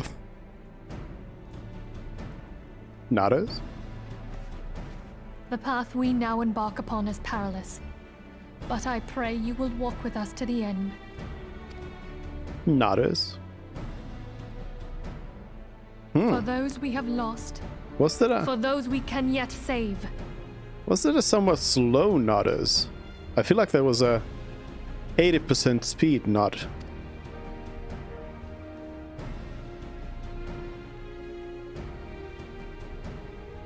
Then it is settled. I shall inform the Council of our intentions and request that they contribute their own forces to the defense of Ishgard.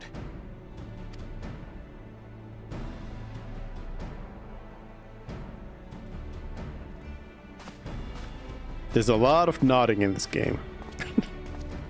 Not just by me, but everyone else as well. Everyone likes to nod.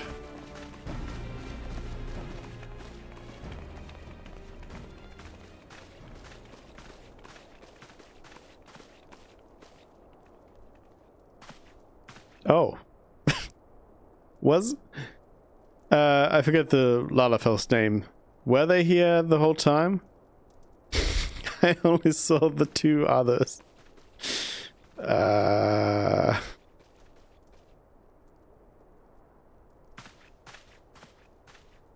He's fine. Okay. Sus. These crystal braves are all sus. I don't trust any of them. Volunteer dragon slayers. Dragon. I bid the Archons travel to their assigned nations. Should the members of the Alliance agree to pledge Grand Company soldiers to Ishgard's cause, our comrades will be on hand to act as intermediaries for the duration of the conflict. The small matter of persuading the Alliance leaders to grant such support I leave to Alphanord. For you, my friend, a different task waits, thank you. I would have you reach out to your fellow adventurers and gather what allies you may for the coming siege. I would also have... Wait, am I still gonna go to every city and talk to all the adventurers guilds there? Oh no. I would also have you consider the matter of our own security. Revenant's Toll is but a short flight from the snowfields of Kerthus. It is not unimaginable that the fighting may spill across the border. Pray brief Slaftborn on the brewing conflict and discuss potential contingencies. Oh yeah, wait a minute, we've got like all the adventurers here, so we'll just talk to Slaftborn. Good. The frontier settlers must be prepared for aught that might wing its way over our walls. I only hope that such precautions prove unnecessary. Before you leave, might I suggest that you have Tataru accompany you? No. She has a talent for administration and a firm grasp of the practical challenges we may encounter. Absolutely not. No. When I said I wanted to go on an adventure with Papalimo, it wasn't like, hey, I want to go on an adventure with any Lalafell. It was Papalimo specifically. It was specifically not Tataru. Specifically.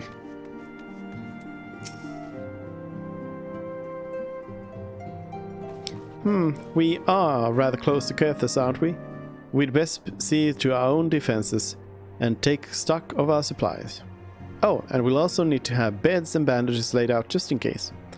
A good receptionist is ready for any eventuality. Let's go, Suzanne. I have 101 things to discuss with Slaftborn. Okay, well, you go do that. Bye. Can I just go, like... I'm just gonna fly to Ishgard and just, like... I'm just gonna get out of here. Bye.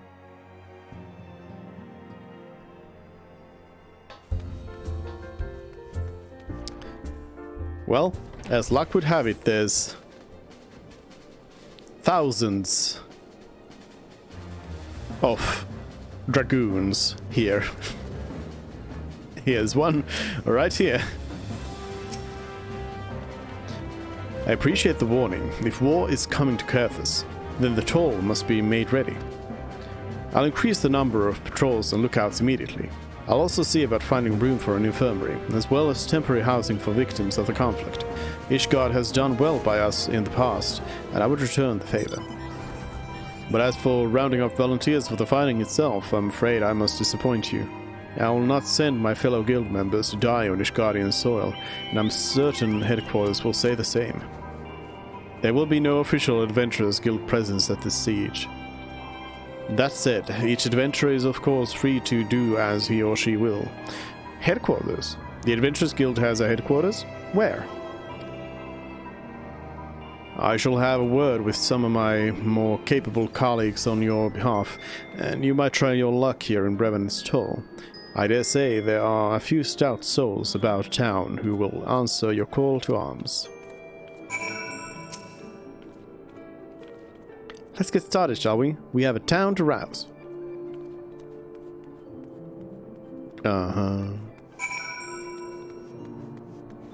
Accomplished adventurer.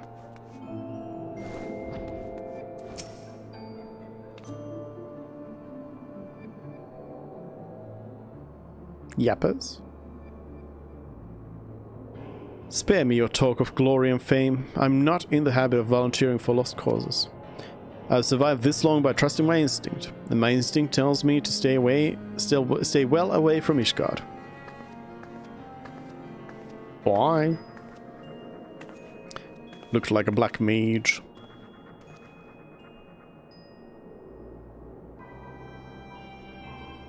Hello?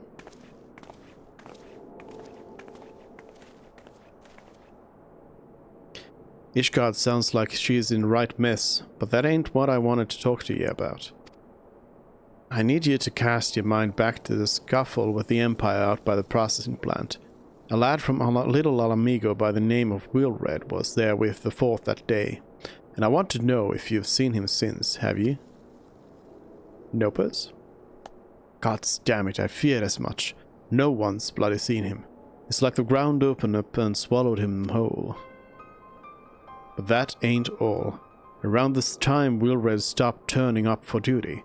Then black market weapons went missing from our vault in Ul'dah. So now, of course, half the Braves suspect the lad of making off with the goods. Folk like to believe our company is a disciplined fighting force, but as you and me both know, it's no more than a motley collection of mercenaries, adventurers, and Grand Company veterans. The only thing as binds us together is some vague oath about fighting for the freedom of all. That and the steady pay. Now compared to most others in this crew, Wilred's a fresh-faced novice, a bleeding whelp among wolves. But the boy's got passion. When he talked about being a guardian of Eorzea, he bloody well meant it. A lad like him wouldn't rob us blind and bugger off like that. He ain't the type. And then, this is just between you and me. Mind, there's the fact that the lad wanted to tell me about something queer he'd noticed in the ledgers. Something about the Braves' numbers not adding up. Aye, there's a villain at the end of this trail I've stumbled on, and I'll bet me good eye it ain't young Wilred.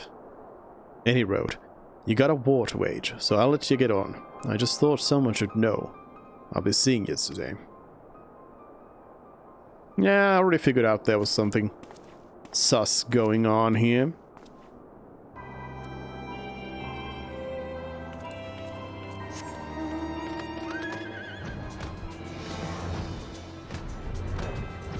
More adventures. Adventurous Frontier Hand. So Ishgard seeks sellswords to bolster his ranks, eh? Though I'm not sure I like the sound of the siege, those nobles will surely be generous with their rewards. But I have pledged myself to guard the Revenant's Toll. Modest work though it is, I am loath to break the terms of my contract. What to do? What to do?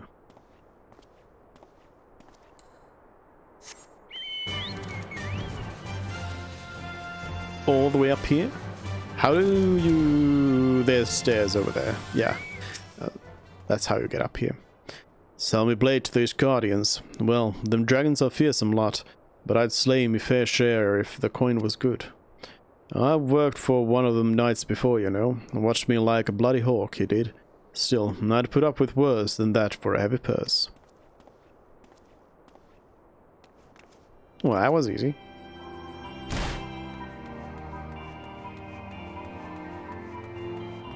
One more.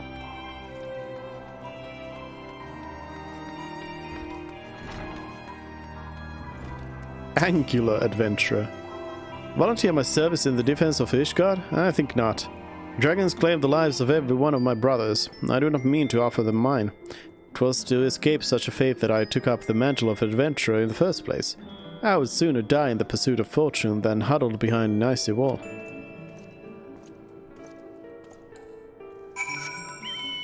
fine. Did Tataru manage any better?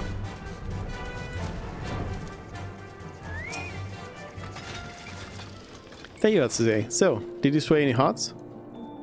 Nope. 1 or 2, eh? Well, added to mine, that makes 3 or 4, not including Slapbone's friends. Won't have the largest company in the army, but I'd say 1 Revenstall veteran is worth a dozen clanking knights at least.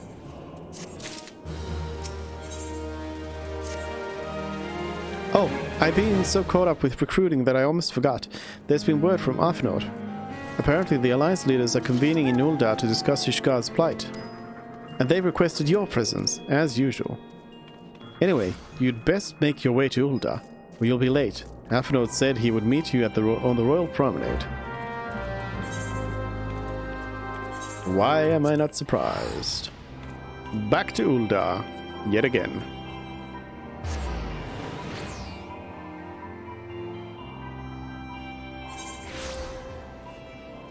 Oh yeah, hold on. Can I, predestination? Be using a security token. Ah. I can do a favored destination, but what does favoring even do? It just adds it to favorites, I think. But does it actually affect the price?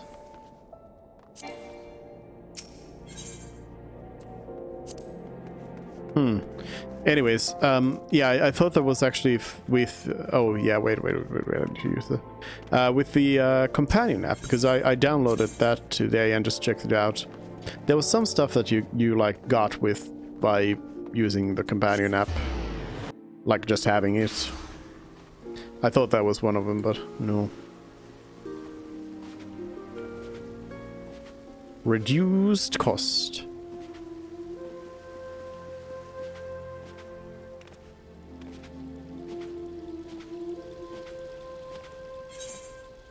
Because I think if I were to teleport from Uldar to Uldar, like within Uldar, it's the same as like within any like area.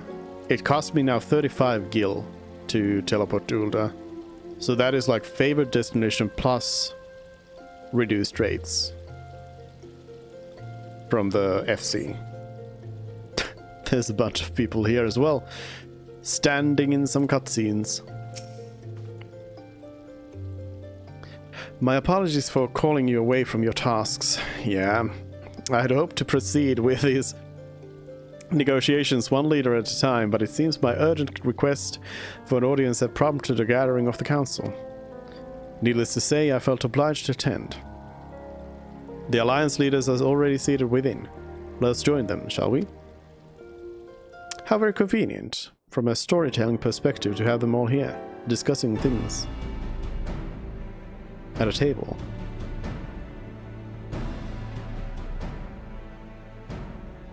Voice acting? We are well aware of Ishgard's dilemma, and we agree with your assessment. Then I trust there are no objections to the Crystal Brave's intervention. Uldar has not. Gridania does not object. The Crystal Braves are yours to command, Alfino. Do what you will.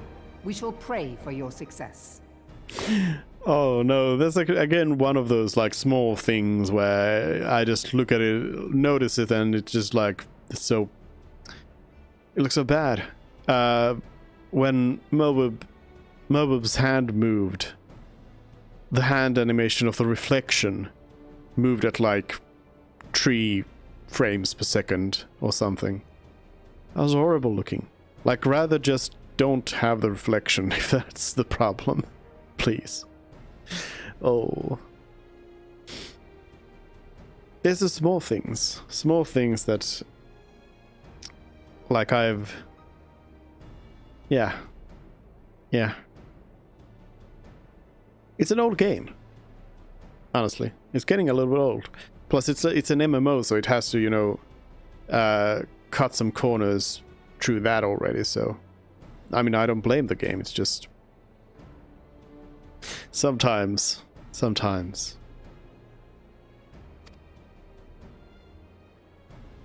It was my hope that you would offer more substantial aid than prayer. I know it is within your means. Do not presume that you have knowledge of our every concern. The Garleans and the Beast Tribes are but two of many. We are not in a position to contribute greatly to the defense of Ishgard, not when our own homes are still under siege.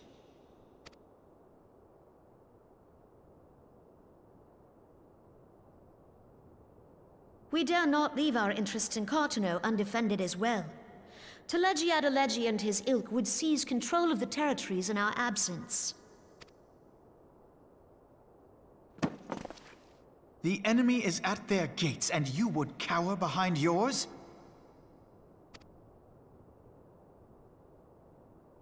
No one is cowering, boy. We will offer what support we can. Aye, support. A handful of men and no more. Would that we could commit more than a token force to this cause. Yet there are others to whom you might turn. The free companies ever want for work. Ah, yes. The free companies. They're not like to turn you down. I beg your pardon? You would entrust the survival of Ishgard to sell swords? Crises like these are the very reason why this alliance was formed. It is our duty to aid our fellow man. Alphinaud smashes the table, breaks it. My duty is to my country and my people. If you expect us to place the welfare of a foreign power above our own, you're going to be sorely disappointed. Lest you doubt, Limsa comes first, then the Alliance, and finally, circumstances permitting, Ishgard and the rest. If you cannot understand so simple a concept, then you have no place at this table. I mean, Alphinaud's right, but also Melbib's right. Can we get rid of Alphinaud, please? Thank you.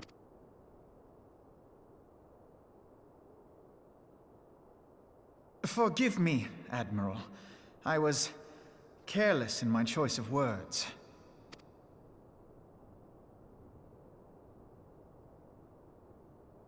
I suggest you assemble a party of elite adventurers, assuming you haven't already. Your fellows served us well during Operation Archon. I dare say they will do so again.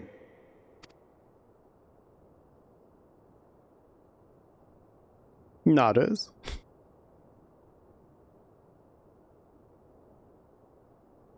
If I may, Your Grace, I wish to propose a redistribution of forces. If we entrust the security of Uldar to the Brass Blades for a time, we can dispatch a larger force to Ishgard.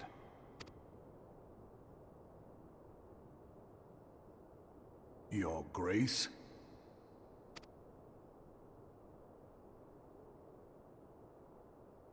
Yes. Yes, of course. Do what you will.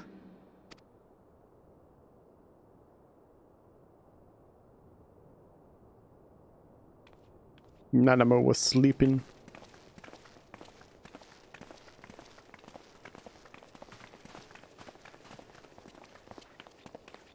Have you just called your FSC trash?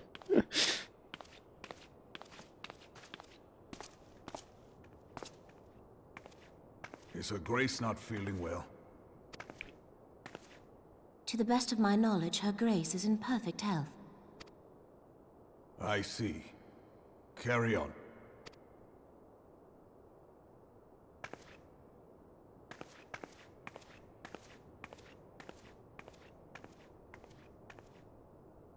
Nanamo has the big sad.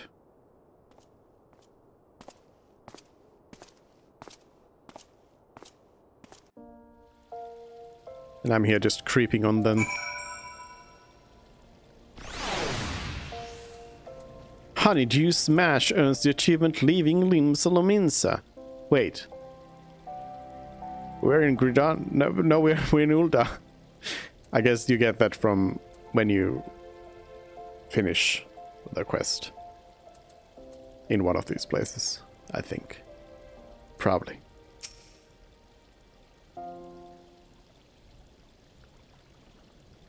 Once again, I owe you an apology. It seems you have been conscripted into leading a contingent of adventurers on yet another mission of inestimable danger.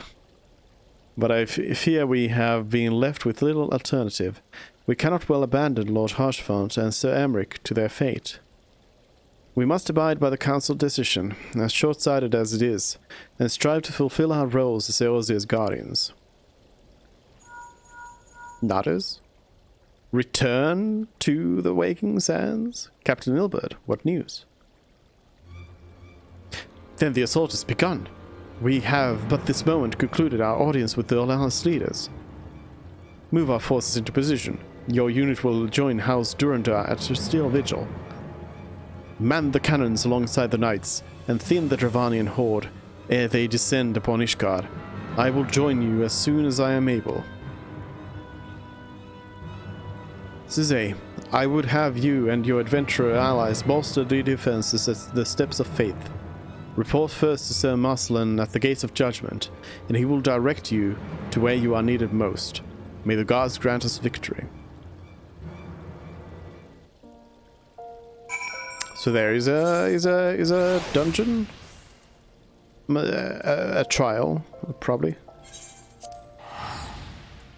Because again, no dungeons visible.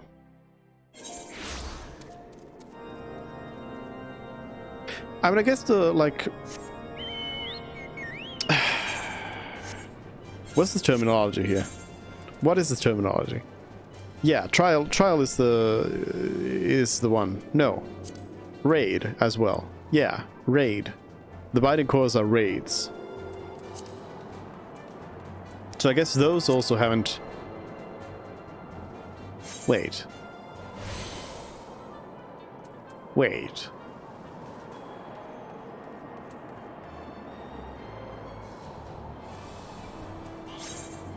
I don't know. Anyways, I guess the map doesn't show you everything. We find out Watermelon Smash also earned leaving Limsa Lominsa. Oh, Honeydew Smash and Watermelon Smash. I wonder if they are playing together, or if they are the same person. Dun dun dun.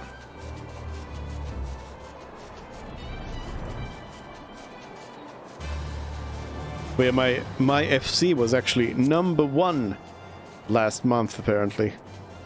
Where do I see the thing? How many people do we have? We have 512 people all together. We can kill a couple of dragons. Easy. Get wrecked, Alphenor. You're the appointed captain of the sellsword contingent. Then welcome. There is no shortage of blade work to be done. As we speak, Dravanian skirmishing parties are harrying positions across the Central Highlands. I've assigned the Crystal Braves and your fellow adventurers to contain these scattered attacks, and for the present, I would have you join them. This is of course merely a precursor to the assault on Ishgard proper. The wily serpents seek to divide and confuse our forces, but we will not be so easily drawn out of position. The Temple Knights will remain on the Steps of Faith and continue our preparations. When the Horde arrives in force, they shall face a wall of Ishgardian steel. Report back to me once the advanced skirmishers are slain. Okay. I mean, again, I could just like fly. I can just like fly on the other side of this thing. I could just fly over here. I could just be here. I could just fly. I'm just gonna fly over here. I'm just gonna go. We're just gonna go to Ishgard now. Bye.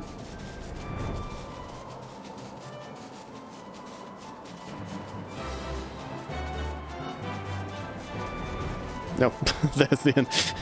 It was letting me go quite far. Quite far.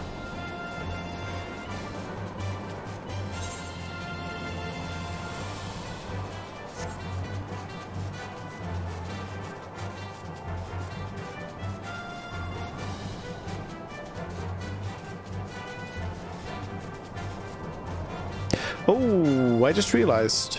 I also got Boko new stuff because I fed my FC buddies chocobos, so I got a new thing. So what does it look like? The lighting here isn't the best, but let's see. It was the plumed barding.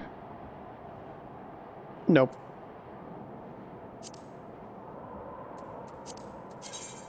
Body? Oh, is it actually just the head? Oh. Oh.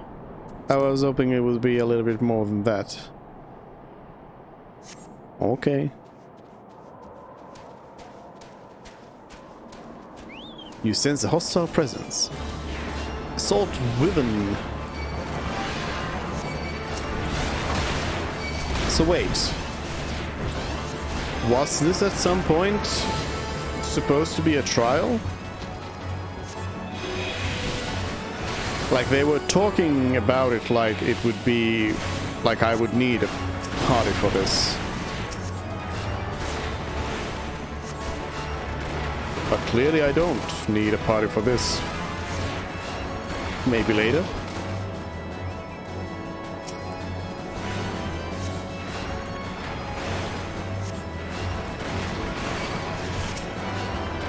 I mean, I am level 58, but still. Still.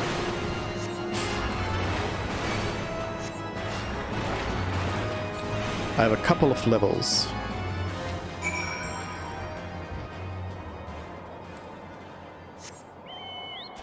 More dragons at Providence Point.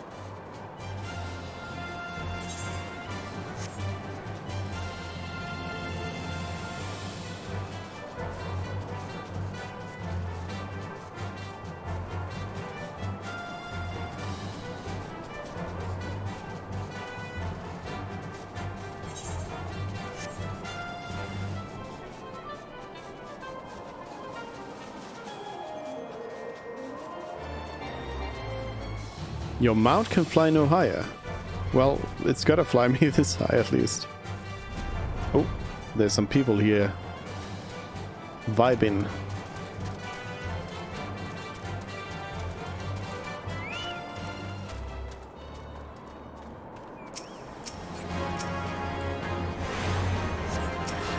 Horde scouts.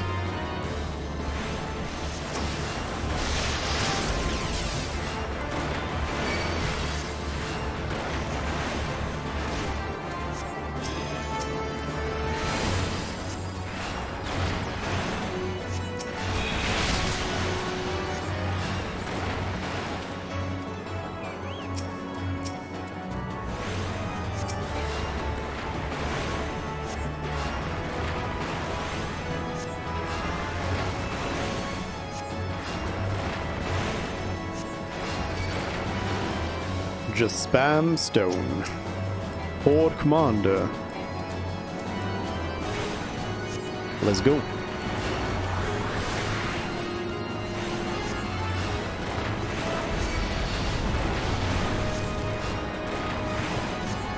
I mean, I guess these people are supposed to be other adventurers.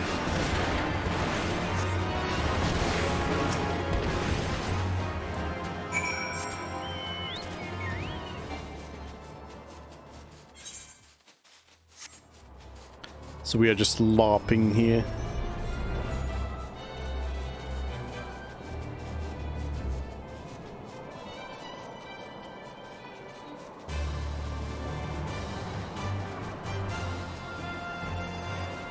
Can I fly from above? Yes. What news, adventurer? The reinforcements. Decimated, you say? Dravanian devils. Damn their scaly hides. Hold fast to your grief and fury, my lady. We will avenge the deaths of your fellows in the battle to come. The Steps of Faith.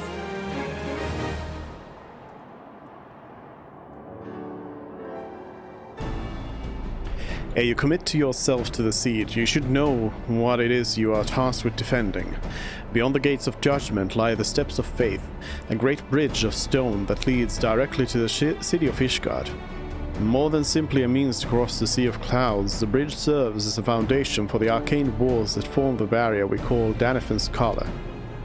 Alas, in dispelling the barrier's outermost layer, that thrice-damned witch Iceheart stripped the bridge of its protection, and thus are the dragons now able to land unhindered upon the steps of faith. Should the Dravanians succeed in destroying the remainder of the wards, the winged devils will be free to swarm within the city itself. Needless to say, we cannot suffer that to happen.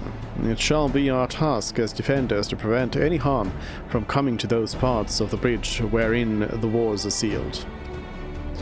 3 yet remain, and we have dispatched our forces accordingly. I would ask you and your comrades to accompany our defenders at the outermost ward. I should hope that includes us as well, yes?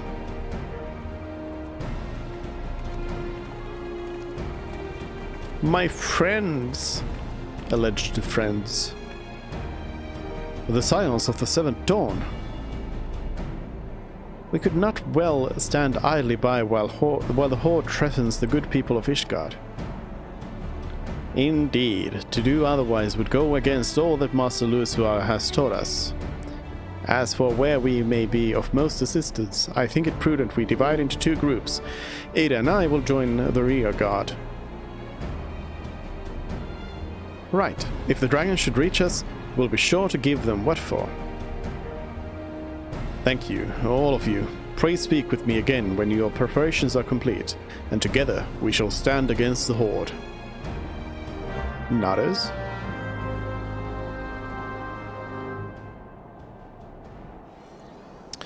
I kind of question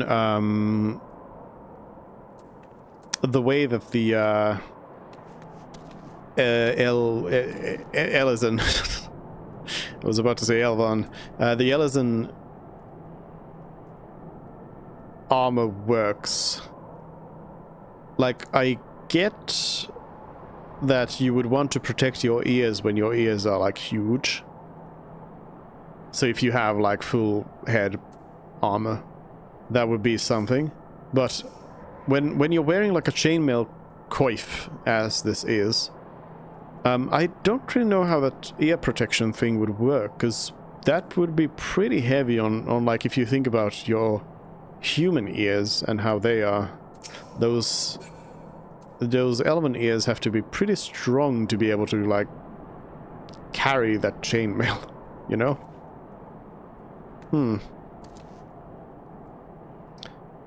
Like, I'm thinking, if I were to like think about how this would work as a design, I think if you like tried to transpose human historical armor on a creature that looks like this, you would probably have to rethink the head part of it quite a bit. Like, you couldn't just throw in a chainmail coif like this. I think. I trust you are ready then. Good. Come, let us make for the battlefield. The steps of faith. I am at work now. Are they giving you money?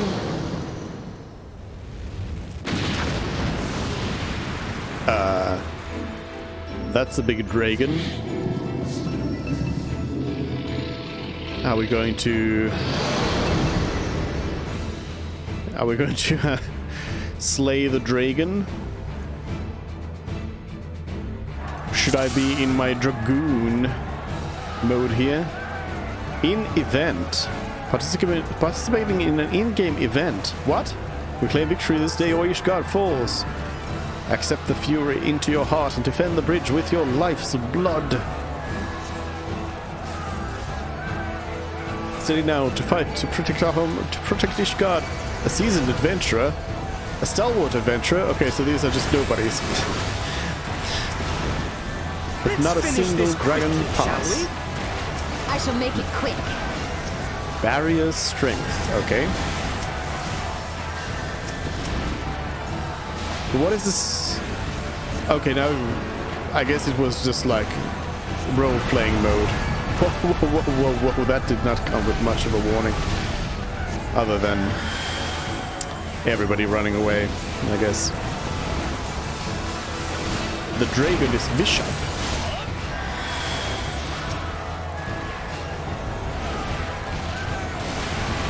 This used to be a trial, I see. That would explain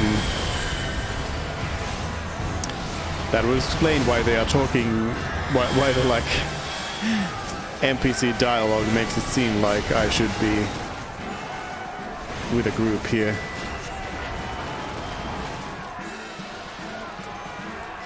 I guess we're just killing the horde armored dragon.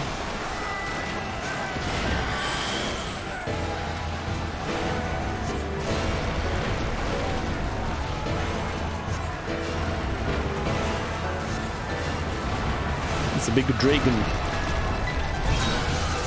Whoa! Down for the count? Oh no. What in the... Everyone fall back! Fall back now! I cannot move! On your feet! Oh, thank you, thank you. Sprint! Run! Pull back the artillery, the champion advances. No good to the Holy See dead. To me! Ishtola? Thank you for the stone skins. Sinath Shaish is now hosting the stream. Sinath Shaish, thank you for the host. Is Ishtola stealing my healer thunder here?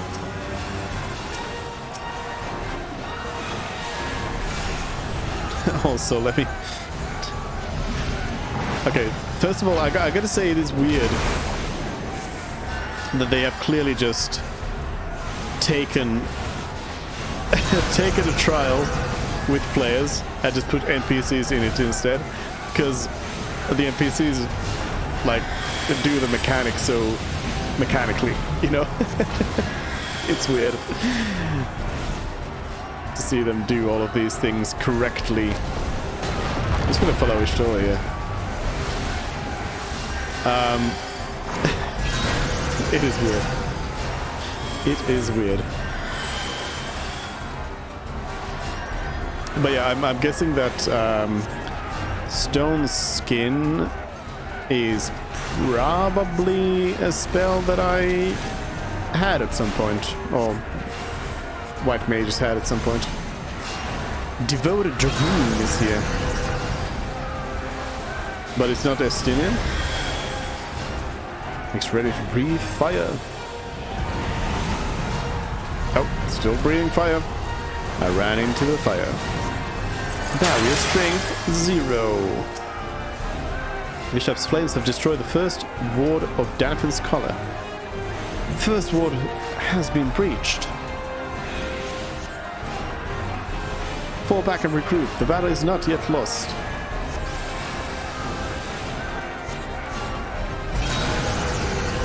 Regroup with the rear guard. Must find Papalima and regroup. Of course, it could never be so easy.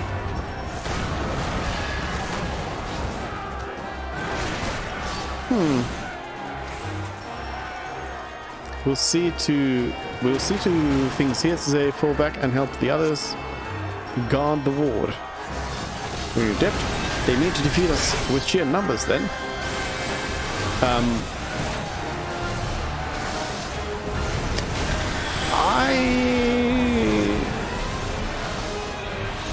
I haven't done the... Oh, it is talking. I haven't, of course, done the trial with the players, but I don't see why. Why was it removed? This seems like something you would want to have players with you in with. do with your fellow adventurers?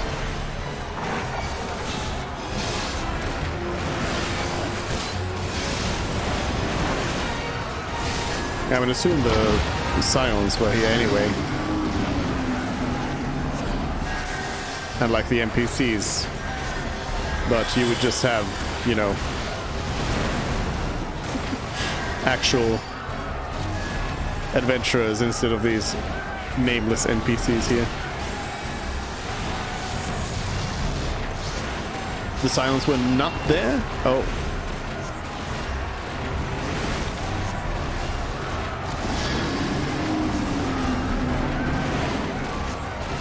This one'll sting. Is Ada doing a limit break? Whoa. Brace yourselves.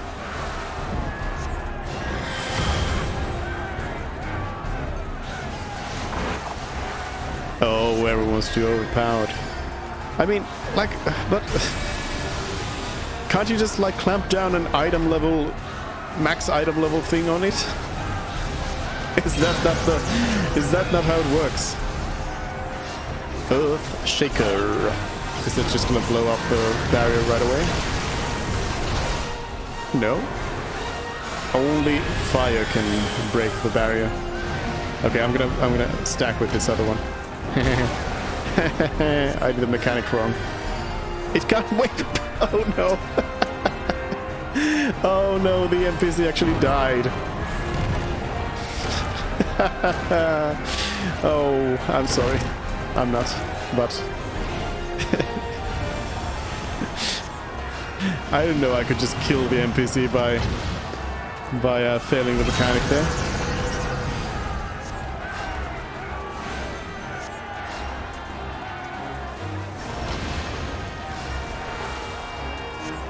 Sidewise slice. Yeah, I'm gonna get sliced.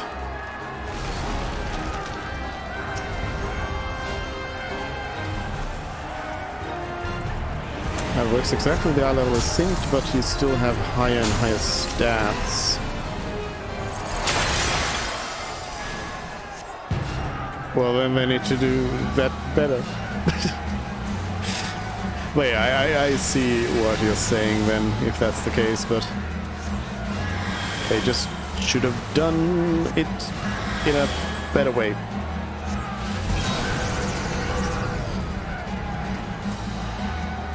I mean, this is cool as well. Except that there's walls here. Whoa, blazing fire! I'm dying.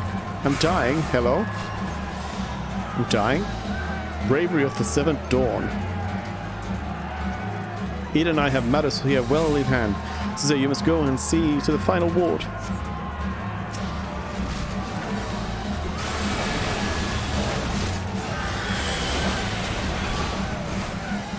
There's a Knight Dragoon in here, a Devoted Dragoon. Oh, now Estinian is here. Where? Estinian? Hello? Know your folly. Oh, there we go. Estinian's here. I can't switch to my Dragoon form.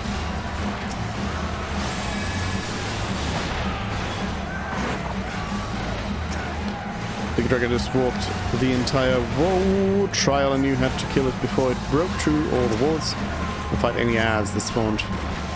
DPS check that got easier and easier. Yeah. Yeah. Yeah.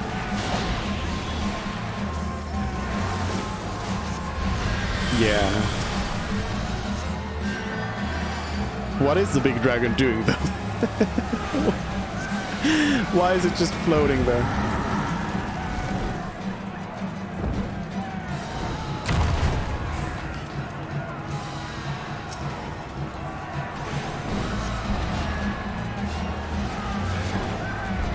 Hold nothing back. Item is not without weakness. Keep it up. I'm keeping it up. I'm dealing 891 stone damage.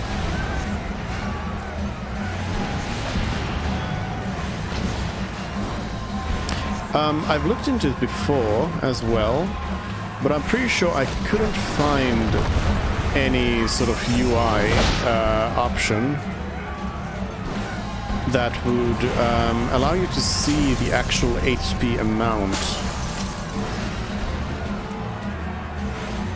Because, like, what does it matter if stone does 800 damage if I don't know how much health the boss has, or any enemy?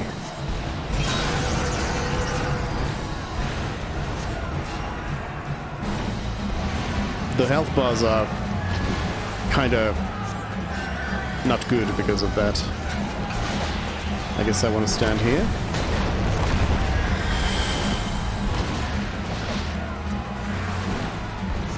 There's a setting for HP percent, but not direct HP count. Well, that would actually be...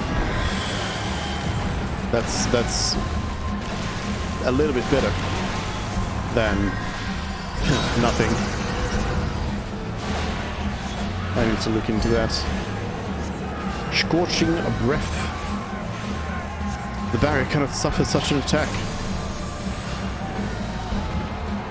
We are the shield that keeps the Holy See. Even if it should cost us everything, they cannot be suffered to pass. We'll show them the strength of Ishgar's finest. It's now or nothing. Commander, we stand as one. Oh wait, defeat the thing before they die. I was just like looking at them. I thought we were just role-playing here. Go Westinian, go!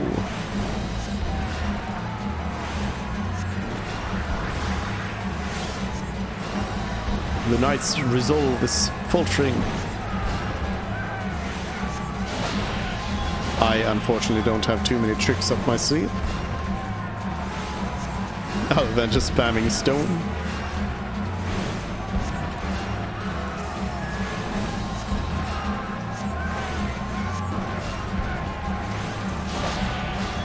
Stone. And my next trick, stone. The knight's resolve is greatly diminished. Easy. Easy peasy.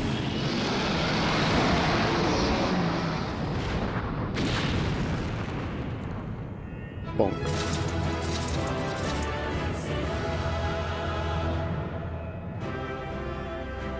I think what makes it extra weird is that this is like the first time that there is that they present it as like, obviously they've just changed the trial into NPCs. So I guess that's the problem. That's the thing. That they it should be modified a little bit to be presented a little bit more like other times when you fight with NPCs, I guess. The dragons, they are withdrawing. Victory is ours. Are they though?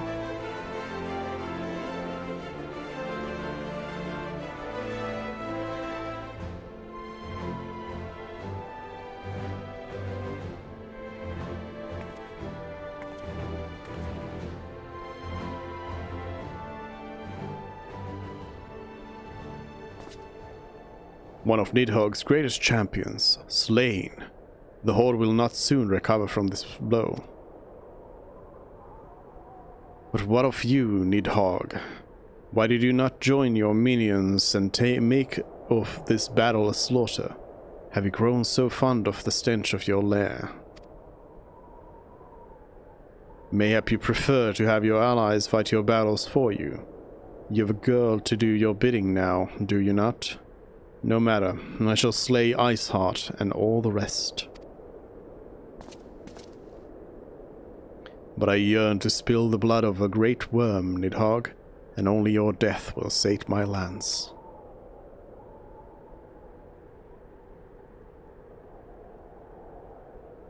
Whoa! Stinian just yeets out of here.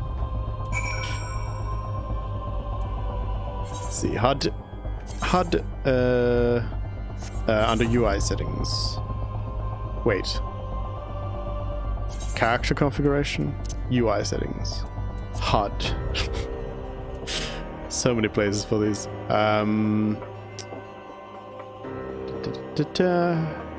Display only detrimental effects you inflict. Probably not, because it I have it so that it highlights the ones that I have. I mean, it does help, I guess, but also I do like to know what others have done. So yeah. Remaining HP percentage. Yeah, okay, that'll help. I would much prefer to have the full info as well, though, but it's the same thing as with the potency thing. I think the potency system is really good because it really allows you to very, very quickly and easily determine, that one hole is worth more than 2 stones if you have more than 2 enemies. Because of the potencies, it's very, very easy to quickly see the relative power of these things. But I would very much like to have also the knowledge of the actual damage in there. So there would be stone does damage, not earth damage, deals damage with a potency of 190, and then in brackets it would show that currently with my current buffs and everything, it would do around this to this damage.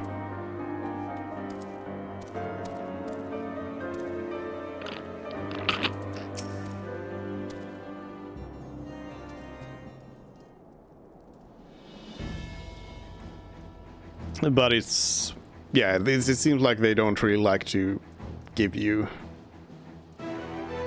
that level of information, which kind of sucks, to be honest, but it is what it is. Zay, the dragons are routed. Lest you wonder, the fighting at the Steel Vigil was also fierce, but my crystal braves were not found wanting. I'm sure.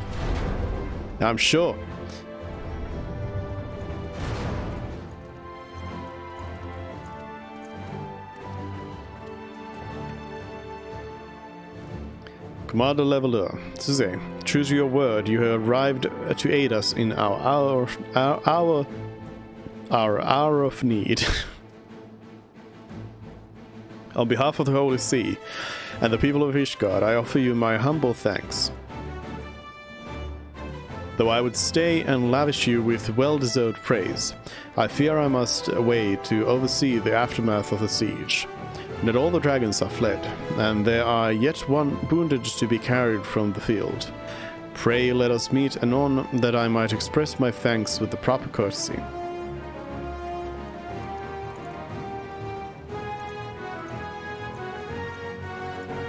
Bye.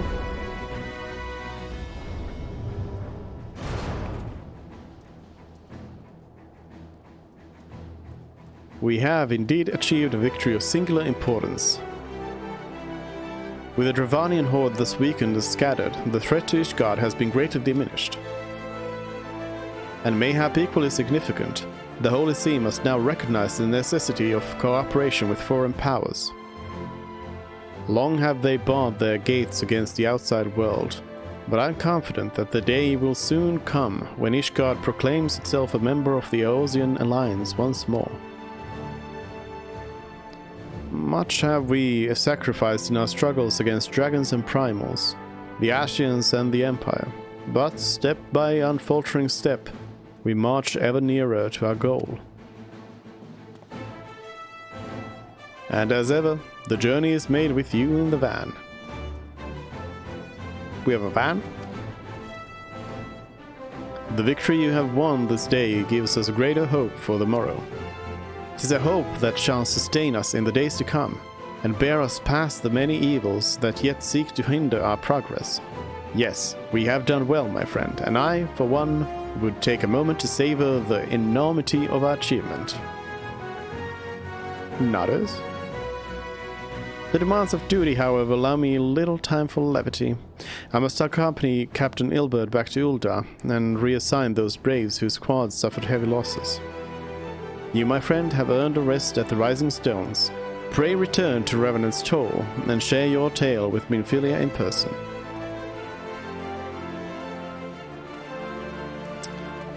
I could just send an email. We will see to informing the other nations of what took place here. Do be sure to give our regards to Minfilia.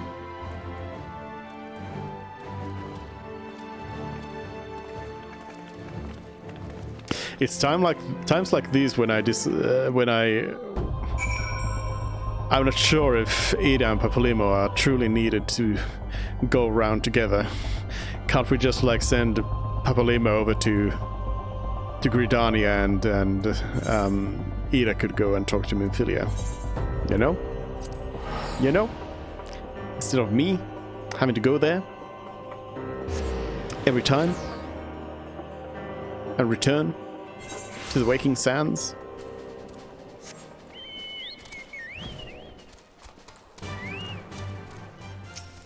Why me?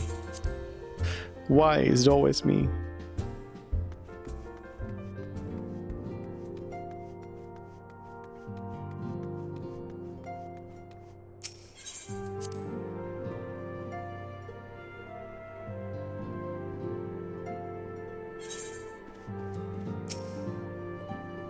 Suze, welcome back. Alphinaud sent word of the siege, and of course of the role you played in ending it. Your deeds never cease to amaze me, Suze. Thank you. Some materia? Broken bridges.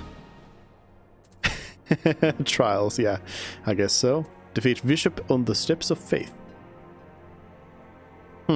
Interesting that they haven't, like, moved into... I assume Legacy is, like, stuff that you can't do anymore.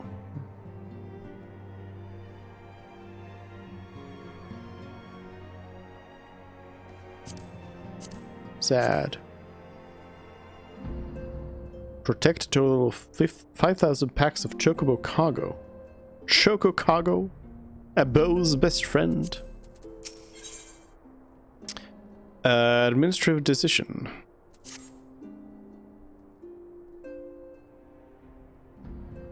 You must be wary, Suze. And now may very well be your only chance to...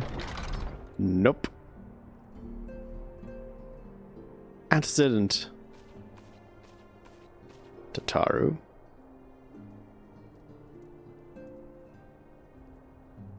A messenger from Ul'dah arrived with a missive for you.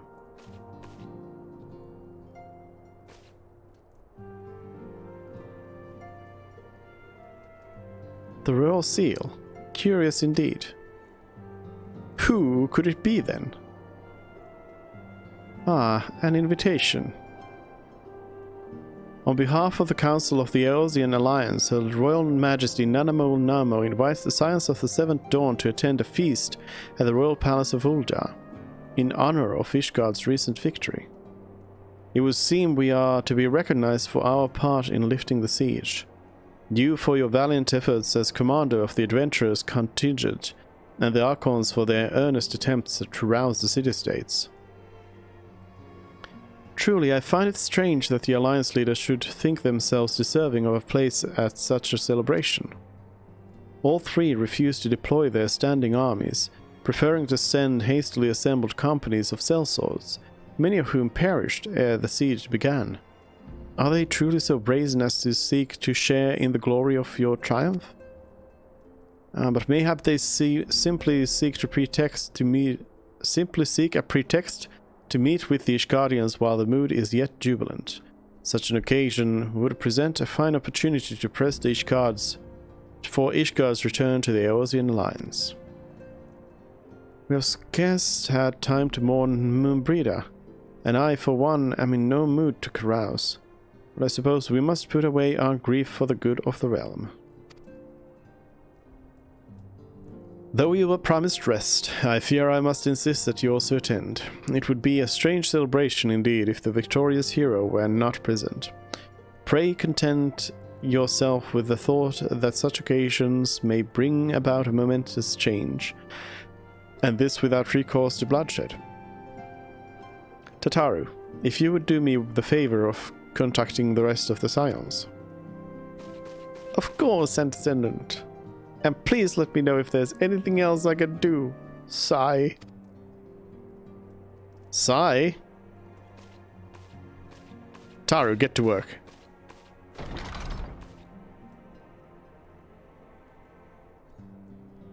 No. Minfilia, don't give me a Tataru side quest. Curious. I've never known Tataru to sigh at such requests. Could aught be amiss? I don't care. Quest accepted. I do not accept this quest. I do not accept this quest. Do you hear me? Look for Tataru at her desk.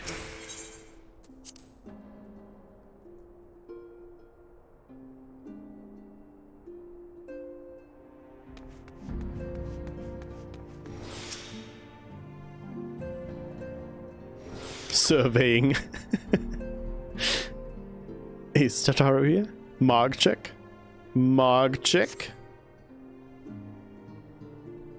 Tataru is conspicuous by her absence. Could you decline the quest, log out of the game, and move on with your life? True. Tataru? I believe she just stepped outside. Now that I think of it, she did seem rather preoccupied. Is Tataru going to die? No, not before I get a gun. First, gun. Then, Tataru.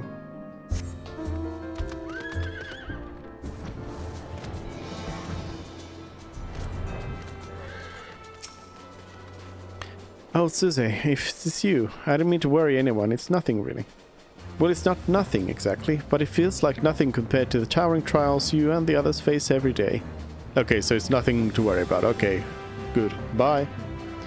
And that's why I should probably talk to Minfilia before things get any worse.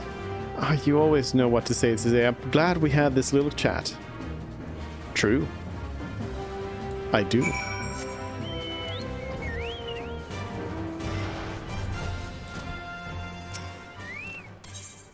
I still really wish that they would run more with that, because it would be, well, it could, I guess it would be hard in the long run to keep it up, but it would be funny if my character would actually not ever speak anything, would actually never say anything, so that it would just always be you know, a truly silent protagonist who's just participating in these conversations. Nodders. Yes, Tataru, you have my undivided attention. I've been hesitant to broach the subject, what with all the recent excitement, but Suze made me realize that there's no time like the present, and time is what I'm here to ask you for. I'm not sure I understand. If you wish to be excused from your duties for a time, then you have certainly earned the rest. But I suspect that lying abed is far from your intent. You know me too well, Antecedent. There is in fact something I've been wanting to try my hand at. Returning to the Waking Sands? Becoming an adventurer? Along with the adventurers and the Crystal Braves, the Scions are constantly being thrown into dangerous battles and deadly predicaments. Even Hoary Boulder and Coltonet have been promoted from guard duty to fill our need for competent warriors. And so it seems only right that I too should acquire the power to defend myself, and others more importantly. When I return, I shall be both your receptionist and your bodyguard. Oh no. Tataru's gonna die.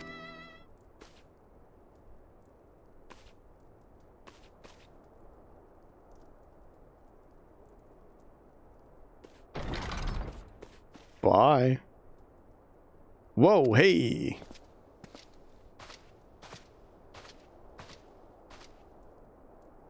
That's the first time I've almost been knocked to the ground by a Lalafell. I've never seen Miss Tataru so determined. Has aught befell with which I might help, Antecedent?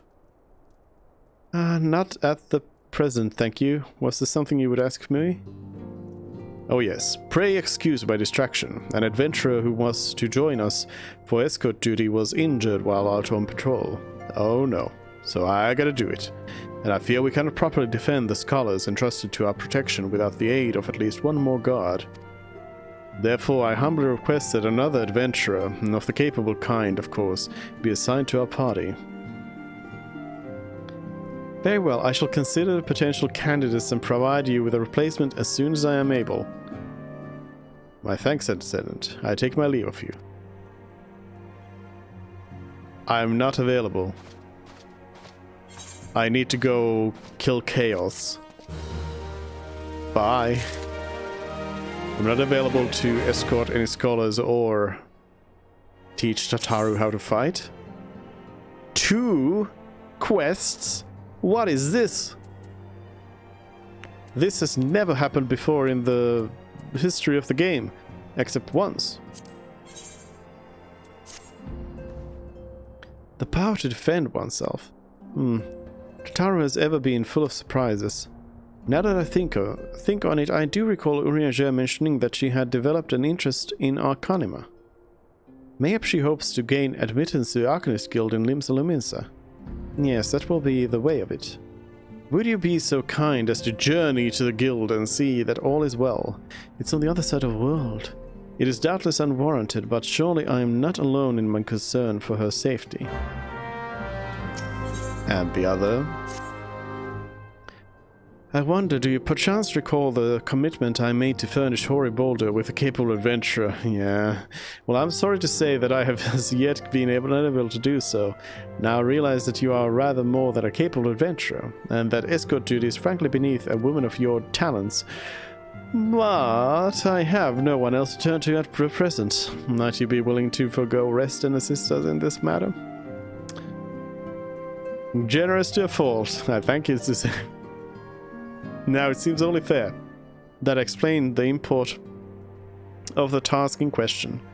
For some time, our order has employed a handful of scholars to travel around Eorzea taking etheric readings that we might better understand the impact of primal summonings. Naturally, it behooves us to ensure our employees' safety, and so we ask the adventurers in our service to serve as escorts. Hoary Boulder and Coltonet were to act as such escorts, as was the third adventurer. Alas, due to injury, said adventurer is not presently fit for duty, hence my need to impose upon your goodwill. You truly are a pillar of strength today. Hoary Boulder will share with you the details of your task.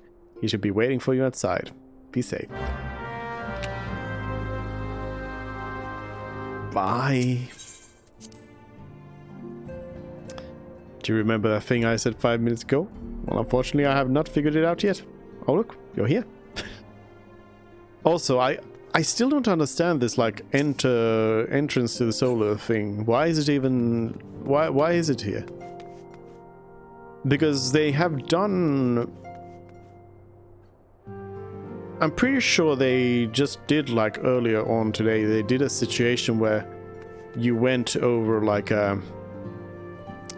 over into a zone, like not switching from like a zone, in-game zone, but rather like going into an area, like walking over a spot and then a cutscene played. So I don't know why it's like locked off from this. I don't know why it works like that. Anyways, Hoary Boulder, please, I don't want to do this. I thought we were going to Ishgard. Suze, is it true that you agreed to lend us a hand? Unfortunately, yes. Huzzah! What did I tell you, Cottonet? Our misfortune is become a blessing, an opportunity to serve alongside the warrior of light herself. Need I remind you that we have 3 scholars to escort, each of whom will take a different route? True, but our mission is the same. Separated by malms we may be, but in spirit we shall be together. If such thoughts bring you joy, you are welcome to think them. To more practical concerns. Suze, we should have you attend to the scholar charged with surveying the South Shroud. Could I get the one in La Noche, please? He's waiting at Camp Tranquil as we speak. All you need to do is follow the man. He will determine the most appropriate location to take these readings. In spirit, Suzanne, in spirit, we shall be together every step of the way.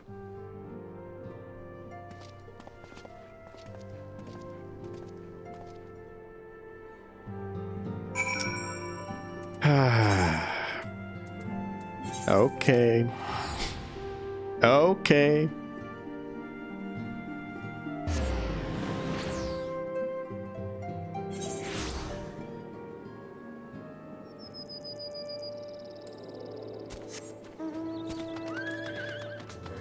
Unsettled Scholar. At last, the silence woman deigns to grace me with her presence. A pity that we have no time for pleasantries. Our first destination is Isomha. Come, we are late enough as it is.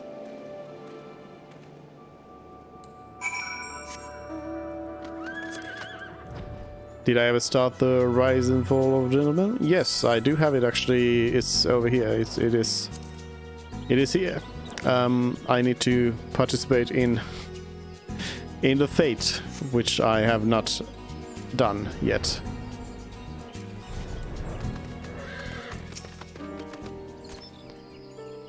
Yes, this location should suffice. Once I finish calibrating my instruments, I will require but a moment to take the necessary measurements.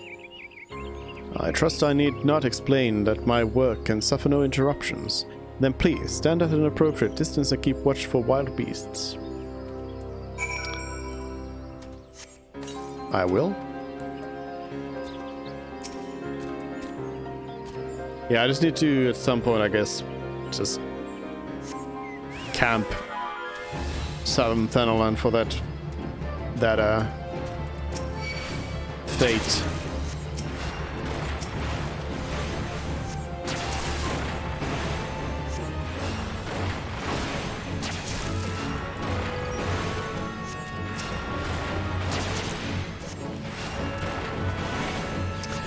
I am wondering if this quest leads to anything interesting, or if it is actually...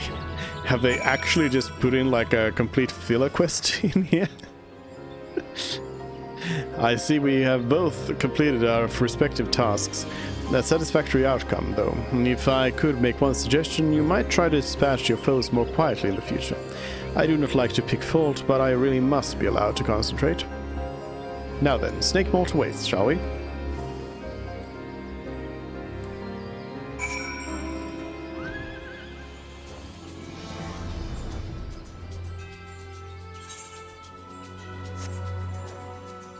I was going to say that I would not believe that they would put an actual like filler quest in here, but I would.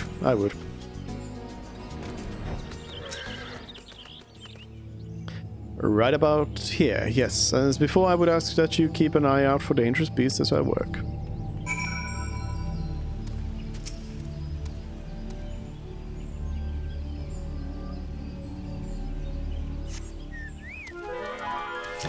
Maybe this ties into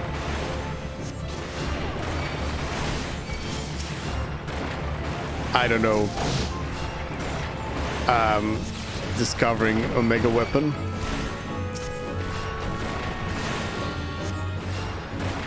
Or actually, now that I think of it, did they say Omega Weapon ever? I think they mentioned Omega. I think it's Omega, not Omega Weapon. Even though they were like comparing it to Ultima Weapon. Fascinating. These readings are not at all what I expected. Though perhaps that should come as no surprise. I'm not given to superstition, but there is a queer, almost blasphemous air hereabouts. Let us quit this place and return to Roots Lake. We have one more site to survey.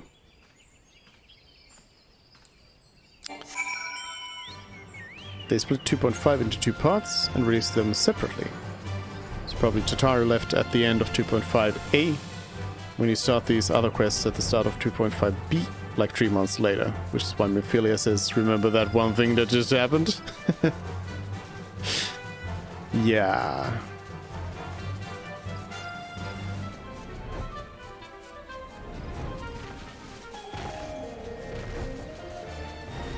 I mean, I feel like they do that sometimes, even in situations where it's a quest that actually was released right after the previous one. As before, my guardian, pray leave me to my task and ensure our safety.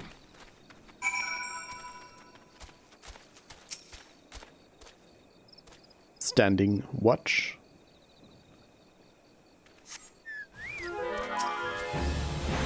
Am the poor wraith.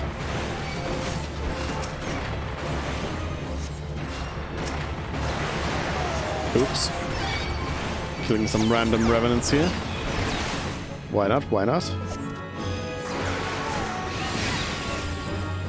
Some extra kills.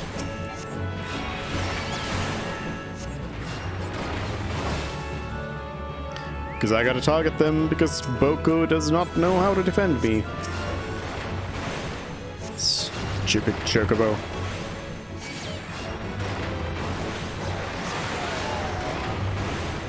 Can I trade my chocobo in for a better one?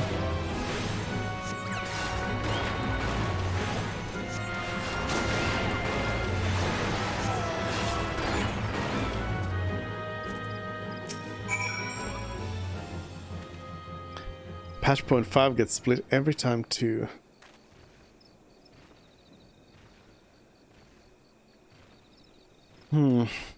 Okay. It's one of those weird idiosyncronies then where like it doesn't necessarily make sense. Why would you then just not like... Yeah, they've got their own system, so I guess they have to do it that way. Instead of, you know, making it 3.6. This data should prove invaluable too. You gods, what is that stench? Did you slaughter a creep of adamant toys while my back was turned? Quickly now, to Camp Tranquil. I will not have my clothing, whoops. Something stinky clothes.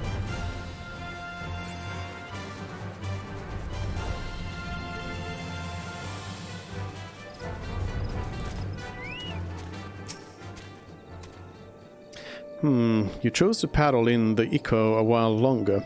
I take it, no matter. I took advantage of my unexpected privacy and performed a cursory analysis of my data. It would appear that there has been a measurable decrease in Eosia's ambient ether concentration since the calamity.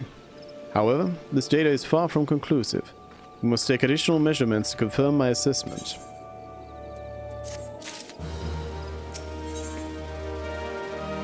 The least among us. Who better to serve the scions of the Seventh Dawn than a humble scholar and his faithful assistant?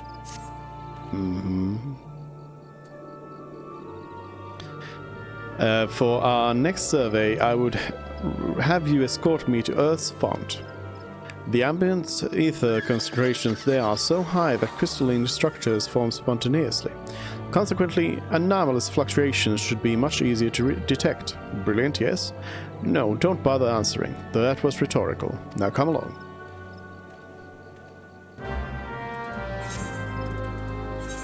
Okay. Oh yeah, I mean, it's actually the same area. I forgot. I thought it was... it was another screen.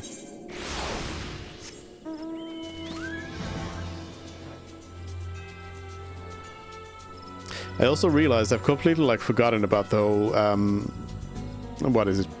Palace of the Dead thing.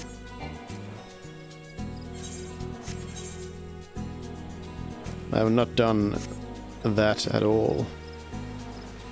Well, more than what we did on stream that one time.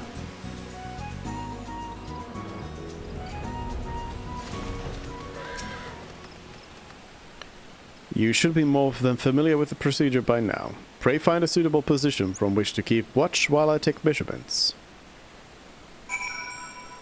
Suddenly, Odin comes in and kills us all. With a quick Zantetsuken.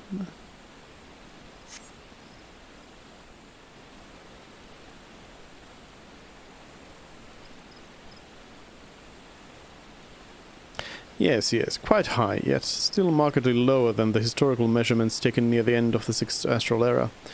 Could the presence of a primal account for the difference? Or is there something else? Something else.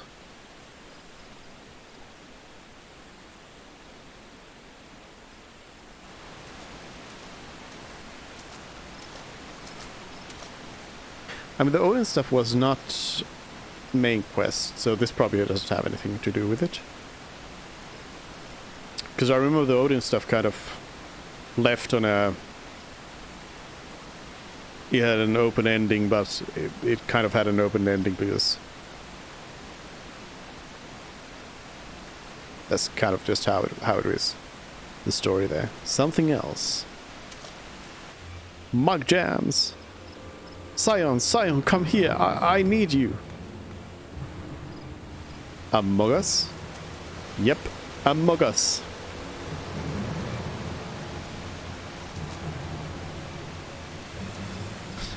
So it actually tied into something important, but just in a really roundabout way. Fear not, my friends, help has arrived.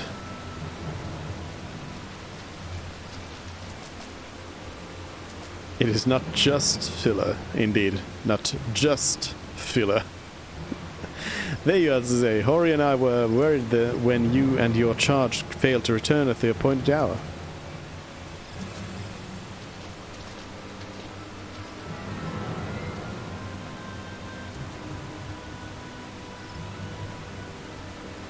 Gutted like a hog, but not by one, no. These wounds were made with the blade. Doesn't look like he put up much of a fight either. Nary a mark on his sword or his shield. I've heard nothing of any Crystal Brave operation in this area. What caused this Wilred to come here? Double-clicked, apparently? We'll see to the Scholars' protections, do they? Aye, now the boy's remains. You should return to the Rising Stones. The Understanded will want to know what happened here.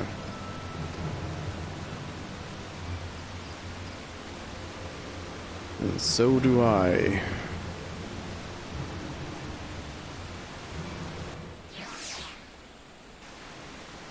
It kind of split where you had to continue the quest. I think so, because I did like...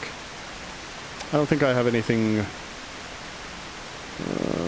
none of this is Odin. No.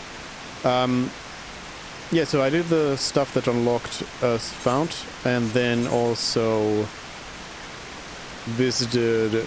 Yeah, because then the next thing is you go to Gridania, and there is a new quest that just pops up, and you go and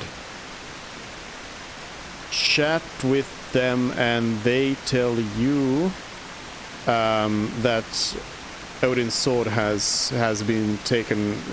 One of the gods stole it and ran away.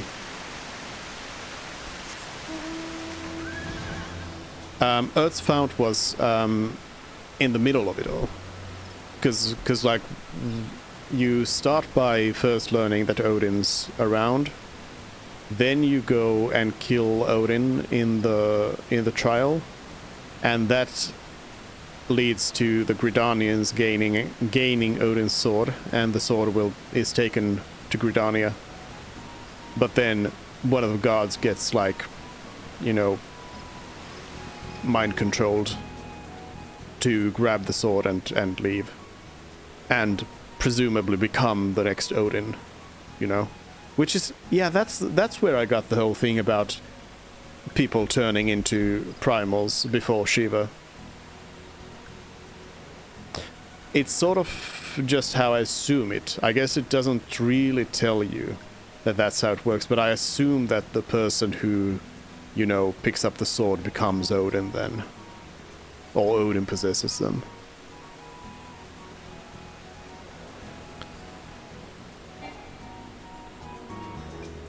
Which basically leads to Odin fate. No fates here. Okay, I guess we go to Tataru then. Fortunately. I have not done the fate, though. Yeah. If you fight Odin in the Faith, the person who gets the killing blow, he takes on their appearance and name the next time he spawns. Oh. You become Odin. You are the Odin. Well, actually, since we are here in Limsa, into which why did I teleport here? Why did I not use my return? Why did I just pay money for this? Since we are here, we will quickly dip over here to my adventuring party group. Because I want them to get their rank up.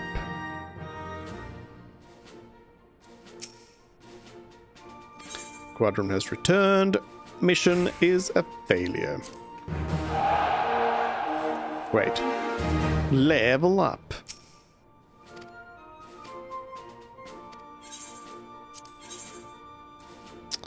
Not command mission. Not this, not this, not this.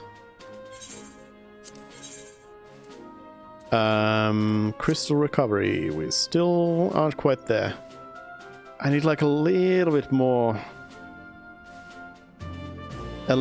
tactical ability, but I can't really take it away from the others. Because they are also so close to... So close there. Maybe it would be that I would train them away from physical ability a little bit. Because this is like this is the A team. This is the group that can do this for me, so... Maybe I would train their physical ability down a little bit to put it into tactical. But they will also need a level up. For sure. So, let's see. Which one do we send them on then? Allied Maneuvers, I think, is the one that I tried there. None of these are necessarily wins.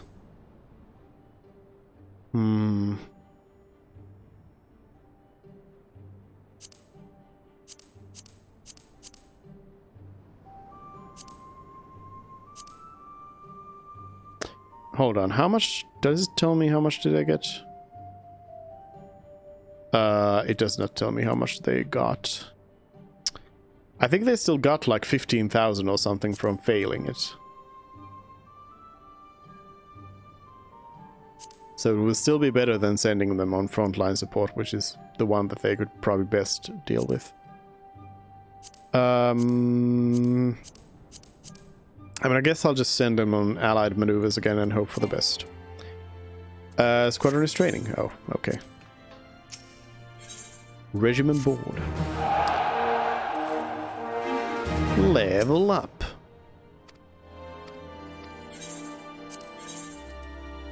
Not command mission.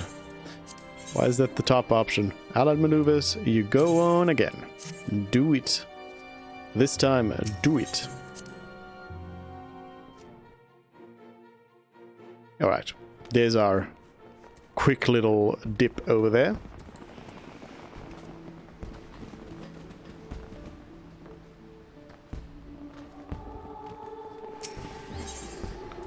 And then Arcanist Guild.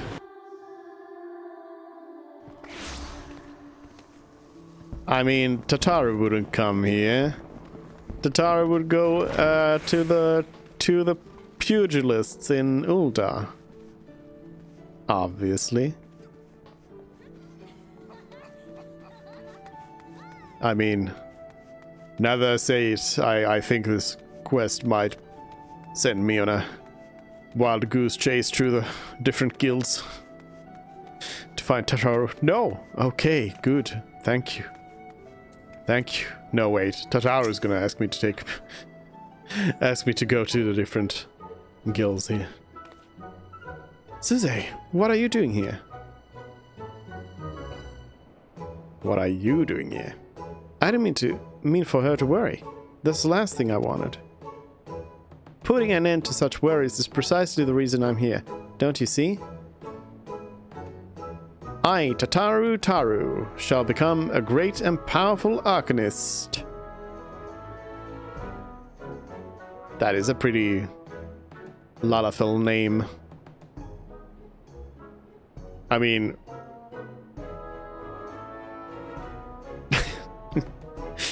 I was about to say that it is a pretty Taru name as well, though they are pretty much the same kind of names. But Tataru's name is literally just Taru.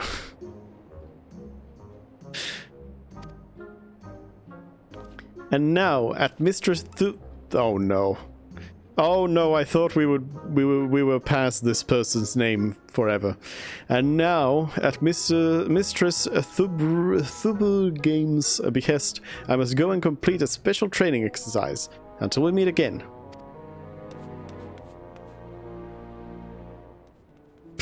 Tataru doing introductory guild quests here.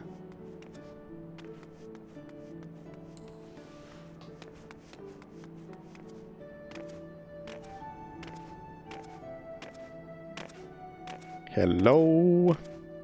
What kind of quest did you give? Tataru, and why did Tataru not have a carbuncle? Ah, if it isn't Suze, what brings you to the guild? Yappers? So you are acquainted with our newest member? An arcanist of your experience must see that her potential is somewhat lacking. Nevertheless, she would not be denied, and goes now to undertake her first trial, a simulated inspection of 3 crates.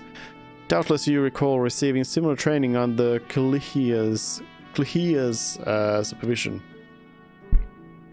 A thought occurs to me. Why not oversee Tataru's training yourself?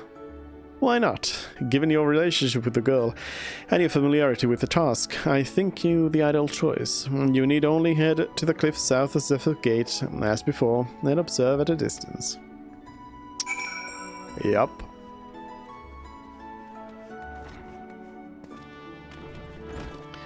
I mean, I like when the game kind of acknowledges stuff that I've done, like this, but I am also interested in knowing, like, whoa, how does this play out if I haven't, you know, done the first Arcanist quest? Am I just... Well, it's still gonna tell me to just go do it, but why? Surveying.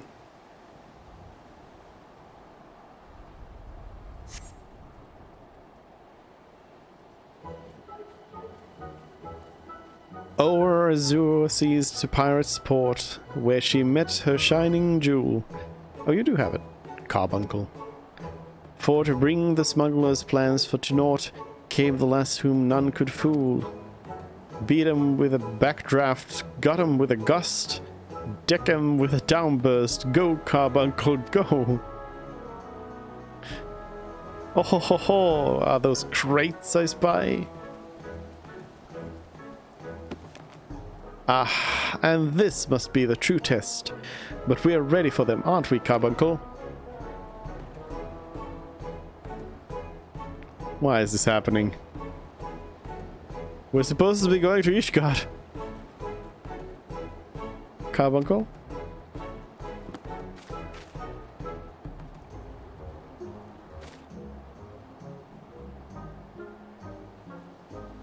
And this is how Tataru dies. To a wharf rat.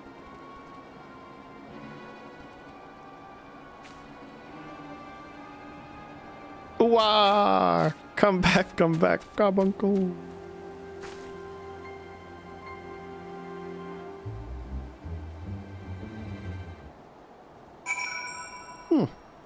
I actually like this. I like the fact that the game obviously knows that I could have helped, but did not force me to help. I was not forced to help Tataru, because I would not have.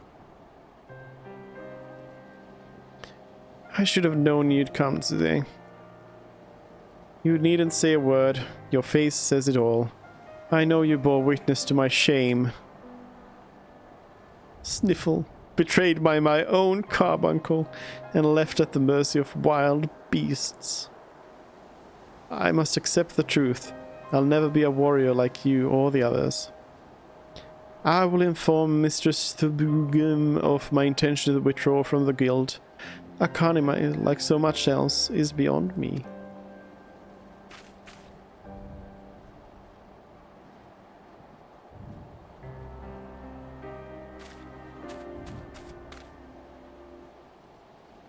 Am I supposed to feel sorry for Tataru here? Return. It's okay, Tataru. Just let me get to Heavensward, and we can get you a gun as well. You are currently the only thing standing between me and Heavensward.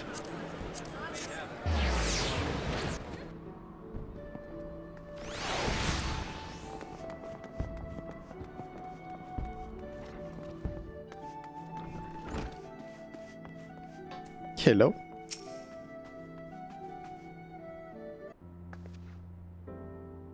Ah, back so soon. How fair our fledgling arcanist?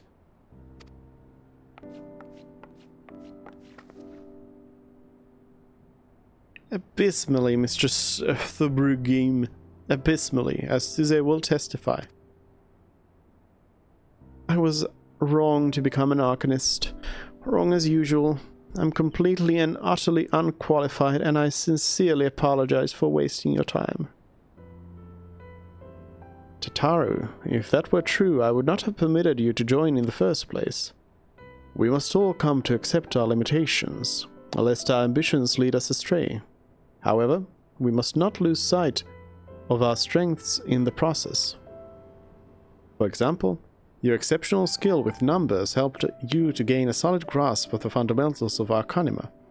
Were it not so, you would have struggled even to summon Carbuncle to your side. In my opinion, the Scions are truly fortunate to have such a capable and good-natured receptionist in their service. Would you not agree? Nodders. You're too kind, Mr. Subaru Game. Though I could not overcome this challenge, I shall take your words to heart and try not to be discouraged.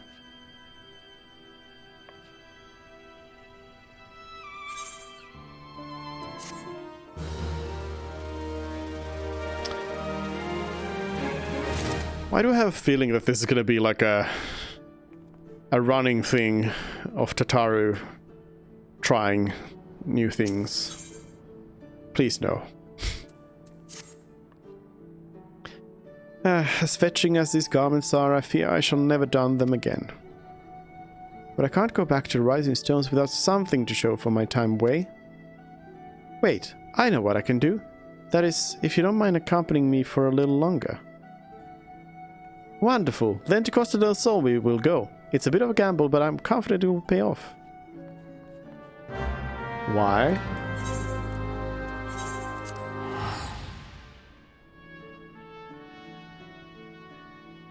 Costa del Sol, why? Why?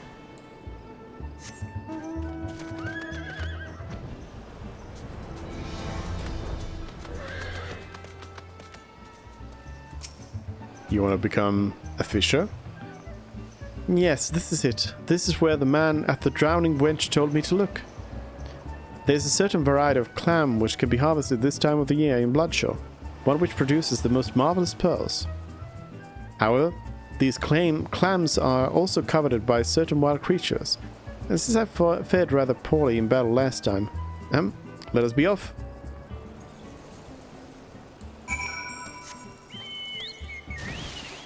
Speak with Tataru.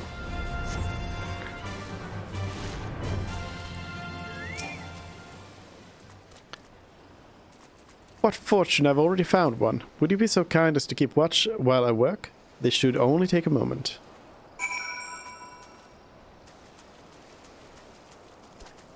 Why am I keeping watch all over here?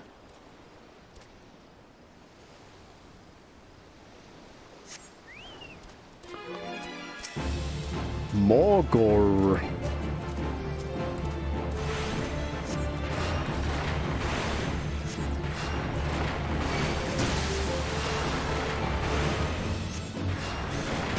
This Morgor actually has some health.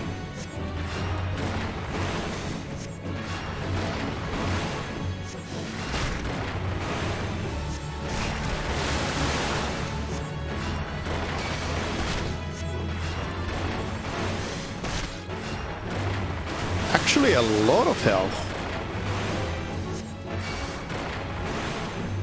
Strangely high amount of health.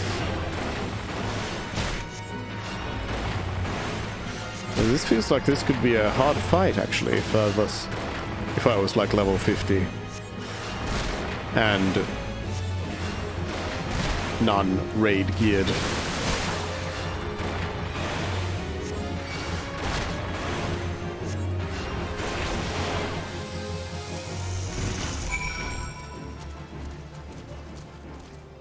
Take away all its health so it has less.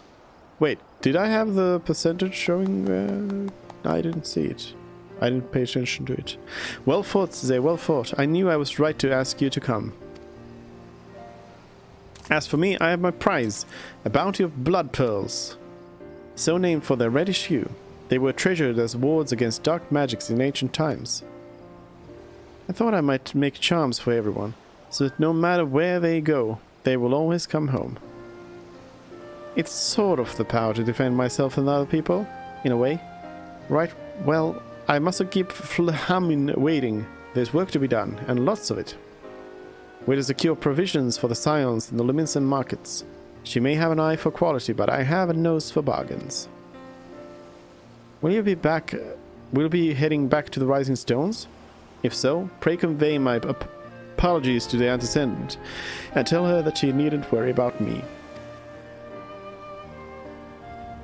Farewell, Suzanne, and thank you for everything. That sounded rather final, didn't it? How about until we meet again? No. The first one. Goodbye forever.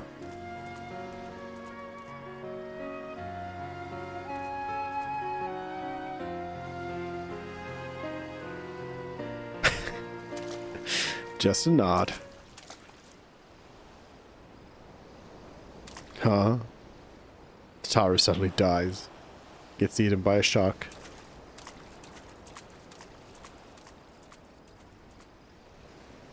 Tataru? Why are you being sus? Okay, give me an enemy. Give me enemy.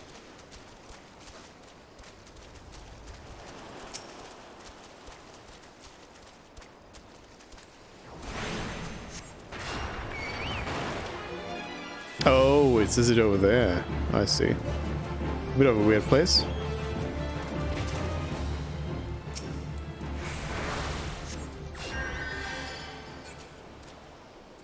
I would also want to know it for my allies' health, but... oh well. Teleport.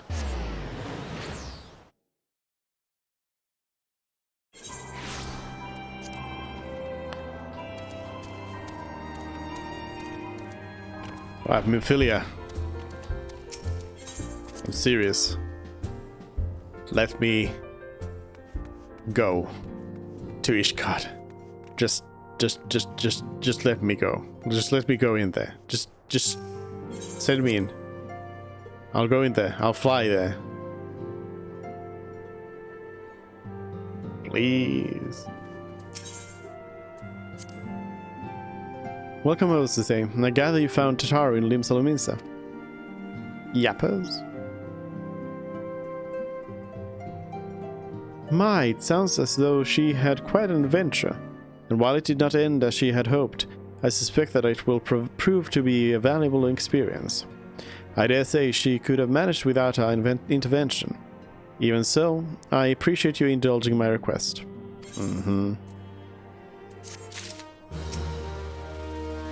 Cizé, you are returned, and you seem troubled. Did the role of escort chafe you so? Yappers?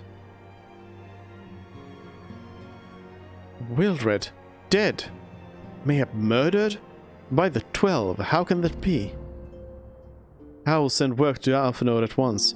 He'll want to conduct a full investigation and send word to Wildred's family. Gods, he was just a boy. Who would do this and why? Durability draught or spirit bond potion? I'll grab the spirit bond potion.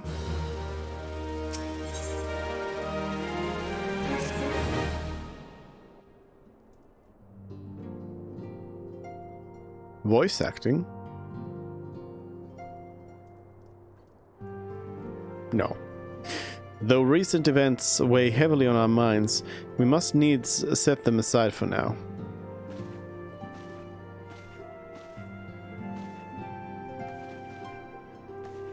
We are come to a defining moment in Eosian history. The grand commemoration of our joint defense of Ishgard, the first time in 15 long years that our people have stood side by side with our neighbors to the north to fight in common cause. This may mark the true rebirth of the Eosian alliance. Failing that, it should at the very least serve to bring our nations closer together.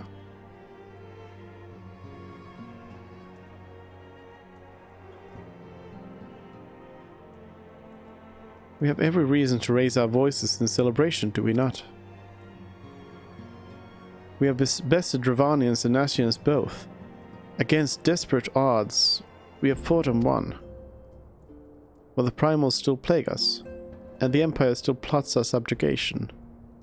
And our triumphs, remarkable though they are, were bought at a terrible price. Brave adventurers and allies broken on the steps of faith, and before our eyes in this very room, our dear friend Moonbreeder.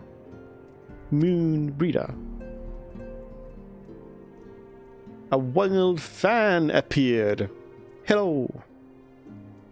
What's up? This is the victory we have wrought, and it is as bitter ashes in my mouth.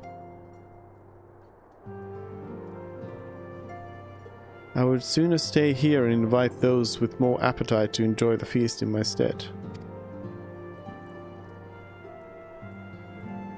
Alas, it is a royal banquet and all of our allies will be in attendance. It is our duty to present a united front that we might serve as a beacon of hope to all. Nodders. It seems I have no choice but to take my own advice. I instructed the others to meet us in Ul'dah, that we might make our grand entrance together. Unfortunately, I had to settle for leaving Tataru and Lahmani note. If they do not return quickly, they will have to settle for whatever leftovers I can smuggle out of the fragrant chamber. Smuggling? It's going all right. I'm hoping to get out of this and finally get to Heavensward and not do these fetch quests. Off to the big soirees, eh? I'll raise a glass for me, eh? Or not. You don't look best pleased, lass. Something on your mind? Amogas? Are you British? Again, no. I think you've asked that before. By the Navigator, Wilred's dead. Gods damn it. They must know they've been rumbled. I mean, sod it. 'Tis past time we had this talk. After our last conversation, I got to thinking about where certain funds were coming from. So I had a dig around, on the quiet, like, and sure enough, I found it.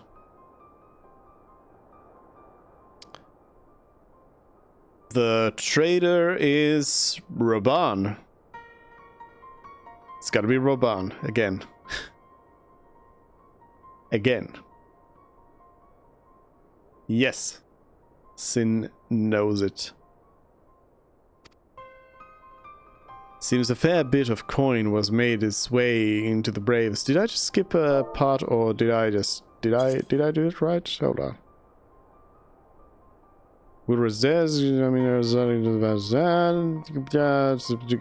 Okay, yeah. It's all good. Seems a fair bit of coins made its way into the Braves' coffers courtesy of a Dodo Consortium. A daft name for a business if I ever heard one. Which is what first gave me an inkling that something weren't right. So I went through the ledgers again and found another half-dozen donations from organizations with stupid bloody names. Didn't take long to find the common thread. All were owned by the Mirage Trust. Oh, I'll give the bastard credit. He showed us up for the amateurs we are. Short of calling one of his businesses the bloody bribery consortium, I don't know what more he could have done to mock our rules of financial contributions. The gods only know how many men of the first and third were taking Telegi's coin, but now we know, as some of them are. I'd wager me right eye they're the ones that what did for will red. Okay, Aid. For a second I was like, isn't that the eye you don't have? But no, it is the eye you have. I had a feeling it was Nordic accent, but I didn't want to start with that as a guess.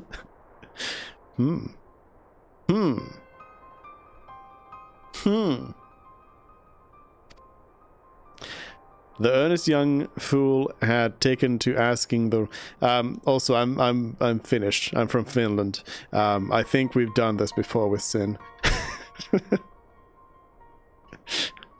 The earnest young fool had taken to asking the wrong kind of questions. Bound to attract attention, he was. Should have seen it at the time, but I didn't. Gods damn me. Still, I don't see what Telegi hopes to accomplish. He hid his schemes with all the care of a drunk pissing into the wind. No, he's cleverer than this, so we need to be clever too. That's the only way we'll ever repay his debt of blood. We'll purge every one of them traitorous bastards from our ranks. On that you have me word.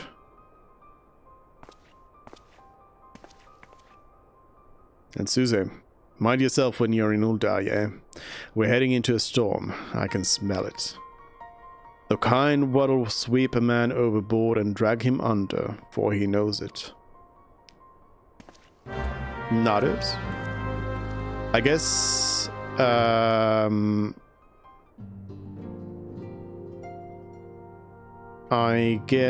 I guess we are, it feels like we are heading into like a big moment here. With all these kind of plot threads sort of seem like they are going to be culminating right here now. At least like taking a big step forward. A Marg ghost. Have been playing Final Fantasy XIV long? 1 month.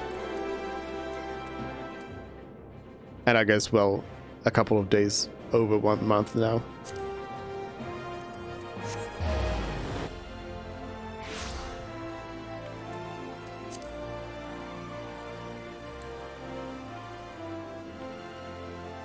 But yeah, so I'm guessing that there'll be some sort of resolution to the whole Telegi business. Ishgard is going to open. Nanamo's going to do the thing. All of this is going to happen in one cutscene. Or then not. We'll see. We have been waiting for you, Suzanne. The celebration is due to begin shortly. I had hoped that we might make our introductions together, but Mistress Momodi just sent word that you are needed at the quicksand. Oh, quicksand, not the waking sands. For a moment I was like, wait a second, are they actually sending me to the waking sands? But no. Alright. Another fetch quest. Come but not gone. Major spoilers ahead. Yeah. I would guess so as well. I mean, Sin knows, so. We will go on ahead, Suzanne. Pray join us once matters at the quicksand are resolved. Nodders.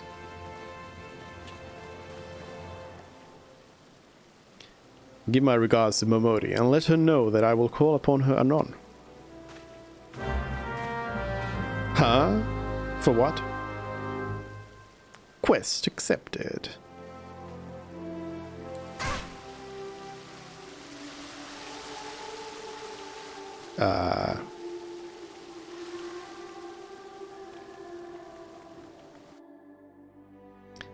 When a player game blind, everything is a spoiler. Everything is music here as well. They are definitely dancing to this music.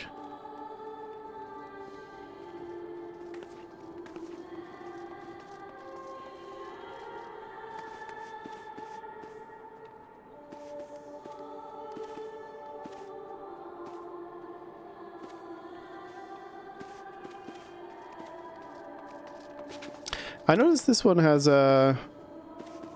Is it just like...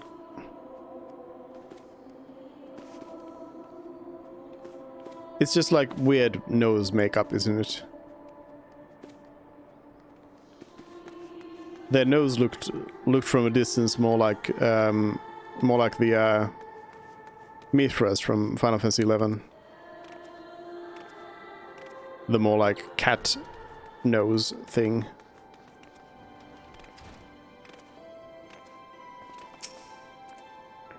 Momodi, I appreciate you dropping in on such short notice today. I know you've got places to be, so I won't waste your time. You're friends with a crystal brave by the name of Alian, aren't you? Former adventurer. Come to think of it, I'm pretty sure you recruited her yourself. Did I? I guess I did. Oh, to the Braves. Yeah, sure. Well, anyway, she came round for a meal not long ago, and before she left, she asked me to give you a message. Said if the others ended up dragging you to the feast, I was to see you got it before you made your grand entrance.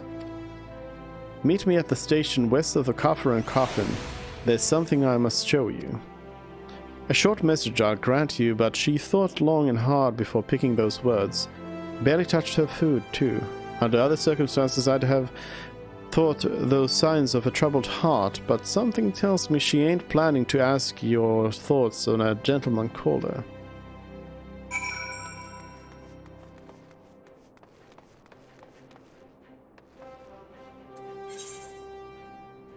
Oh! I thought it was inside the city. I wasn't sure about what a station is or that place, but yeah, that would explain it. Now I'm back on the map. I know where I am. I know where I need to be.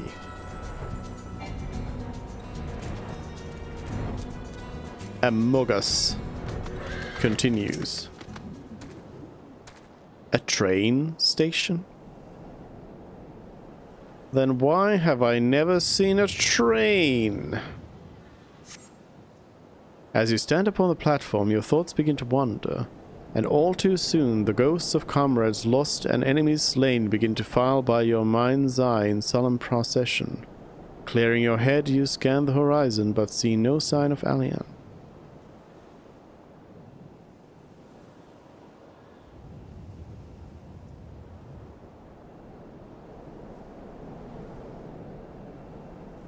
Is Phantom Train gonna come in here?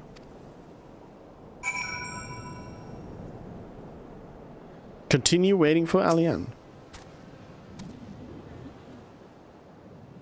Waiting? Straining your ears to listen, you hear the chatter of Kikian and the buzzing of surfids, but no approaching footfall. Sighing, you bow your head, only to notice the vial lying at your feet.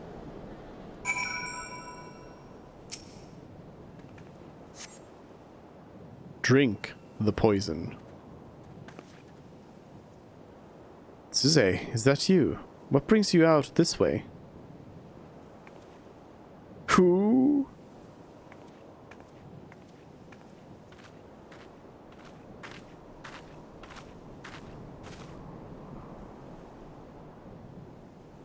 No, but for reals, who are you? I don't remember you.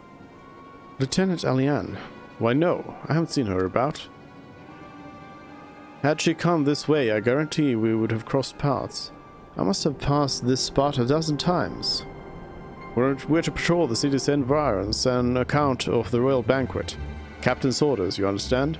Speaking of which, isn't it about to begin? You should be with the other honored guests enjoying your well-deserved respite. Aye, pray return to Uldar, says I. Now, if I chance to meet the lieutenant, I will tell her you are here. Nodders? The lieutenant is dead.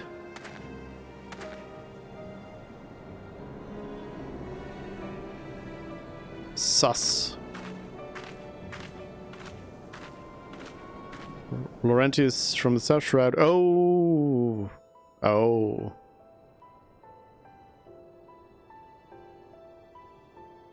So they are supposed to be sus. Oh, Sultan Tree, hallowed spirit of my line. Voice acting. Through my weakness, the glorious house of Ul has all but disappeared beneath the sands. For want of the strength to raise it up again, it were better that it fall. Forgive me, but I know not what else to do.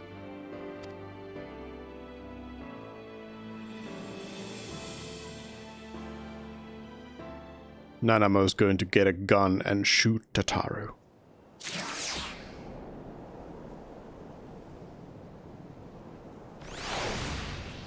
It's all coming together. Back to Momodi.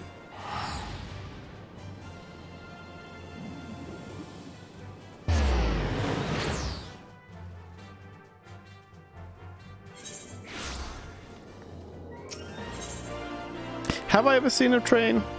I have not. They mention also a train that runs to the Imperial base, and the Gridanians going to block the train and everything, but never do they show a train, do they? These alleged trains. There's no proof that there are any trains anywhere. Trains are a lie. I reckoned you'd head straight to the feast after meeting with Alian. What's the matter? No appetite? Clouded vial. This tiny glass container appears to have been used before. But to contain what? Pray tell? A soul. So she wasn't there, but this was, eh? Let's see. Looks to me like an alchemist vial, but beyond that I can't say. Might be best if you hold on to it for safekeeping, though. Alchemist Guild? How about that? Any road, no use worrying about Alian. I'm sure she'll turn up before too long, and when she does, we'll soon find out what this was all in aid of. Besides, you've got more important things to think about. The Parting Glass. Would you believe that while you were away, another message arrived for you? Well, one did. One delivered by the Sultana's handmaiden, no less. Seems Her Grace desires a private audience. Oh. Her handmaiden will meet you at the royal promenade and escort you to the Sultana's chambers. So what are you waiting for? Go on then, go!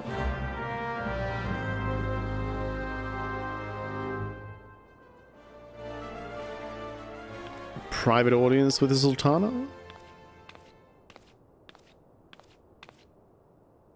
You needn't trouble yourself so. Your Grace is most kind, but it is no trouble to me, rather an honor. If your Grace is ready, I shall summon the Warrior of Light. I am. Wait. Is Nanama going to give me Uldar?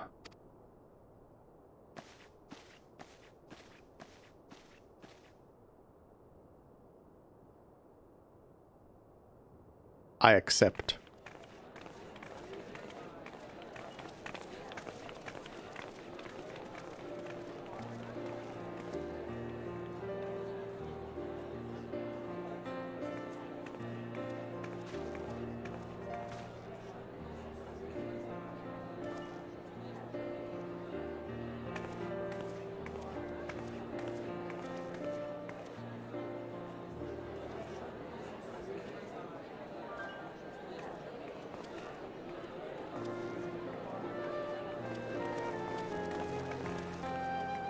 Everyone looks to be in high spirits.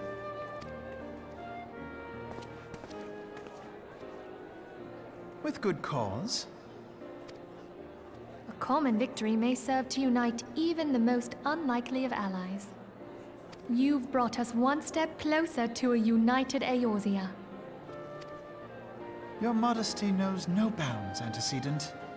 Were it not for your efforts, Sir Emmerich would never have become such a steadfast ally.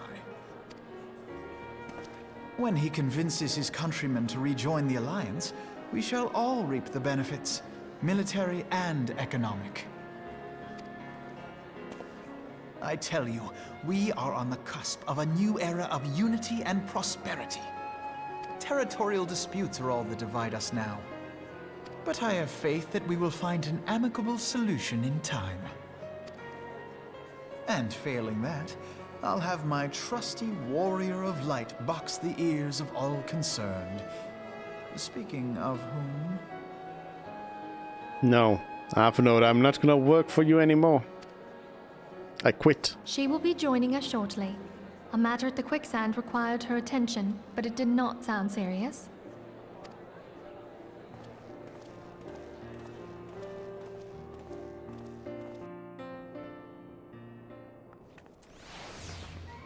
Oh, I need to actually do something. I thought this was just gonna be a cutscene. Well then. No, wait. Wait. Wait. I know what's gonna happen. Nanamo has hired an assassin to kill her. But I am being asked to join because I am going to be framed for the murder.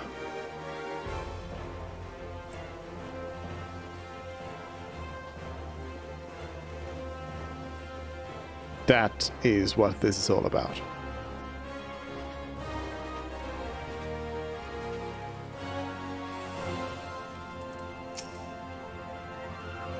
Thank you for coming, madame. Her Grace is most eager to speak with you. If you require a moment to compose yourself before your audience, you may have it. Or if you are ready, it would be my honor to escort you to Her Grace's chambers forthwith. Upon proceeding to the Sultana's bedchambers, several cutscenes will play in sequence. It is recommended that you set aside sufficient time to view these scenes in their entirety. What is sufficient time? 2 hours? Am I properly dressed for this? The Mark staff. Sure.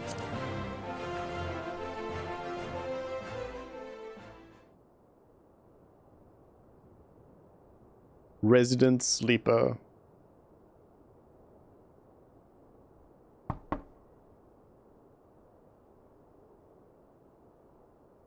Enter. Can this cutscene be skipped? Your Grace, your guest has arrived.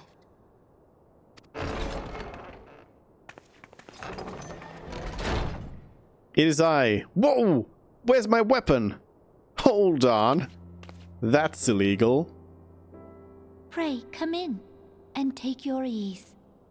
I am not allowed to not have a weapon. At best, I can have invisible monk weapons. This is ridiculous. What if my weapon was like part of my outfit?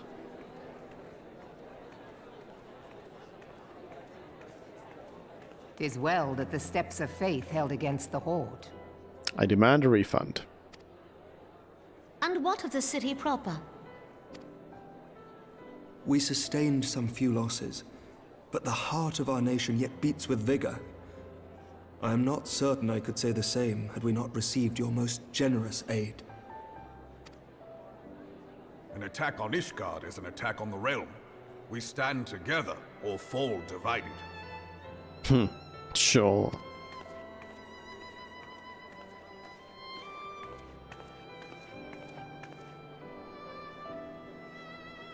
such noble words after the fact.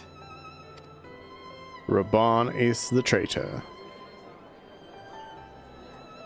I had hoped to speak in the presence of her grace, but it seems she has been delayed. That being the case, now would seem as good a time as any. Honored friends, pray allow me to convey Ishgard's warmest gratitude for your part in the defense of our lands. Did you see that move? Like Emmerich's head stays completely still and the body rotates. That's kind of silly looking.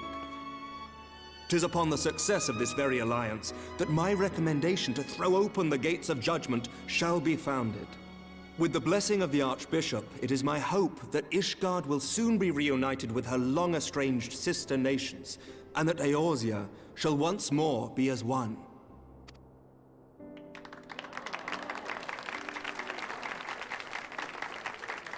Clap, clap, clap, clap, clap, clap, clap.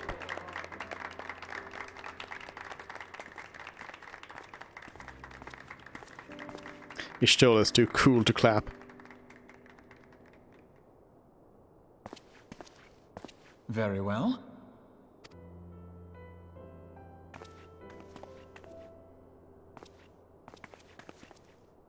Is aught amiss? Nothing to worry about. I shall return anon. Alphinaud he's the traitor. Ida is the traitor. Everyone's acting sus.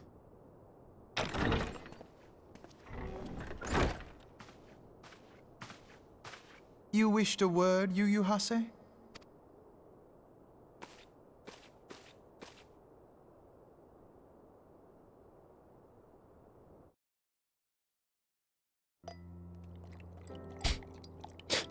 I'm sorry, I do not have a voice act.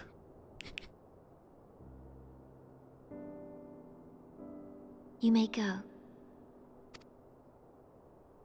Your Grace.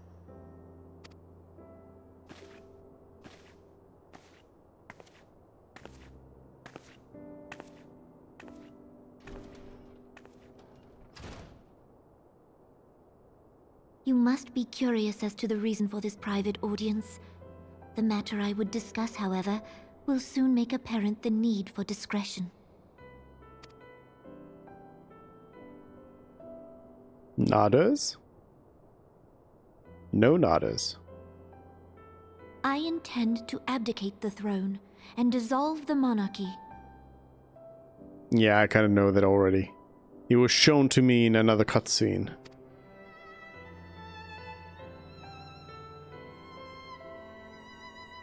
You have seen for yourself the storm of turmoil that howls through our streets. The government fails in its responsibilities, and my subjects suffer the consequences of our incompetence. I feel like they haven't really...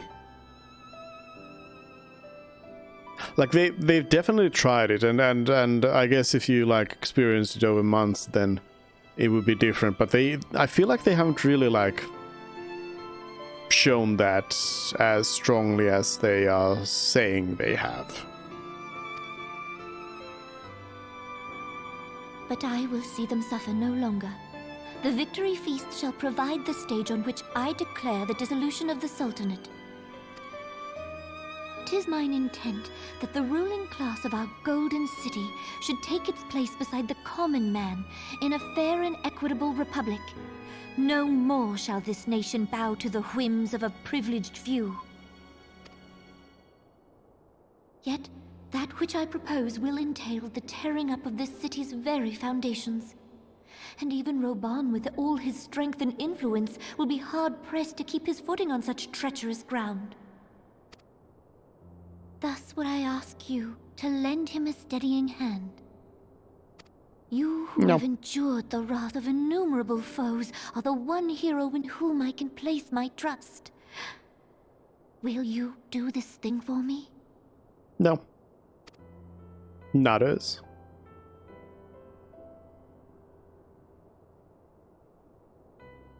I am truly grateful. More grateful than I can well express. I mean, I'll take Gil. Much of my dread for the coming days has been quieted.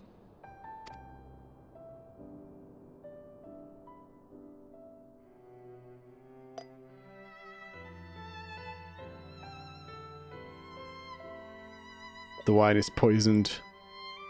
That's what the thing was.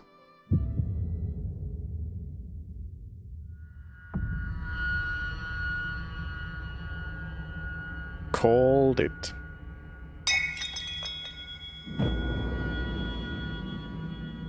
Oh wait, they are actually trying to implicate me, are they?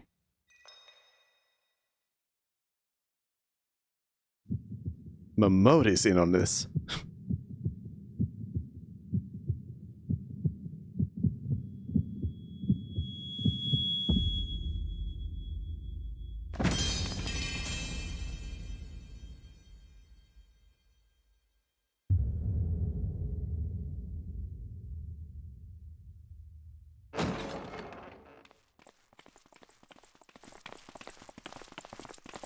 I mean, yes, it makes more sense that somebody else would be doing it rather than that Sultana Your Grace!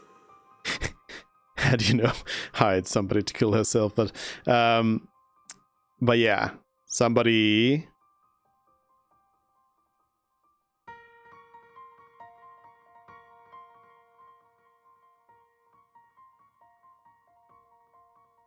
Hold on, wait a second. Isn't Ruban the only one who knew about this? Like, as far as we know, Ruban's the only one who knew.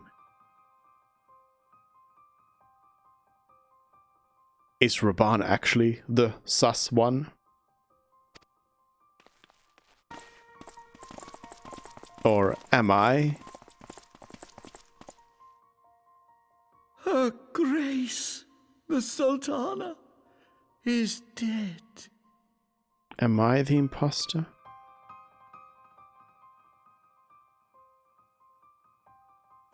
Poison in her wine? You did this! You did this. Spare us your denials! I see no other suspects, and the room has but the one entrance.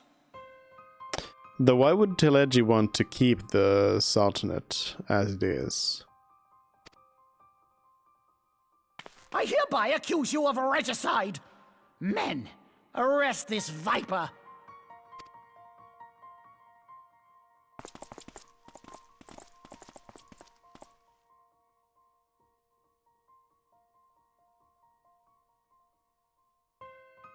Well, I go to jail. That's it. The end.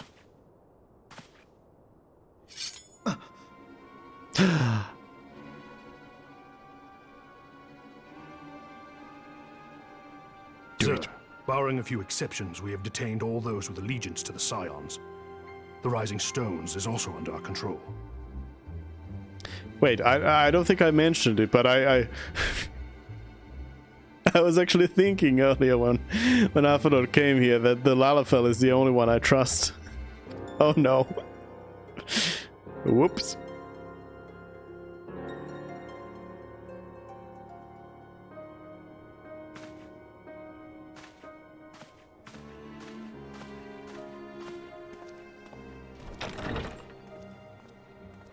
And what do you hope to achieve with this mutiny?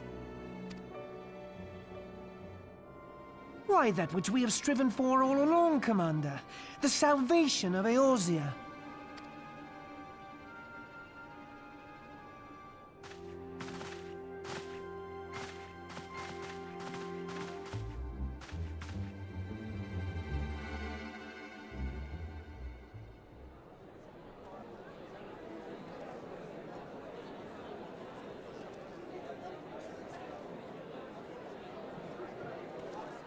Wait, so that means it's Papalimo.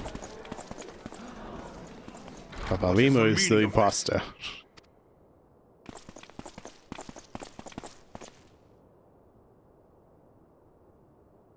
Knights from the homeland.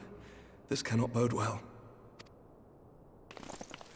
Lord Commander, we have received an urgent message from the Holy See. I am grieved to report that your serpentine foes have resumed their assault.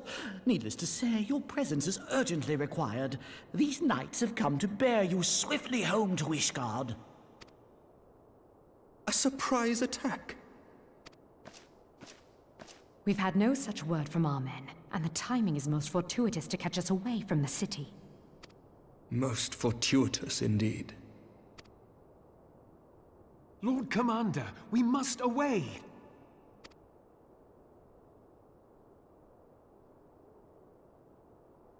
You have been a most gracious host.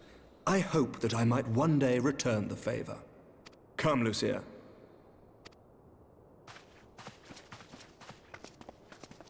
Bye.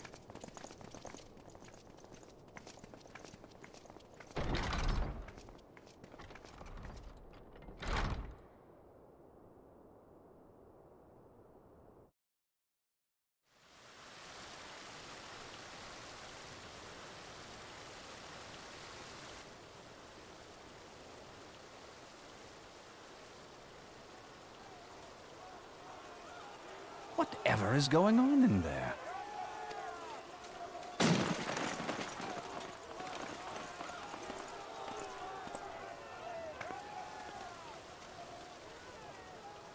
Ah, the ever-dutiful brass blades. I must apologize, but my dance card is rather full. Another time, perhaps? Thancred, of the Scions of the Seventh Dawn. You stand accused of committing acts of espionage in service to the Garlean Empire. Espionage? What in the seven hells are you talking about? Ah, if you're referring to that business with the Ultima weapon, then you must understand, I wasn't myself.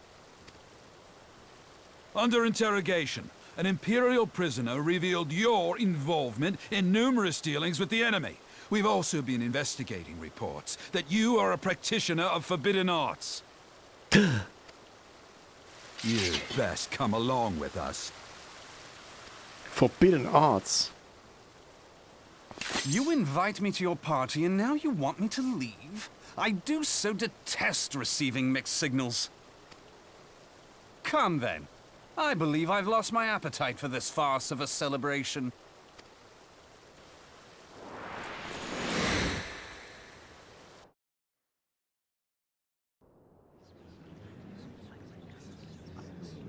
For a second I thought he was gonna make me play as Thancred. That would have been weird.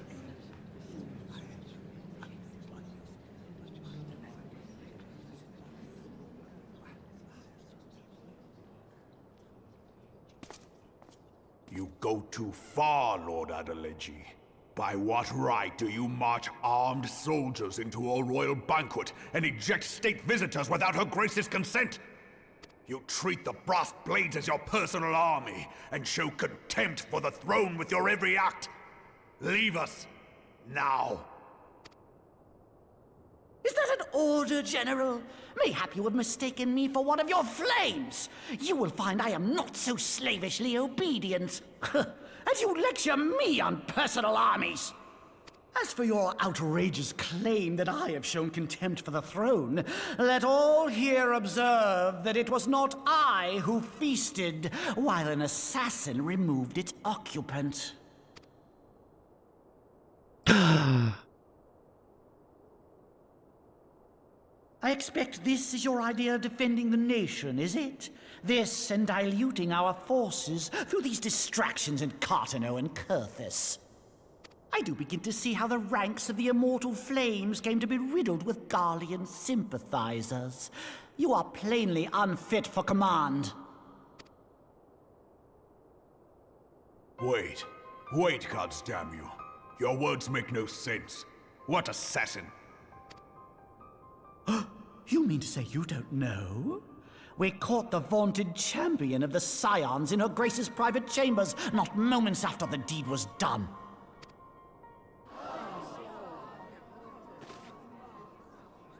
It is true. I did it. No, this cannot cannot be!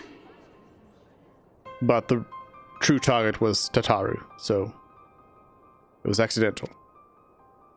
Save your breath. You will need it to plead your case. You and your entire order are to be tried for this atrocity.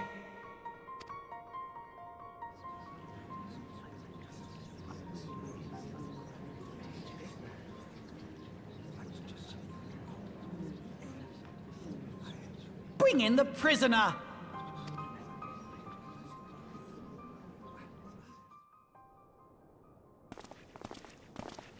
Me?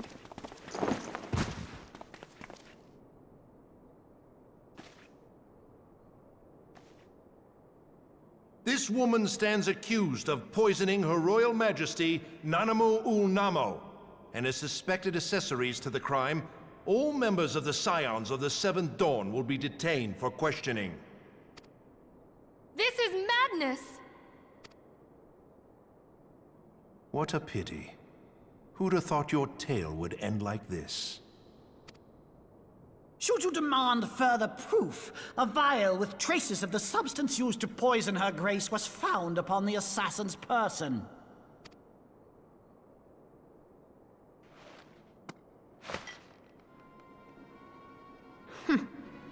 How very convenient.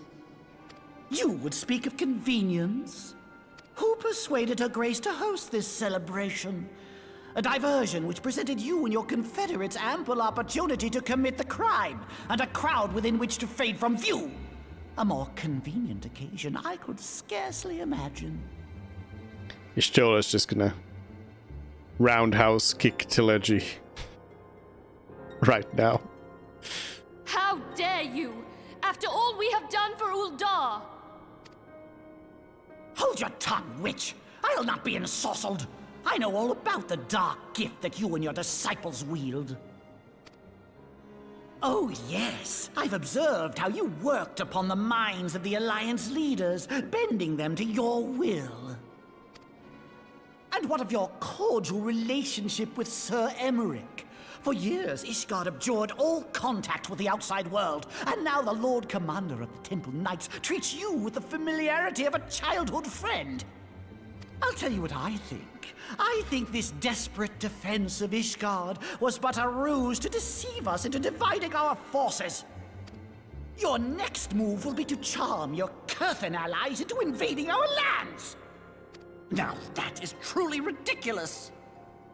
Yeah, Tileji makes a point. Good point. Take me to jail. Bye. How do you even think of this stuff?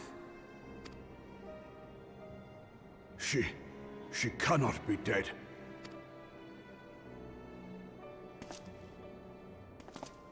Stand aside, Ilbert. I want to see the Sultana. Spare yourself the pain, brother. I saw her with my own eyes. For a mercy, the poison took her swiftly. Her handmaiden can attest to that.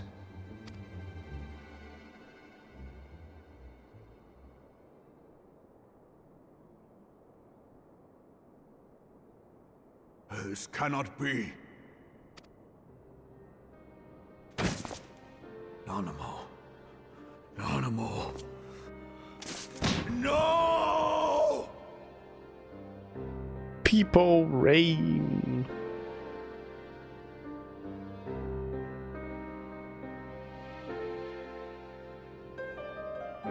Also, I just realized, does Roban have two swords? Or is just like they're just like pieces of armor? Plainly, the Royalists can no longer be relied upon to keep our nation safe. And so it falls to the monitorists of the Syndicate to govern Uldar. But should you wish to help us, General, we would be more than happy to entrust the task of planning Her Grace's funeral to you. Okay, I guess.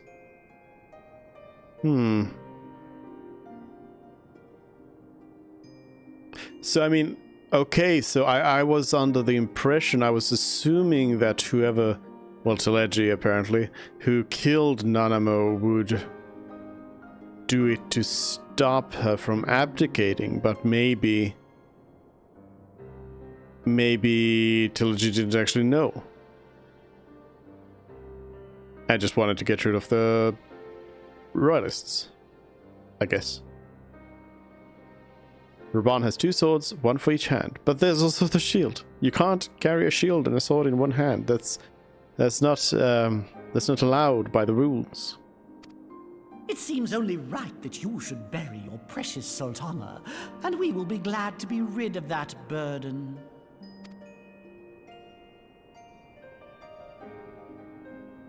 I'll bet you will. You more than any man. Whatever do you mean?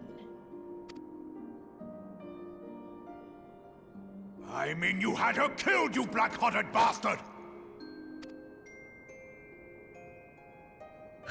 What rot! Though I did have sufficient motive, 'tis true. That young lady caused me no end of grief. God, you probably shouldn't say that. If somebody's been assassinated, don't say, I have sufficient motive. Whether you've done it or not, don't say that. She always was a most unwilling puppet. I dare say her grace was grateful that someone thought to cut her strings.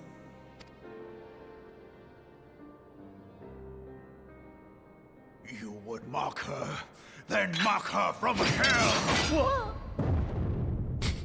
Whoa!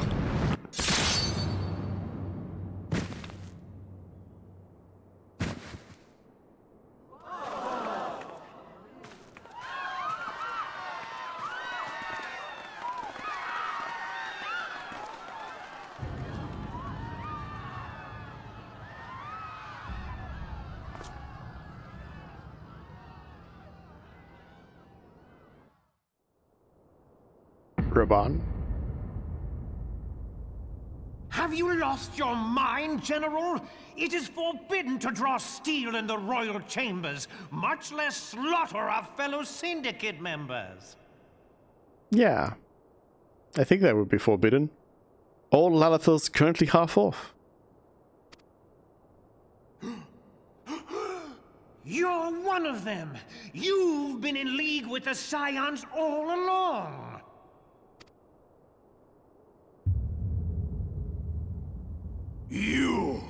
You're next, you scheming bastard!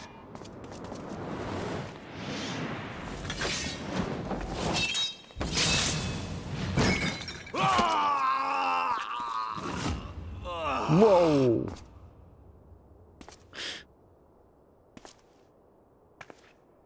Oh, Raban! 7 hells! Mo would just start shooting Admiral, everyone. you must leave.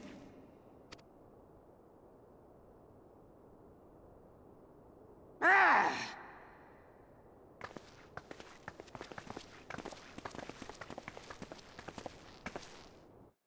They just leave? Just like, okay, well, so your problem now. How unlike you, old friend. I did not expect to take your arm so easily. Take the Scions into custody. They have conspired to commit regicide. And arrest this traitor as well.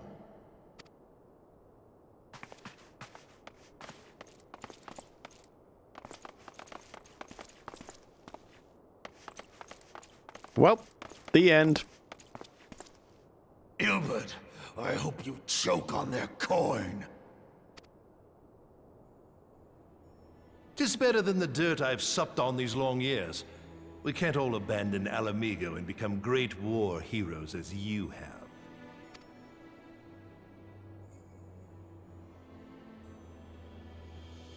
You are not the man you once were, Raban.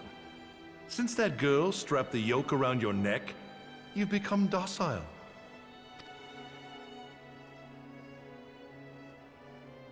She took the mad bull and cut off his balls, and a bull that cannot rot is fit for naught but slaughter.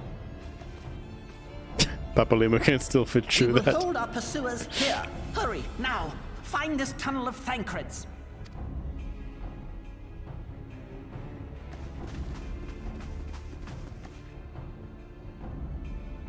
Papalimo basically just trapped Ida on that side. Minfilia, we cannot linger. Why don't we just use the Aetheryte? You can just use it to teleport out of the city. Plot hole.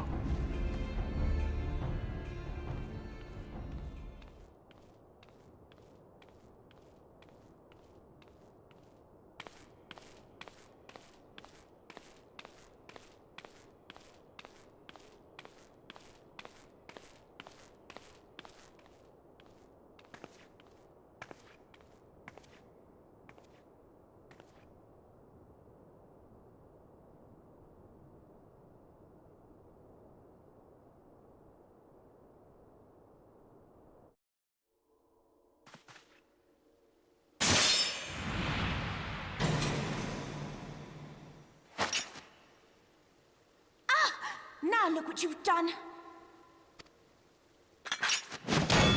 Not the mask. Ida, are you all right? There are just too many of them. I'm fine. I could do this all day. How about you? Nearing the end of my tether.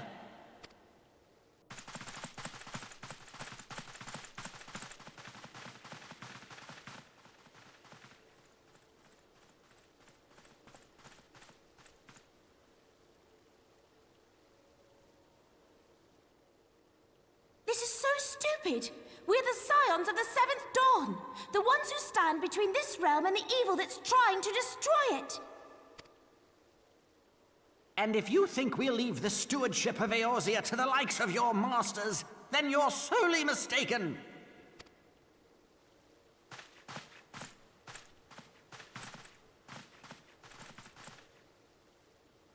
Sorry I dragged you into this, Papalimo. 'Tis hardly the first time, and I'll be damned if it will be the last.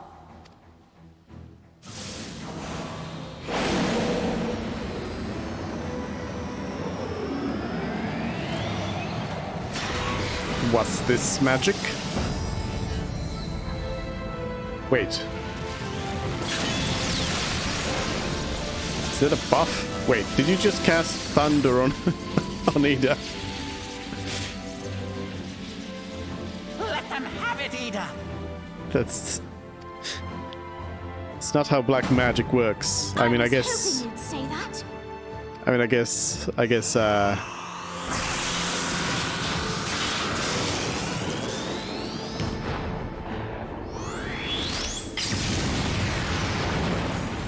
they're just doing the V.B. Steiner thing here. Somehow with fists. Explosions.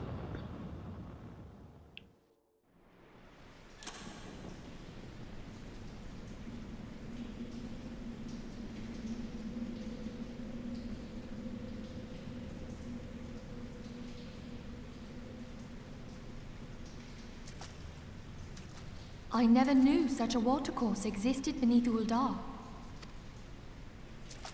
The architecture is of the Sildine style, if I'm not mistaken.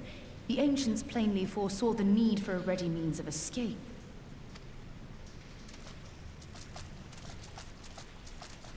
Hey, Stoller, you nerd.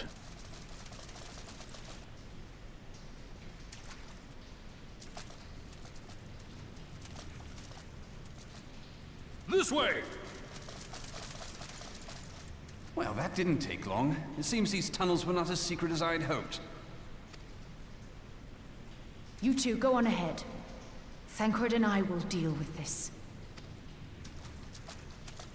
What do you mean to do? Only that which is required to ensure that the dawn's light survive to brighten the morrow. Fear not, antecedent. You haven't seen the last of these fair features. My friends.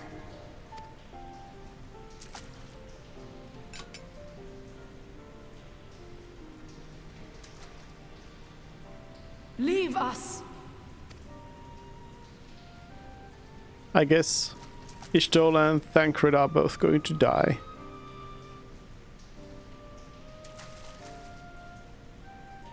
Sad. What is the plan, milady? Shall I take the dozen on the left and you the dozen on the right? The odds are not exactly stacked in our favor. Numbers will count for little when I bring the tunnel down upon their heads. Though I cannot say I relish the thought of being in tune with you for all eternity. You wound me. I will have you know that many a maid would kill for the chance to spend forever at my side. Now, may I have the last dance? No.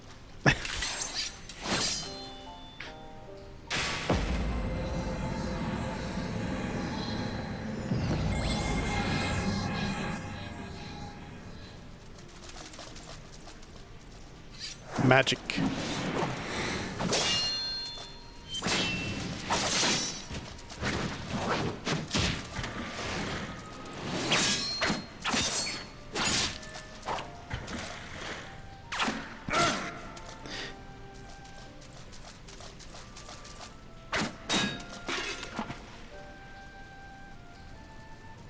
Well, this is going splendidly. Now would be a good time, milady! 'Tis done. Thancred got an arrow to the knee. The end of adventuring. Forgive me, Mitra. Also, I definitely get Ishtola's, situation here. Casting Holy takes a while, and then it takes a while for it to actually do anything.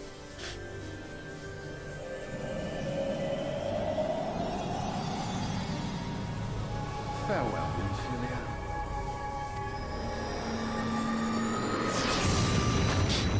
Rip. Goodbye. Forever.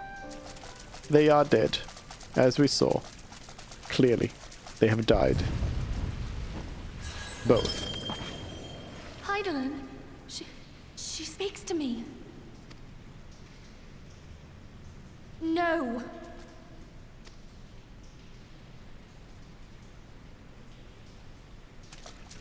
I must remain behind, but you cannot stay with me. Now, I mean, Philia's gonna die? Please, Whoa. you must go on. You are the warrior of light. You are hope for the Scions and for all the realm. I actually didn't know Purse. As long as your flame continues to burn, the light of the dawn may ever be relit. You must escape and save Eorzea from those who would plunge it into darkness.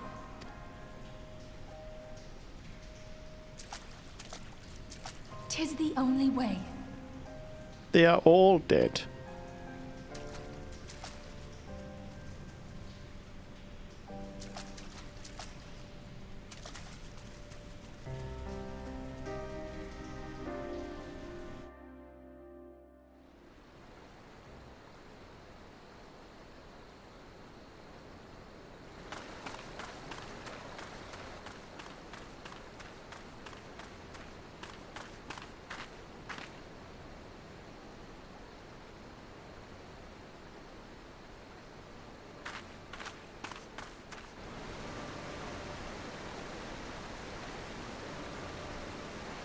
And now that I am all alone, there is no more dialogue in this game.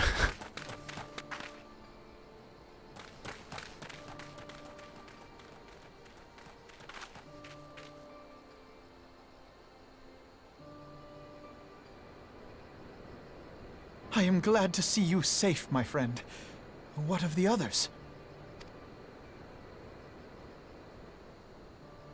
Damn that man! Teleji played me for a fool!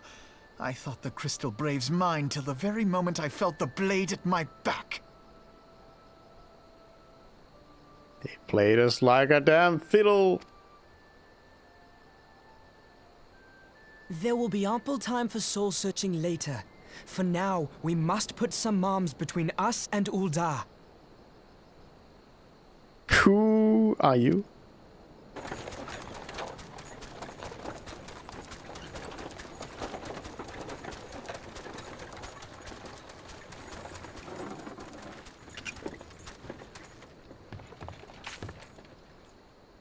Well, if it ain't the hero of the science! You look to me like a woman in need of a nice, relaxing carriage ride.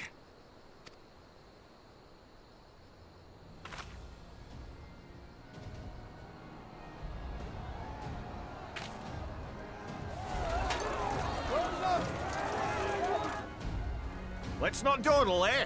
All aboard!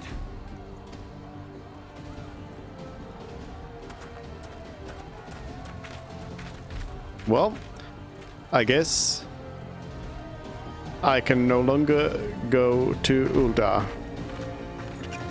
Which is a pity because our free company is situated there, so I guess it's gone. They're all dead. All gone.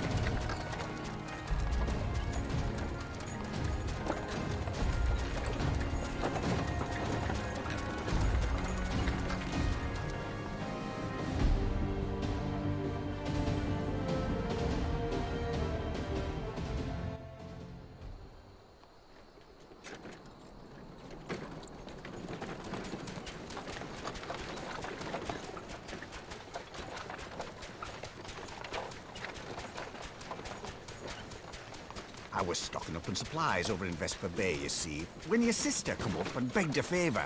Said her brother was having some trouble down in Ul'dah, and likely needed a helping hand getting away.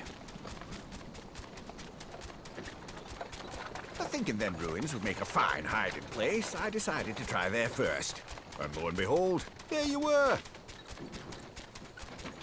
Aye, and judging by them soldiers as were pouring out of the city, I arrived not a moment too soon. Ha! Must have been fate that we happened to find you there, though, eh? I had thought to look out for Alize, but would appear she was the one watching over me. I've made such a mess of things. Yeah, I mean, Alphanord is probably to blame for half of this, I'm sure. Inadvertently, but still.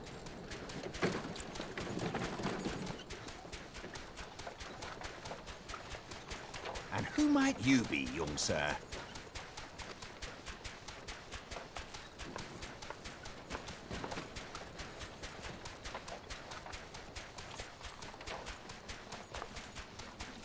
Pippin Taropin, Vice Marshal of the Immortal Flames. Who? I had been on the Alamegan front these past few moons, but an urgent communication called me back to Ul'dah.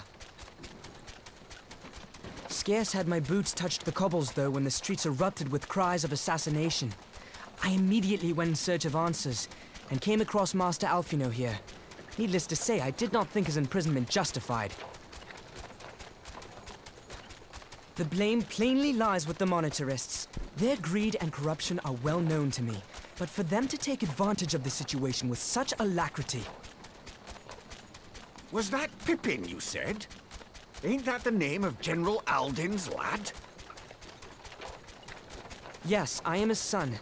Adopted, of course. 'Twas only as we were leaving Ul'dah that I learned of father's fate. Once I have seen you a safe distance away, I mean to return to the city and extricate him from this madness. Then you needn't travel no further than Black Rush. Our fugitives have a friend waiting for them there.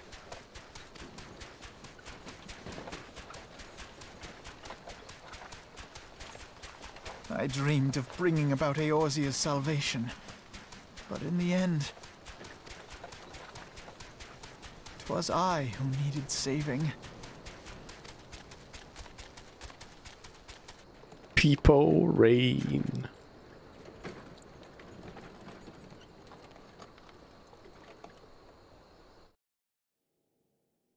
I am wondering how all of this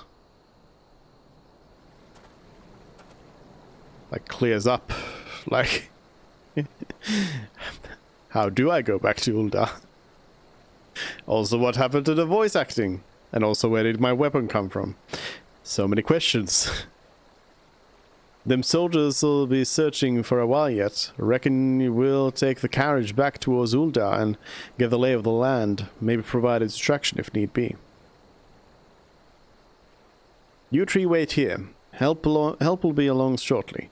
Stay strong, friends. The real fight's to come. Nodders. Alright, let's go.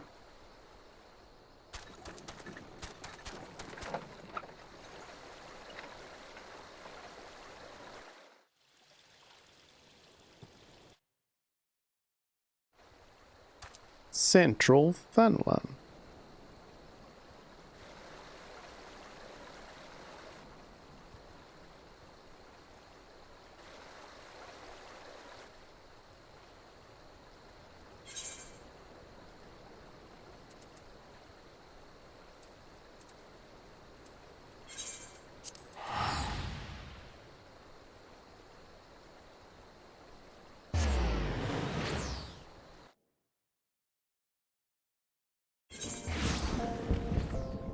Oh.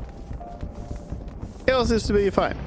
Hey, no worries. It's all taken care of.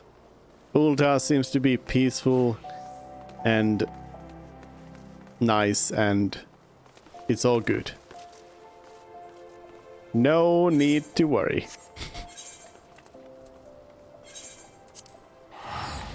Oh, somebody died.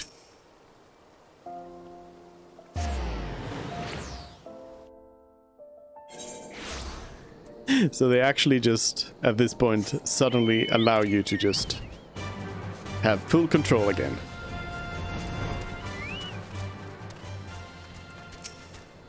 Pippin?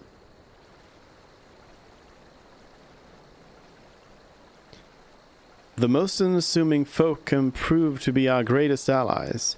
That fellow was but a passing merchant, yet he lent us aid without a moment's hesitation, or any hint of concern for his own safety. Though I can well imagine how a man could feel inspired to risk all in your presence. Father spoke often of you, Suze. How long have I looked forward to our first meeting? Needless to say, this is not at all how I envisioned it.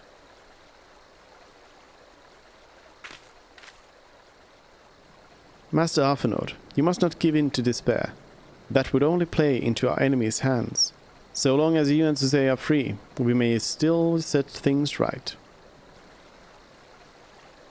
Forgive me, Marshal Tarapin, but Arfenord, my boy, sorry to keep you waiting. Sid,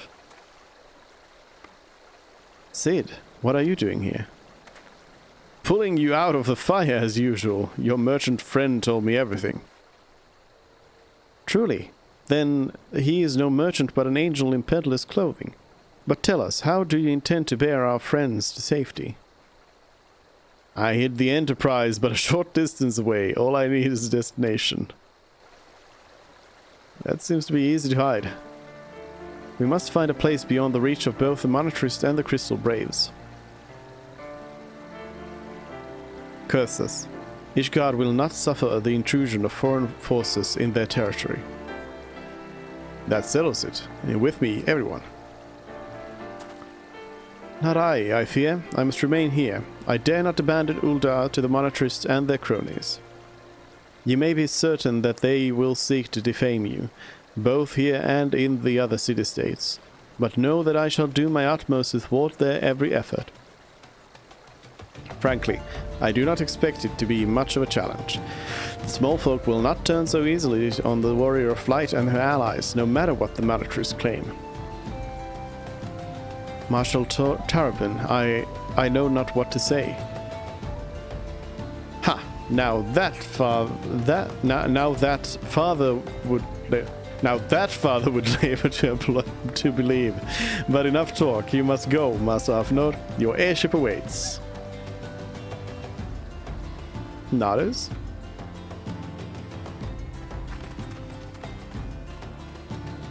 Can I just like hang out with Pippin instead of Alphinaud, please? Thank you.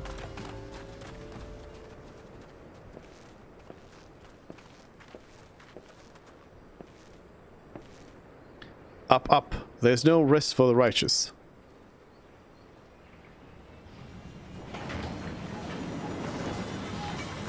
Nyom.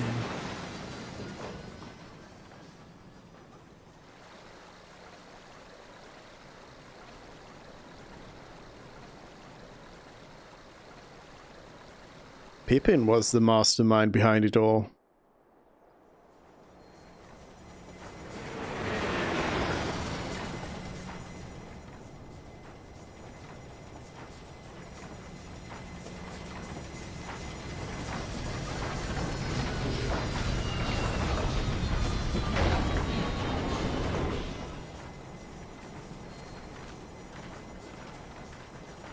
Wait. Wait. It's Sid, isn't it? Sid's behind it all.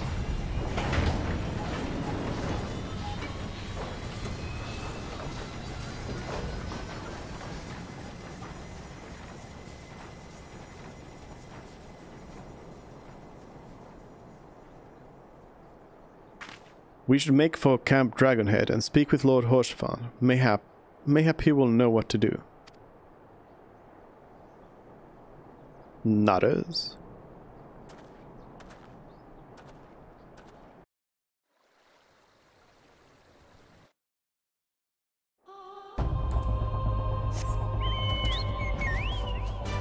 We shall fly.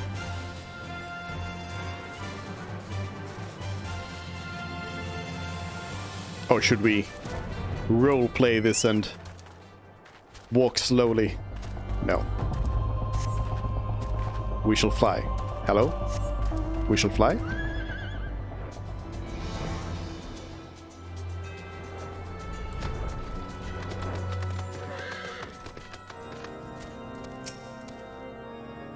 Master Alphinaud told me your tales, Zame. It warms my heart that you should turn to me before all others, and I shall endeavor to deserve your trust. I didn't choose this. I'm not your friend. Alas, the situation here has grown more complicated in your absence. It would be best if I explained in full.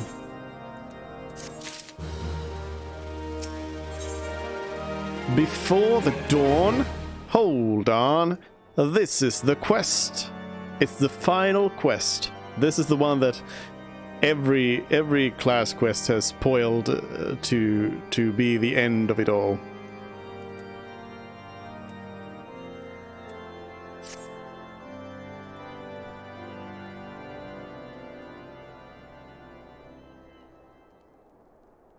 There has been word from the capital. Ishgard has weathered another assault, and 'tis said several wyverns broke through into the city proper.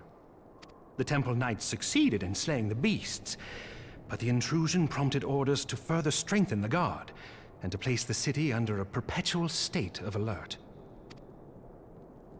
How keenly we feel the loss of our wards at the gates of judgment. Yet we must not bemoan our misfortune. Sir Emmerich is safely returned from Ul'dah, and once more leads the defense of Ishgard. As for the matter of your asylum, I am afraid no progress will be made until the threat to our nation is diminished. But do not despair. You are not without allies. You are more than welcome to shelter here for as long as you wish. Pray, think of it as a new headquarters of sorts. The Falling Snows, or some such. All frivolity aside, any who come here in search of you will receive no aid from House Fortom. For once, the Ishgardian reputation for inhospitality shall work in our favor. Agents of Ul'dah will find their every inquiry dismissed, and their every request for entry rebuffed, until such time as their masters have acknowledged your innocence.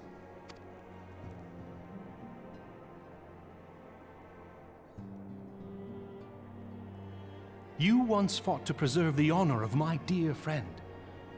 'Tis a blessing that I may now repay that debt in kind. But let us dwell no more on this. Pray, join the rest of your companions. 'Tis bitterly cold this day. I suspect there are those who might welcome the warmth your presence brings.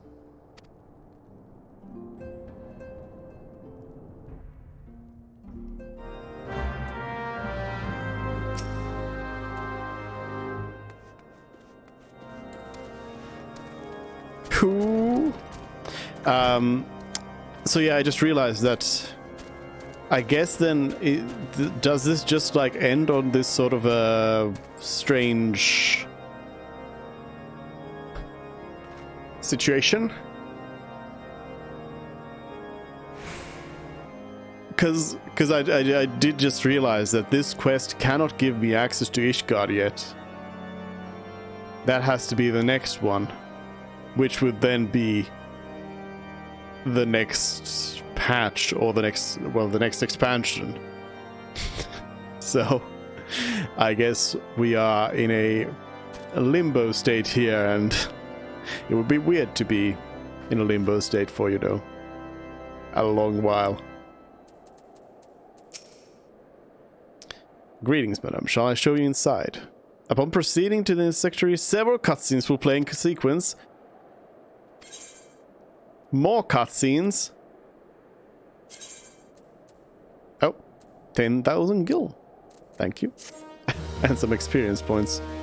Quest complete. Don't those usually happen like after the thing?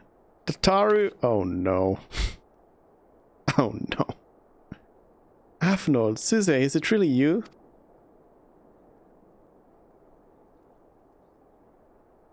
Where's your voice acting?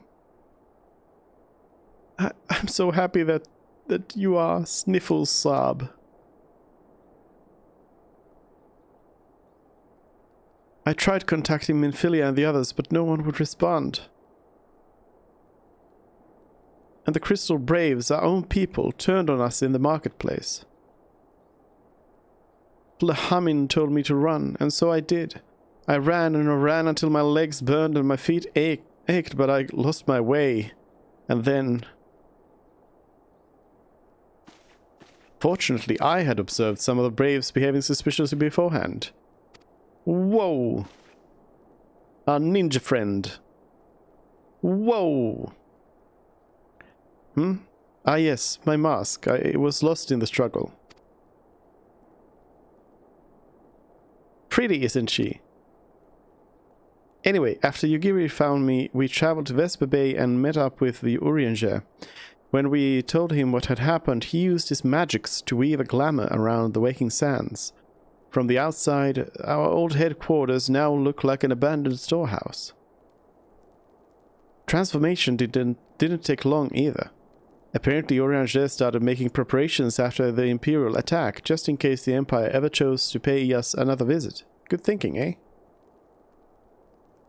Sorry, where was I? Oh yes, so we waited there at the Waking Sands, hoping others would come, but no one else did.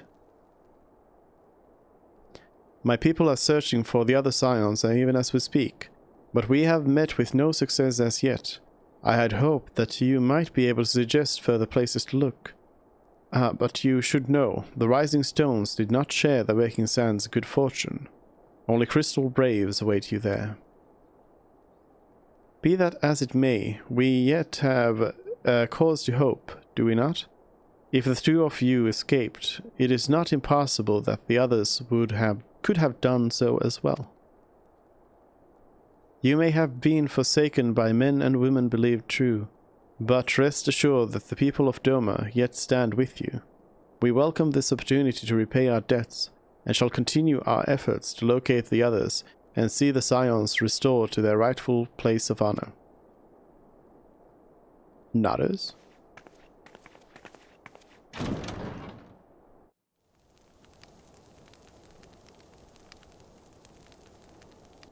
"'Tis all my doing. I believed myself the only one who truly understood Eorzea's woes. And look what that arrogance has wrought." I gave commands, influenced governments with my certainty. I treated the Crystal Braves and even the Scions themselves as pawns in my great scheme to save the realm. Mm-hmm.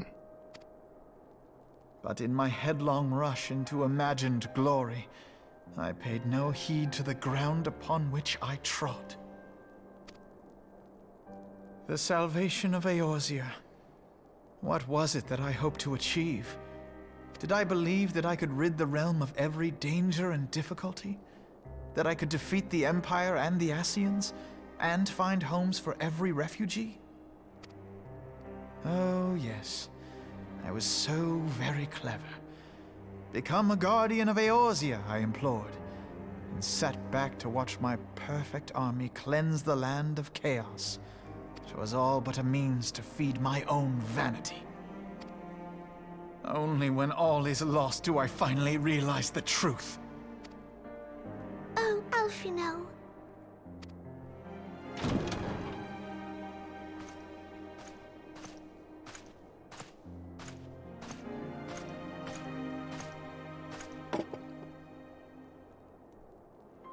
So, Master Alphino, are you content to remain a broken blade? Is there no flame hot enough to reforge you? What of the fine companions who yet stand at your side? I dare say the fires of their determination will soon have you slicing the air again with your customary wit. I hardly deserve such friendship. And besides, where are we to go?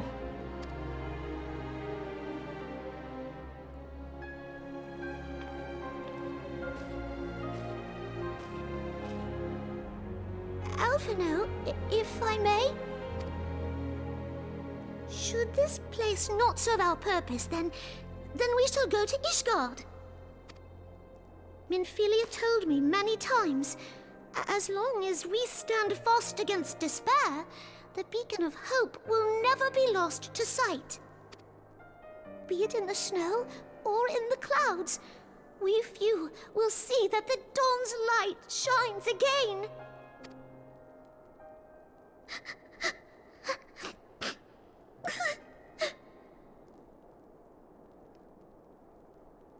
You are right, Tataru. Thank you.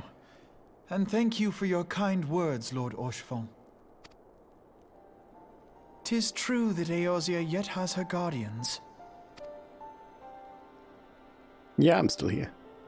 The Scions have achieved much, and 'twould be remiss of me to discard it all in a fit of self-pity.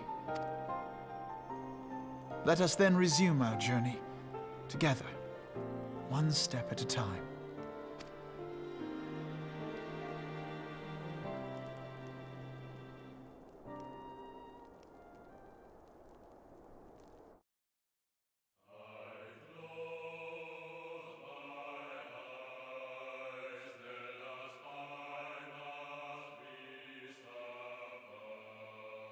Hello?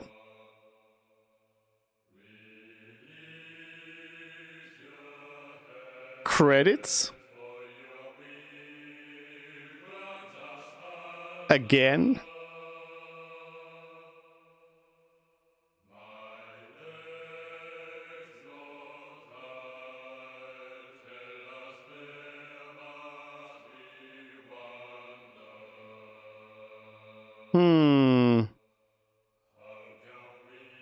Is there, I wonder, anything like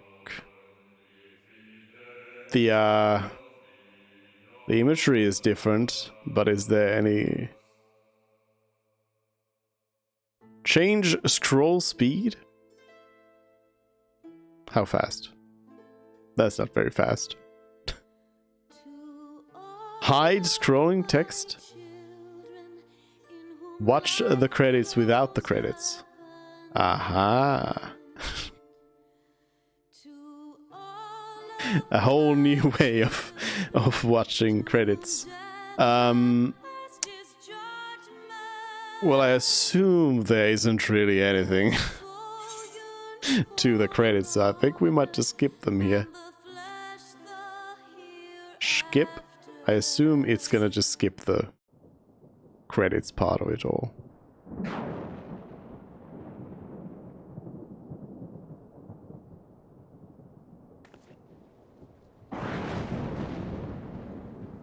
All has been arranged as you desired, my lord.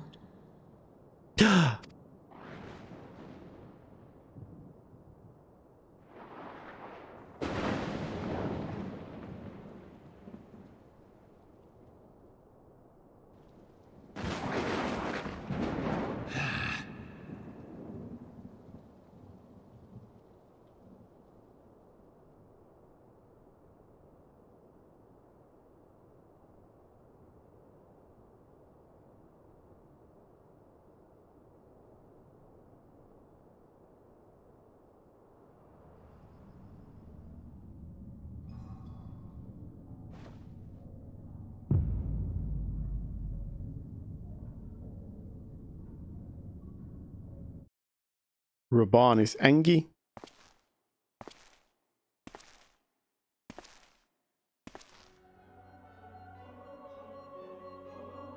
Lahabre is being evil. Nabriales is no more.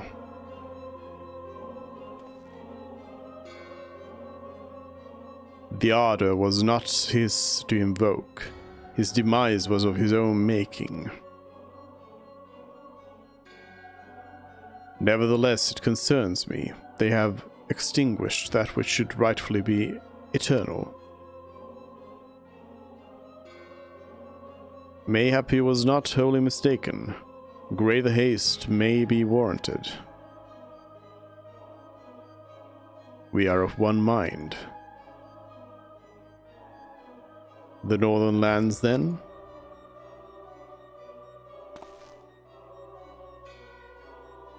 The earth is fertile and the seeds well sown. By my will they shall reap salvation unlike any the world has known. By his will. By his will. We must follow them into the next expansion.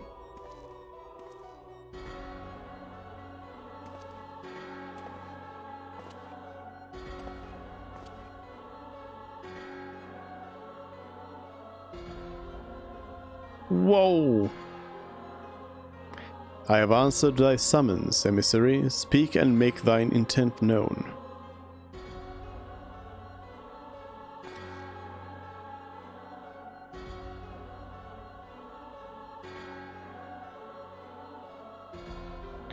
I would speak of faith, Archon. Yours, mine, the fate of this very star.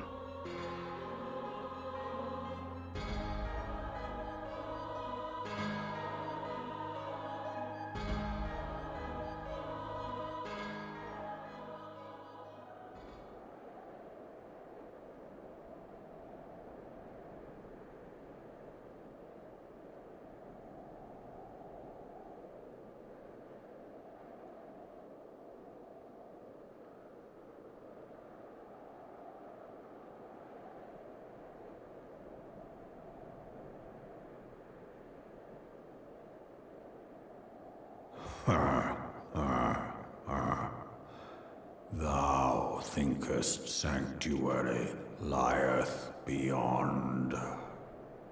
Yeah. Delusion, despair, death. Thou shalt find naught else here.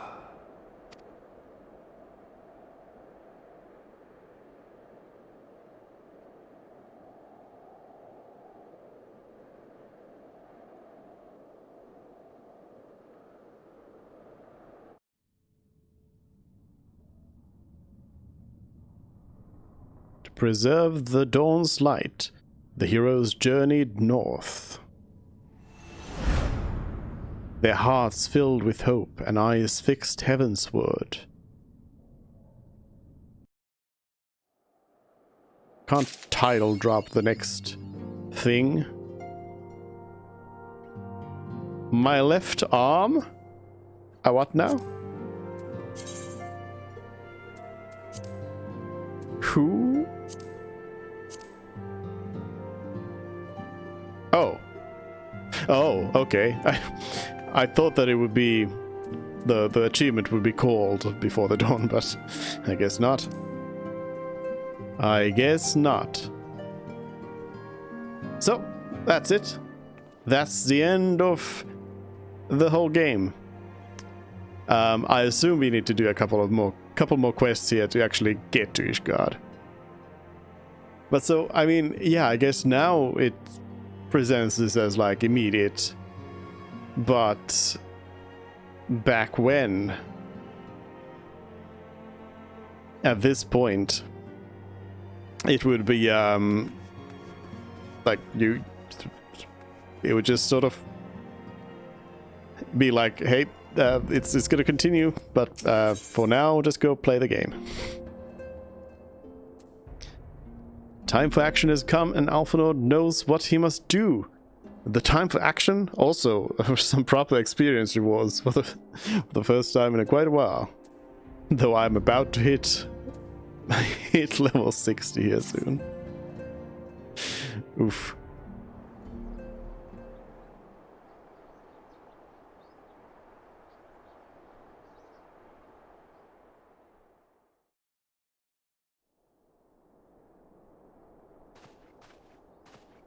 The dawn's light will shine again.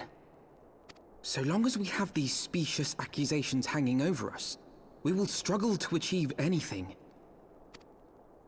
You must go to Ishgard, as Tataru proposed. I will return to Uldar and set things right.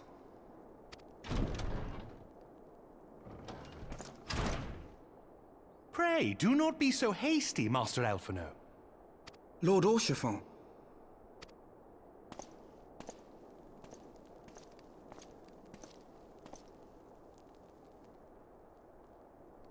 Full well do I understand your desire to clear your names. But now is not the time for drastic action. You yet have allies upon whom you can rely. There is no need to act alone.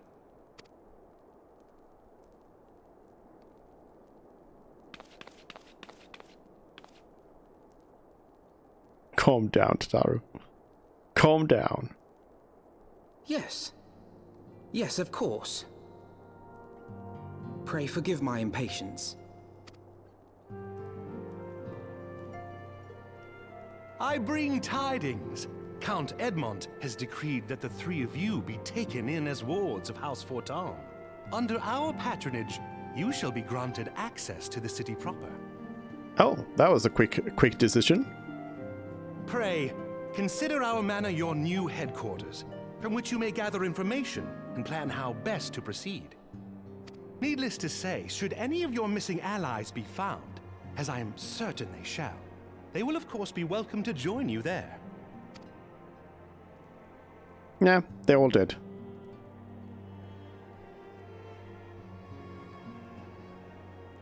Nodders. Tataru is trying to copy me. You are more than generous, my friend. On behalf of my fellows, I humbly accept your offer of hospitality. The Count is a good man and just. He will treat you with the kindness and respect that a hero and dear friend deserves. Nodders. To Ishgard, then. Together. Do we have to go to... carry on the Scion's legacy. There, we shall begin anew. Like, out of all the characters, all the possible characters to be here with, why these three? Why am I left with these three? Alright, but I mean, Orchiffon is fine, but... Here! Why, Tataru? Why? Whoa! Quest accepted sound is different. I must go on ahead and speak with the Count. Fear not, however, for everything has been arranged. The sentries at the gates of judgment have been informed of our decision. You need but state your names, and they will allow you to pass. My manservant shall be waiting for you at the city gates, ready to escort you to our manor, where we shall meet again. Until then. Bye.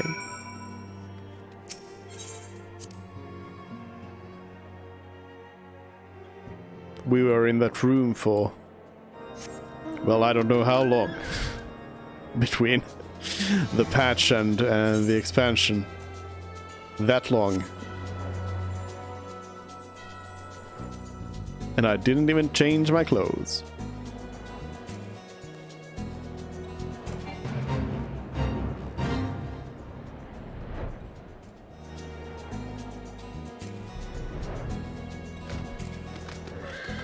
Hello? Wards of House Fortam. Ah, yes, you may pass. Proceed to Ishgard? Yes. Finally. It's been 84 years.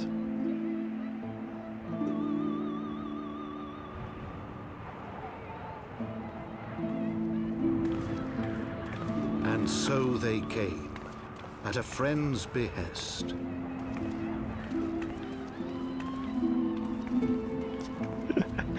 Oh, Alphanode actually put on some clothes. Heroes once celebrated as saviors of Eorzea, brought low through treachery, their names blackened with royal blood. With memories of the lost and dreams of redemption, with hope yet in their hearts, they came.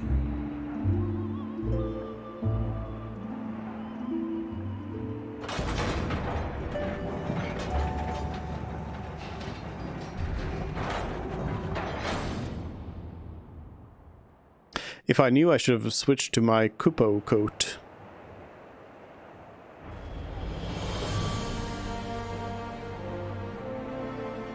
To Ishgard, shining city on the mount, overlooking the dominion of Kurthus. A great and proud nation, devoted to Halone, the Fury, ruled by Thordan VII, Archbishop of the Ishgardian Orthodox Church. The last bastion of the faith, her walls ever bristling with the sworn swords and spears of her 4 high houses. A land that after 1,000 years of war had forgotten what it was to be at peace.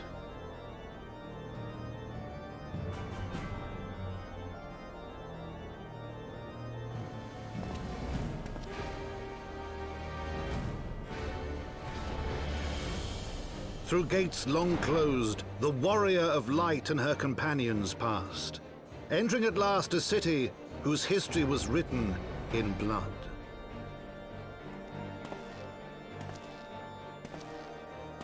In the midst of the Dragonsong War they came, 3 weary travelers whose arrival would set in motion great change. Though none knew then how great.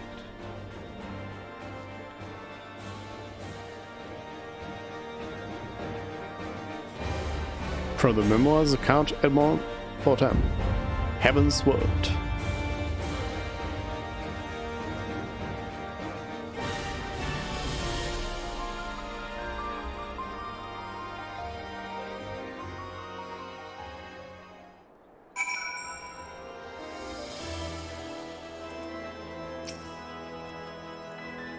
Greetings, Mistress Adal. On behalf of House Fortam, I bid you welcome to Ishgard. My lord humbly requests your... was that a double click? My lord humbly requests your presence at his residence in the Pillars, if you all would come with me.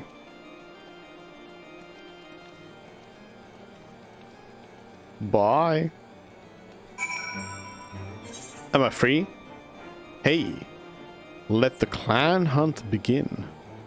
So you want to be a machinist? Wait. Are they gonna give me a gun?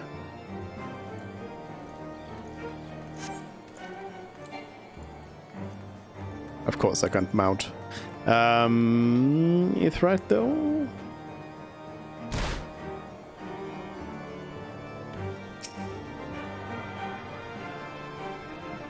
Touchy.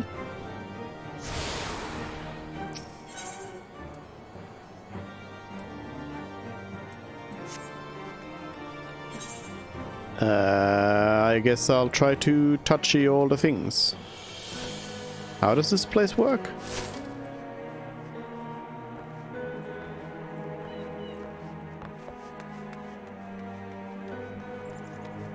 How do walk?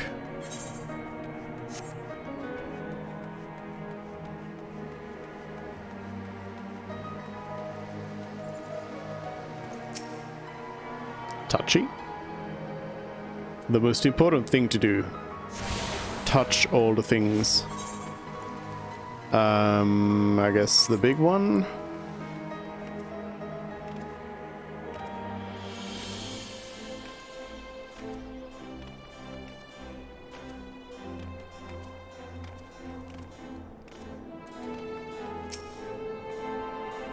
Touchy.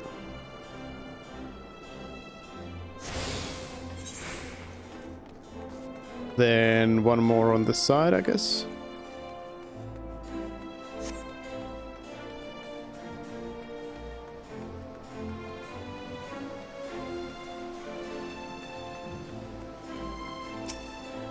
We will finish this quest, but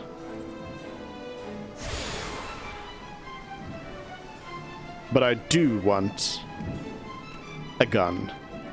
So I'm just gonna go and quickly talk to whoever's in here.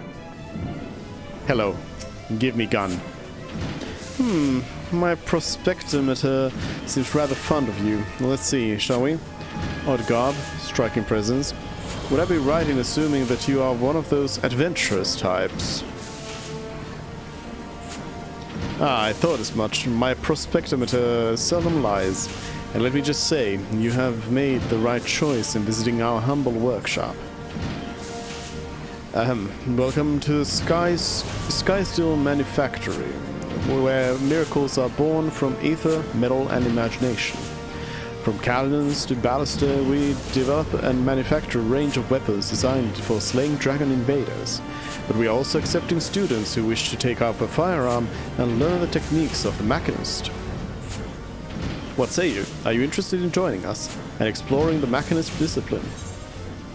Yes. You are? Well, of course you are. Otherwise my prospectometer would not have registered your obvious interest. In my excitement I've neglected to introduce myself. The name's Stefanivian. Stefanivian the Helenot. And you are?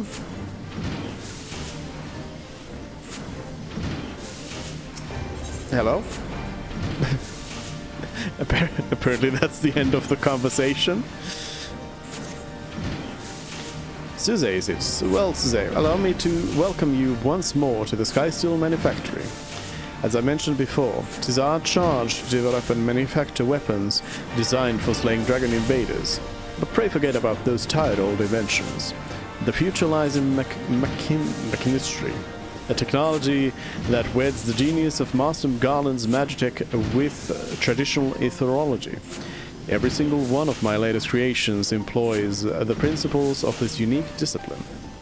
And in the steady hands of trained machinists, my inventions are going to alter the very face of warfare.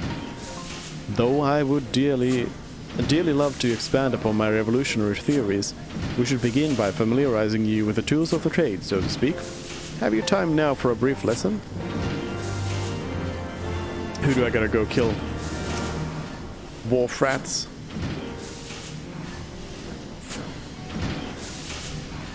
Splendid. Now the first thing you must learn is the proper technique for handling a fire.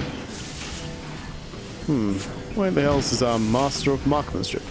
I swear the man is never about when I need him most.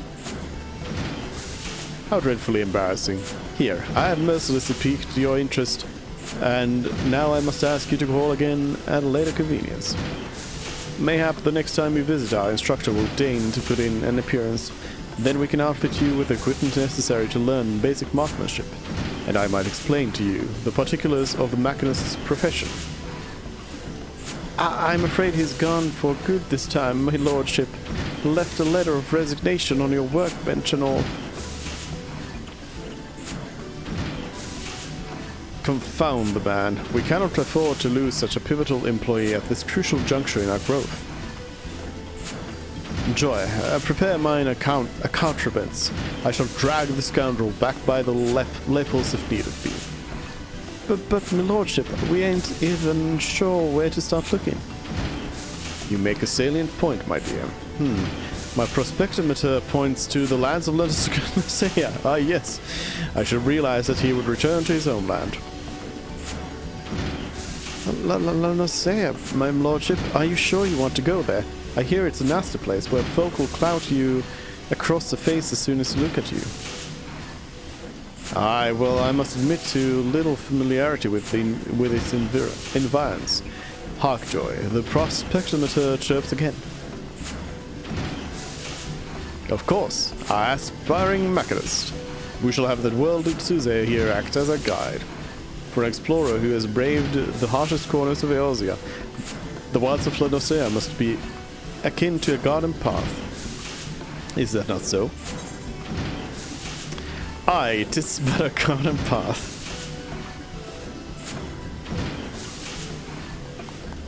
You see, Joy, my prospectometer never steers me awry. You will consent to guide us then, Suzanne? Nodders. Then 'tis settled. Joy here, in addition to a loyal service to House Hallenard, is the finest shot in the manufactory. As a novice machinist, I suggest you mark her technique well during our little jaunt to Lancia. Speaking of which, we must needs decide upon a somewhat less vague destination. I seem to recall our absent instructor mentioning companions from a camp overlook. Let that be our first port of call. I don't know why I sort of assumed that we would just like, you know, they wouldn't require, you know, well,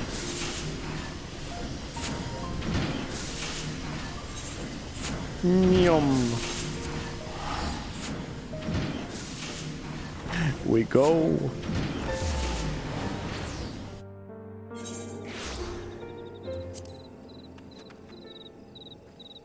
Hello?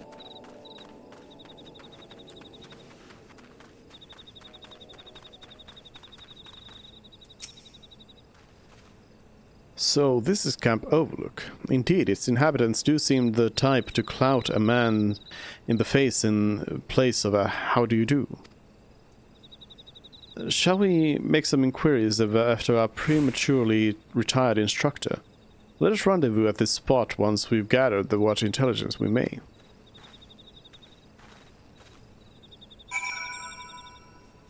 Nobody's given me a gun yet. I mean, actually, I have plenty of guns, but I'm not allowed to use them yet. Oh, actually, I don't have a gun that I could use, even. As I assume it's level 30. They use that. But then again, I don't have the job crystal, so I can't do it. I am unable to. Hello? Who am I talking to? Hello? Grinning private. A bloke laid o' Ishgard. Aye, there was a stranger come about, asking after one of the lads. Told him the sorry Asada he was looking for was in the cabin by the lift, resting up from an axe wound.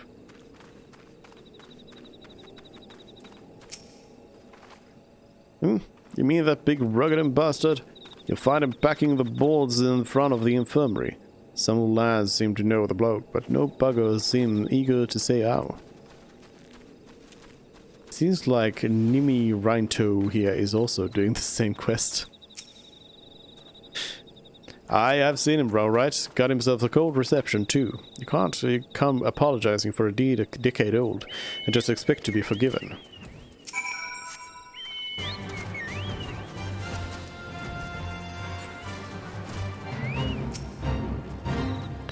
How fared your interrogation? 'Twould seem our man came here but to visit an old acquaintance. Yappers? In the vicinity of the winch, you say? Let us investigate this infirmary, then.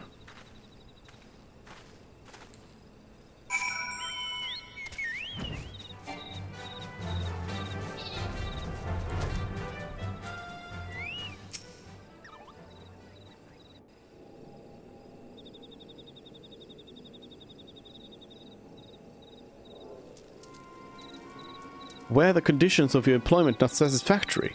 Return with us to the manufactory and we can discuss more favorable terms. I understand that Ishkardians presently accord machinists rather less than the respect they deserve, but I promise you, our worth shall shine true in due time. People will clamor to learn our profession. You cannot abandon us now, Rostenstahl. Think of the future.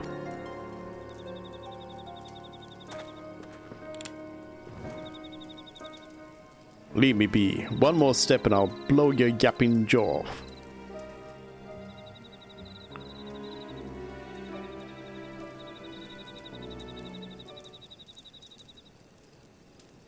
Joy, if you please.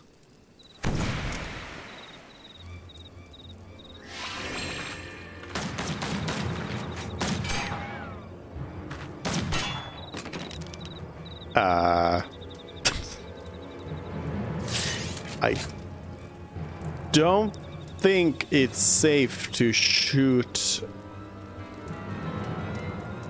in the air. Pointing a gun up, directly up and just shooting it. That's gun safety. You shiny bastard, next time I aim for you the shaft twixt your thighs.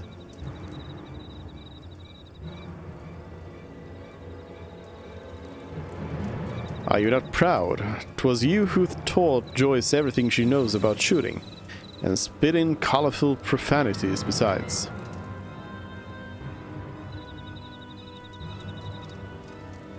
Aye, the lasses learned the lessons well. Well enough to be a new master of marksmanship, I'd wager.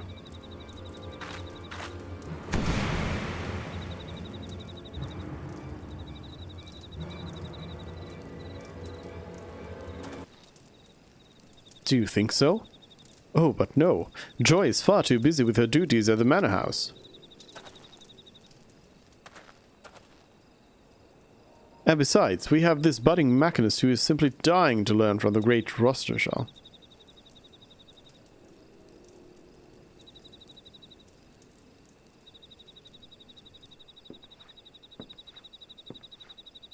No nodders.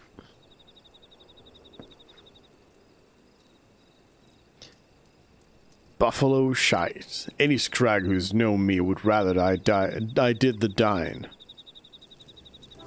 Oh, just look at you, the epitome of a roguish swashbuckler. Why ever did you cease brandishing your weapon in that fashion?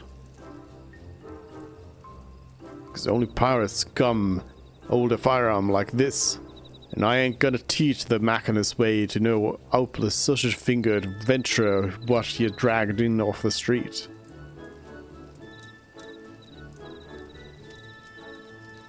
Then you are saying that if our sausage-fingered adventurer shows a glimmer of hope, you will consent to instruct her.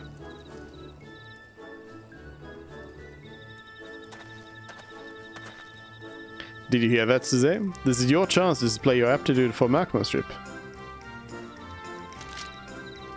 Here, I took the liberty of packing some extra tools of trade, convince our reluctant instructor that you are serious in your intentions. This is it. This is it. Gun. Not from around these parts, are you? Fine, Stefanivia. I'll give your whelp one bloody chance, one lesson to see what she's made of.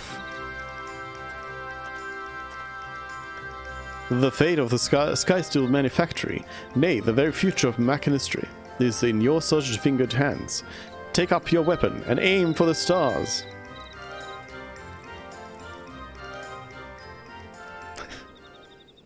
There's no nods, it's just like, what is going on?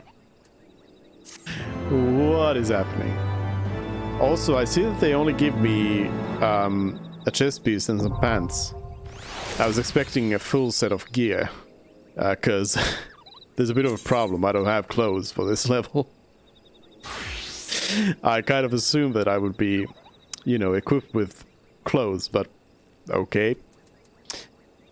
Okay. How do I do things? How does this work? Equip.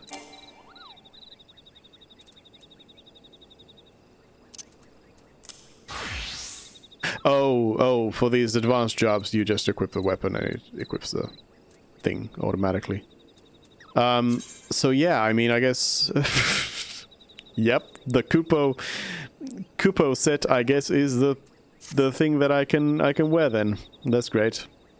That is great. And do not update that one. A new gear set, new Machinist, and let's draw that. Drag that over here. I have a gun. Wait. The Kupo jacket. Oh, because this is not in my armor chest. That would explain it. There we go.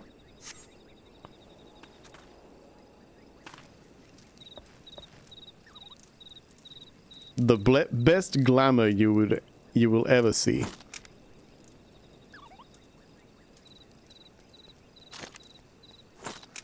I have a gun. I'll need to make I'll need to make some clothes. I just de-synth all of this stuff.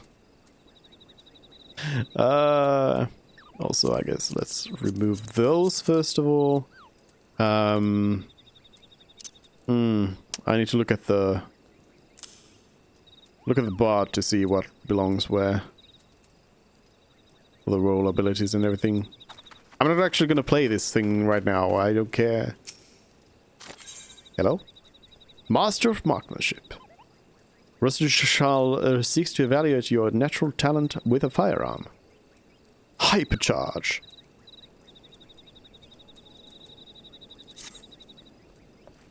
No, we won't. We'll go back. I just wanted to unlock it. Now I have a gun.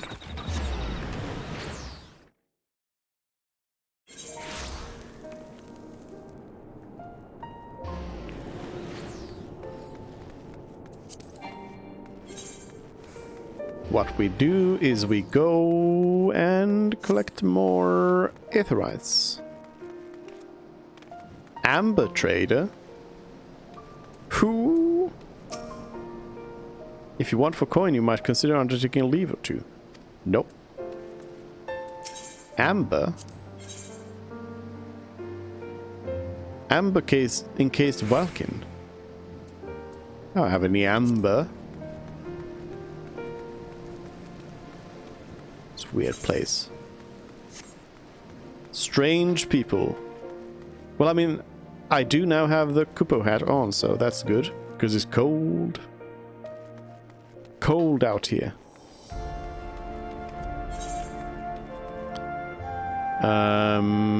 That is the marketplace.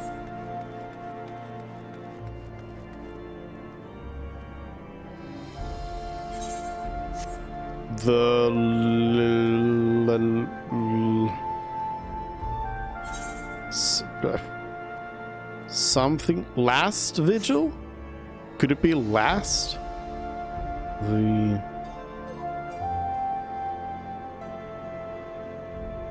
Maybe the holy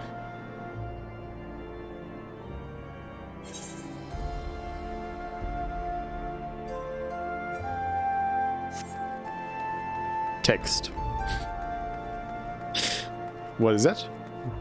Retainer stuff?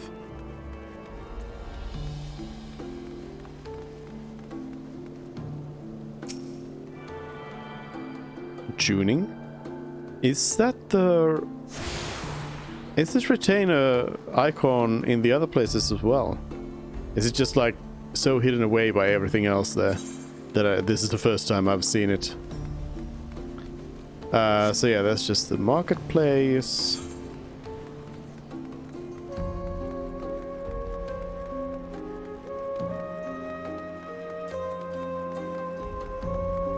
The last vigil.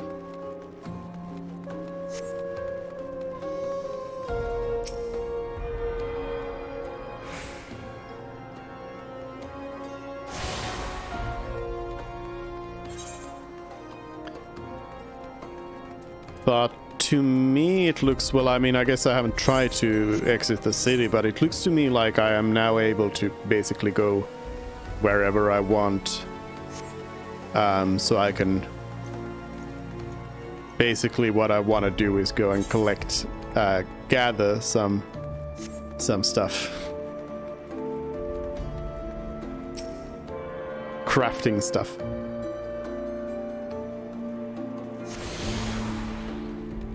Peloton is your friend? Oh yeah, I didn't even realize I was Mechanist. See, now I don't have it. What is this? After witnessing a spectacle like that, everyday life seems rather dull in comparison. What spectacle? So you didn't see the trial earlier? Ah, your loss. Fury take me. The way that heretic swung that slab of iron he called a sword was a sight to behold. Oh, it is the gun thing. He couldn't... No, dark thing. He couldn't have carried a shield if he'd wanted to. The blade was so big.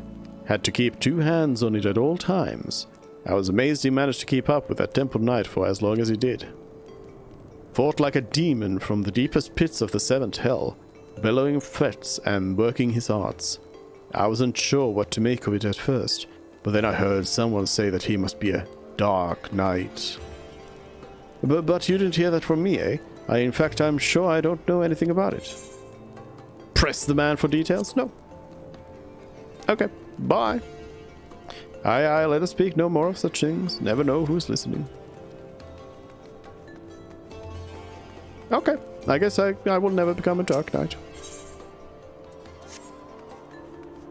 I have forever locked myself out of that option. It seems. Forever. For good. Airship landing? There are airships here? You can fly? What's your sign? So there's the last one then. There's some shops.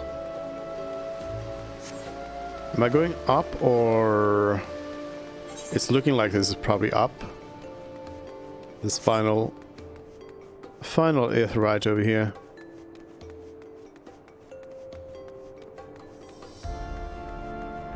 Hello?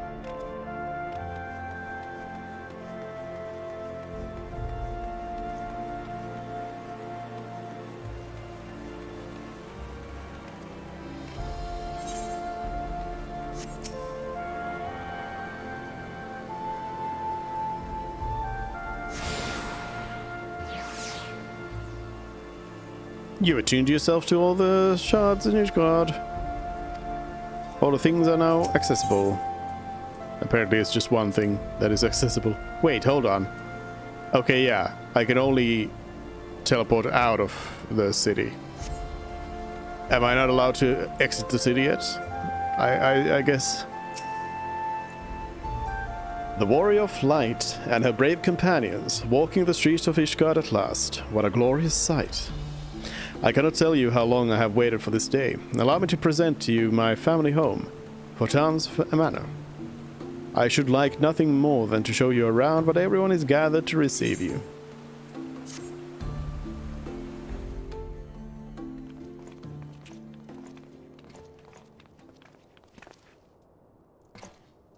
My lord, I have returned with the Scions. I hope your journey was not too taxing.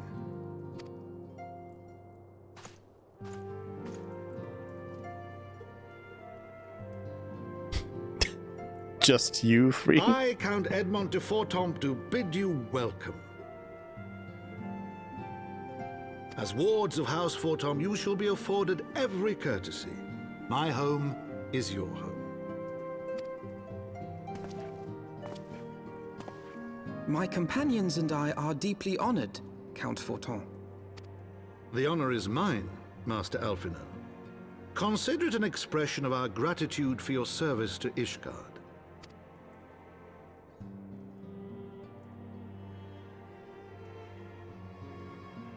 Forgive me, my lord, but are you not concerned? To accept foreign guests at such a juncture, especially ones with our reputation.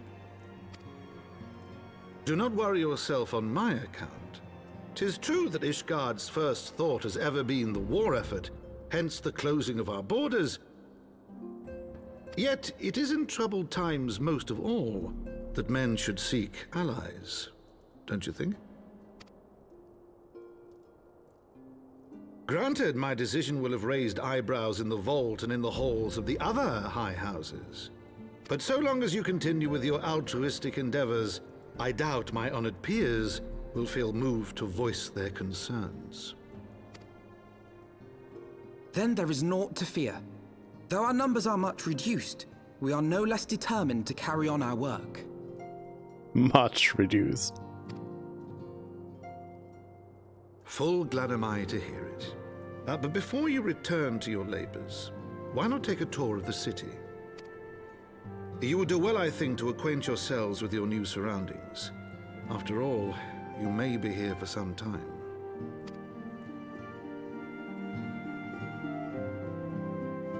I mean, I already did it myself. Taking in the sights. Hats.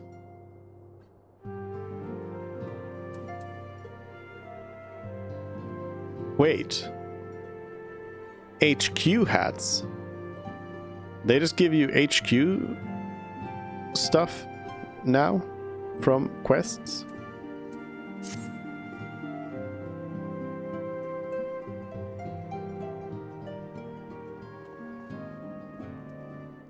Though our friends in House Fortan have been generous enough to extend us their protection, we must take care not to impose too much on their hospitality. It is only proper that we learn about our new home, so that we might become more self-sufficient. It'll take a while to learn the lay of the land, but learn it we must.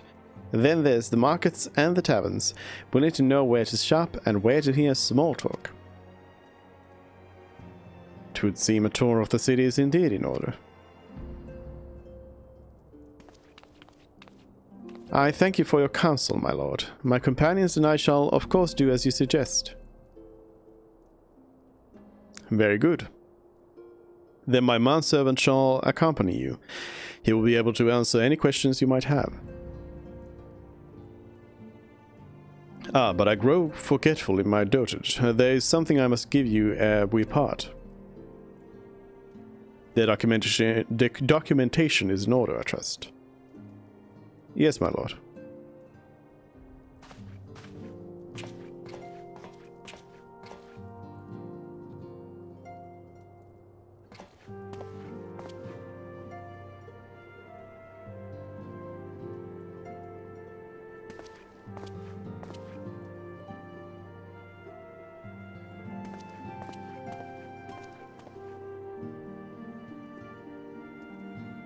These documents identify you as wards of House Fortan. Given that our borders have remained closed for decades, many of my countrymen are unaccustomed to treating with foreigners. Should anyone happen to question your presence here, it may prove necessary to remind them that you remain under the protection of House Fortan, but let us hope it shall not come to that. Rest assured that we shall do our utmost to avoid any situation which might compel us to invoke your name.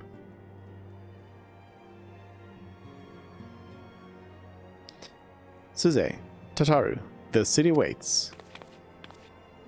Let's go!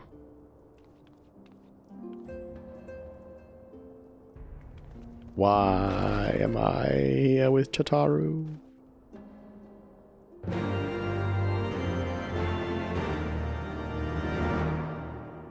Quest accepted.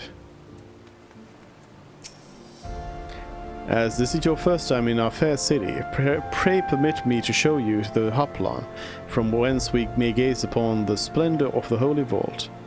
Though all other sights pale in comparison, 'tis only meet that you see it first.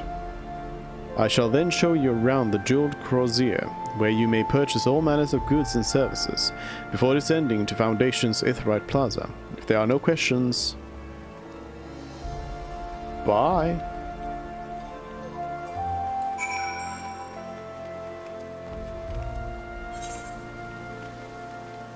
Where would I even begin to exit?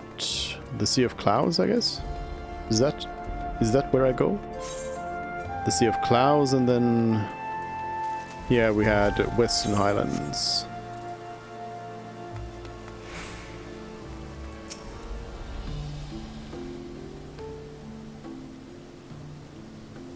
The Hoplon, so named for the bronze great shield borne by our nation's patron deity, is the largest plaza in Ishgard.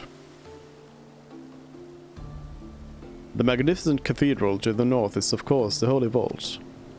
The vault is both Ishgard's seat of government and the residence of the Archbishop of the Ishgardian Orthodox Church.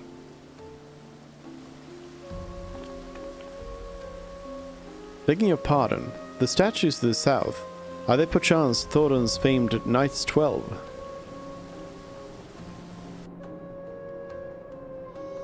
Very good, Master Arfanor. They are the fathers of Ishgard, the brave knights who joined with King Thorin I to put down Nidhogg and found this great nation.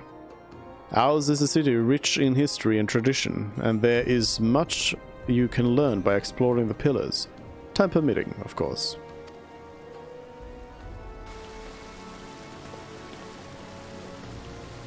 Now then, if you would follow me to the Jeweled Crozier, I shall introduce you to Mistress Elise, our master of the markets.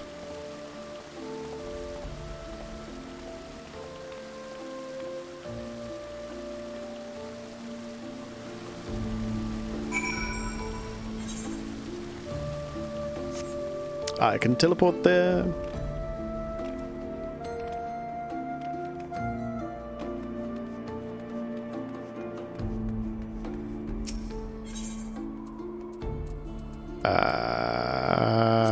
This one?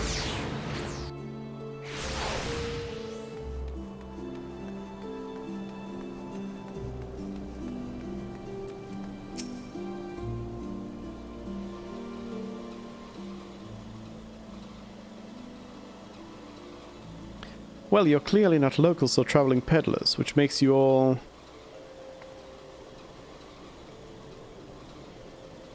Ah, wards of House Fortem. How very interesting. Count Edmund has granted us leave to remain in Ishgard for as long as we wish, which may be some time. Accordingly, we will have need of sundry goods, hence our desire to make your acquaintance. That is, of course, assuming you are content to accept the custom of foreigners. Should you be uncomfortable... Young sir, we do not discriminate in matters of money. If you have coin to spend, who are we to refuse it? Weapons, armor, accoutrements, medicine, materials, whatever you desire, it can be found in the Crozier. Our merchants will be more than happy to accommodate you, as you shall soon see. Our next destination is the Aetheryte Plaza in Foundation, if everyone is ready.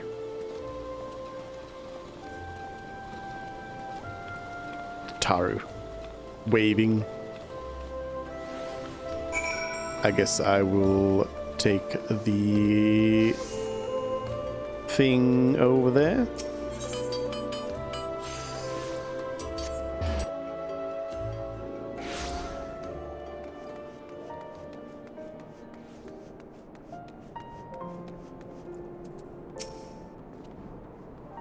And here we have Foundation's Aetheryte Plaza. If you have yet to attune to the Aetheryte, it would be wise to do so now. I've done it. Which one do I want? I mean, doesn't matter. But I guess I'll take the Salad of Fending because it fits the most characters. I don't know if they already have a better headpiece though. They might have. I mean, 2,500 gil. Not so bad either. But now I can desynth that and make use of it. The better half. Oh no. The caster hat side of things is jester hats. Well, this I know is not going to be better than what I have.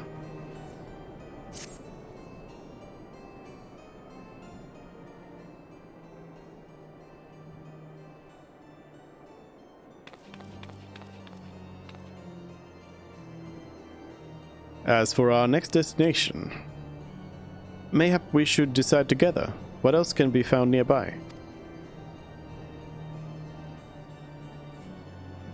The Skysteel manufactory stands to the west. There our engineers conceive and manufacture weapons for use against the dragons. The holy stables, where chocobos are trained for war, also lie in that direction.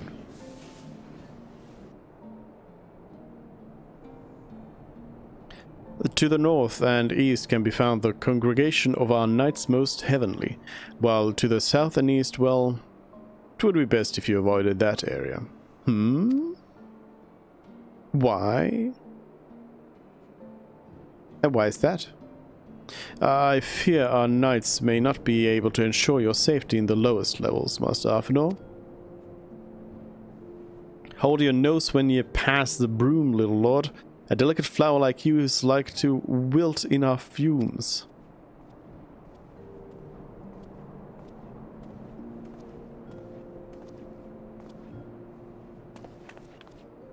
You misjudge me, sir, for I am no lord but a humble traveler. Oh, come to see the sights, have you? Take a turn down the hop lawn and go up at the statues. Bwahaha! Well, if you've a mind to learn how the better half live, come and have a drink at the Forgotten Night, if your nursemaid'll let you.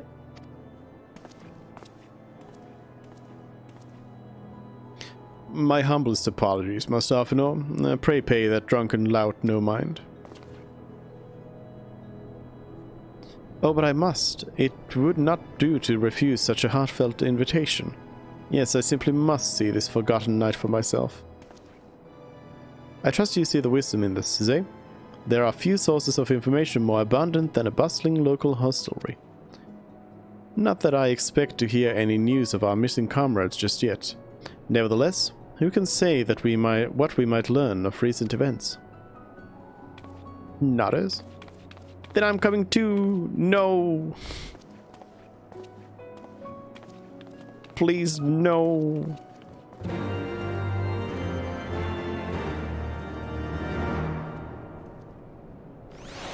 Please. Where?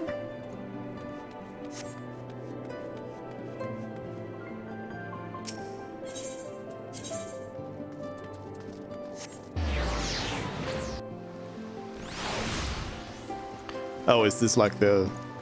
Is this the inn?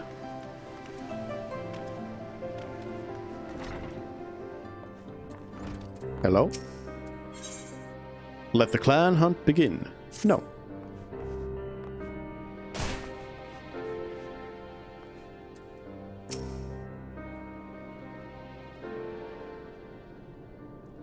Must say, this is rather unusual. Not just one, but a whole party of fresh new faces in my tavern. We but recently arrived in Ishgard and are eager to acquaint ourselves with her more notable establishments. Master... Gibralond. Just Gibralond will do. And I'm flattered you think so highly of my establishment. Can't promise it'll live up to your expectations, but if it's decent food and drink you're after, you could do much worse. Judging by the number of customers I see, I suspect your fare is rather more than decent. Speaking of your clientele, I could not help but note a difference between those who frequent the upper and lower floors. Spotted that, did you? Aye, up here you'll find peddlers, porters, off-duty knights, and so forth, dropping in on their way to or from somewhere else. Regulars maybe, but not locals. Oh, I don't know how it is capable of doing like a triple click like that. Again, like that's not something that's happening with my mouse. It's not physically, like my mouse is not physically triple clicking.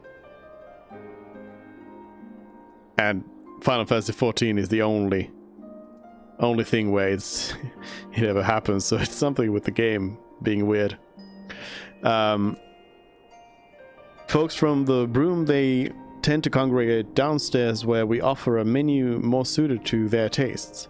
Cheaper meals, stronger spirits, all quality mind you, but not the sort of stuff I'd recommend to yourselves. You speak of the lowest levels, yes? Why do they call the broom, if I may ask? Because when the weather's foul and the broom rolls in thick, it's the poor sods living at the bottom who have to deal with it. I see. And it's not just the weather. When the villains broke through the wards and started tearing up the city, it was the broom that got the worst of it, while the pillars enjoyed the protection of the high houses and the temple knights. More than a few people are still sore about that, mind, which is why, considering your present company, I'd recommend you keep your wits about you, if you mean to go below, and something sharp in your boot, just to be sure. I shall take your word to heart, sir. Master Athenor, I think it would be best if we return to Fortam Manor. You go on ahead without me. I'm staying for a drink or two. Good. Mr. Taru, I'm afraid that it is out of question. My lord, the Count, would never forgive me if I abandoned one of his charges in such a place. Least of all a maiden. What are you up to, Tataru? Look around, Athenor. This town is full of people whose business regularly takes them beyond the gates of judgment. With friends like that, I could practically live here and wait for the newest gossip to come to me. Indeed, but will you be safe here on your own?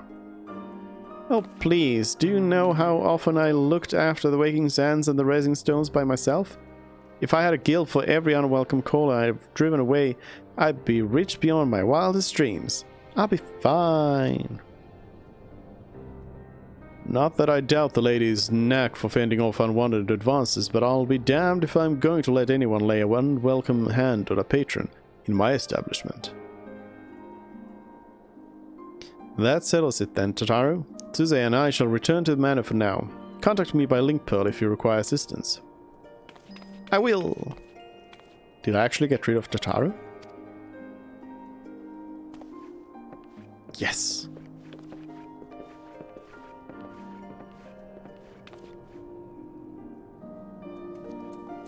Got him!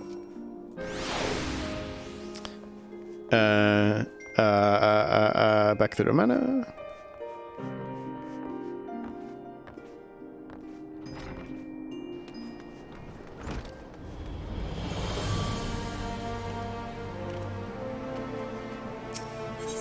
Hydrate. Thank you. Last vigil.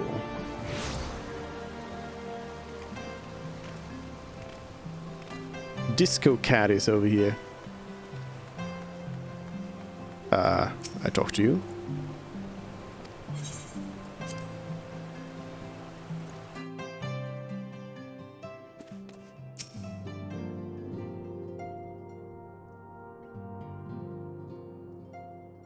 Tell us then, Master Athenor, does Ishgard meet you with your expectations?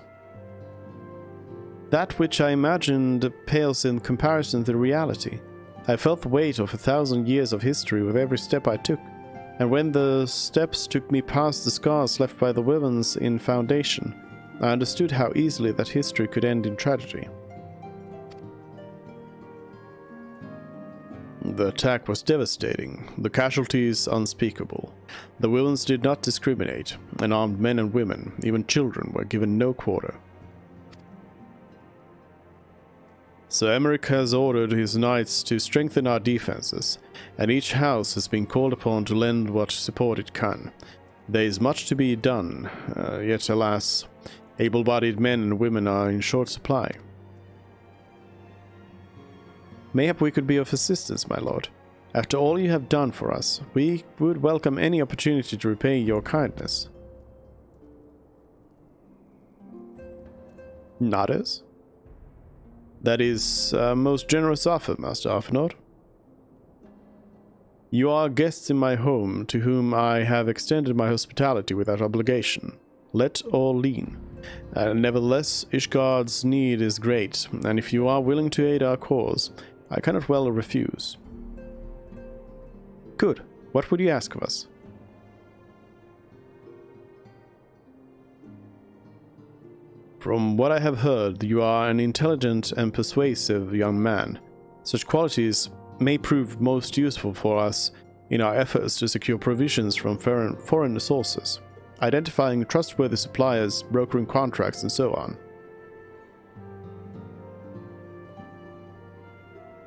As for you, Mr. Sidal, I could ask for no one better than a storied veteran such as yourself, a woman with the capacity to act swiftly and decisively when needed, to aid Artoriel and Emmanuel in their duties.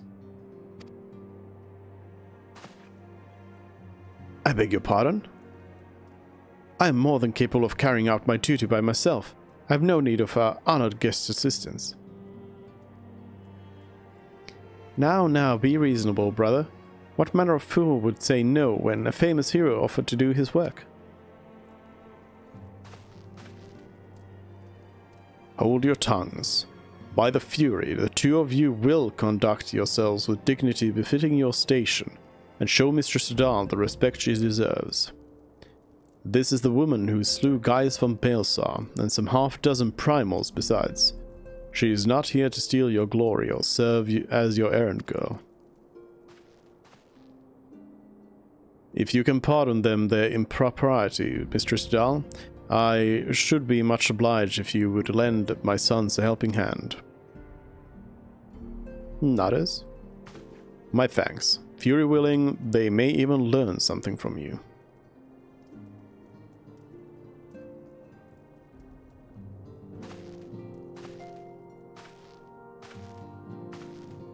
Bye.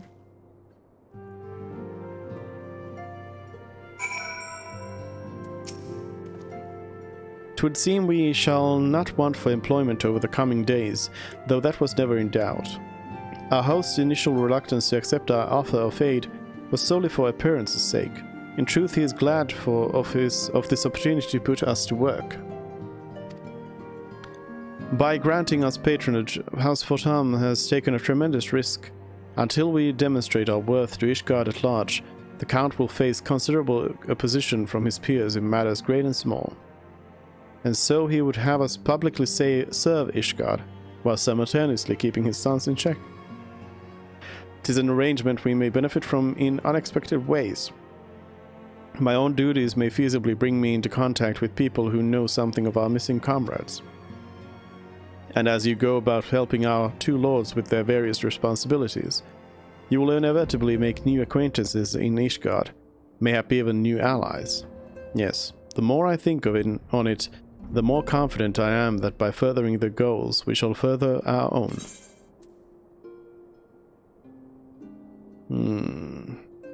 The aiming cap might be useful.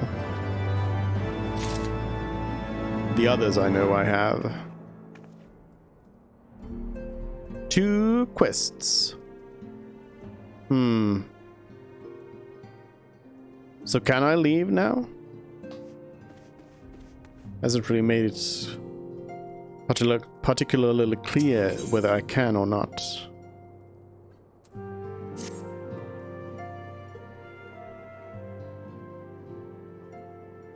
Shall we be off then, old girl? Ah, but where are my manners? Emmanuel the Fortam, second son of Count Edmond the Fortam, trueborn, that is. Yes, I know what you're thinking, and you are absolutely right. What ill fortune to be born second in a society where the eldest inherits all. Oh, my brother would never cut me off, 'tis true, but who could be satisfied with subsisting on a meager allowance, forever overshadowed by his sibling? Not I, old girl, not I. Which is why I need your help to ensure that this business in the Sea of Clouds goes swimmingly, so that the tales of my great deeds can win me a place in the people's hearts. Or better yet, raise me higher in their estimations than Artoriel. Ambitious, I grant you, but then I do have a legendary hero to do my bidding. Ha ha ha. Oh, don't look at me that way. I jest.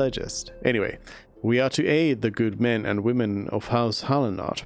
They have ever been steadfast friends of our house, though they've fallen in hard times since the calamity. Poor blighters. As for what precisely we will be doing, well, what fun would it be if I told you everything in advance? Just come along with me to the airship landing. We'll need to take the airship to Camp Cloudtop. Oh. Quest accepted. So I guess that unlocks a new area. How about this?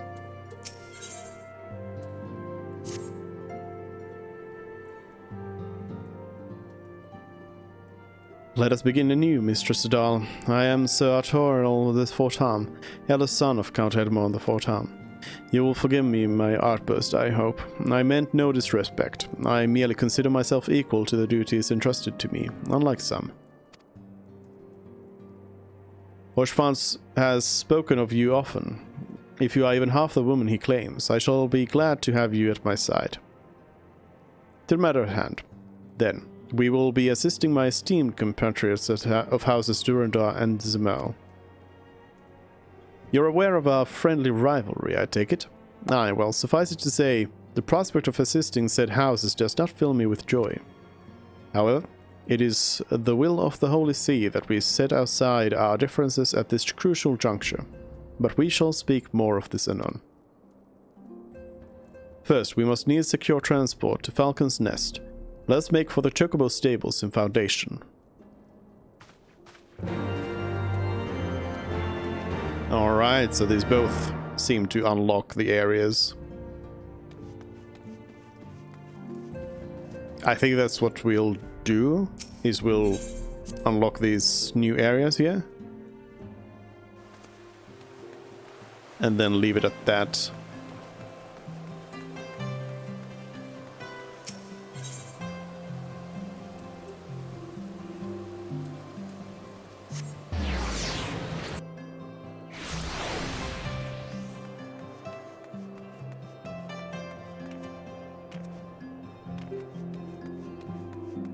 Alderaan, the specialist.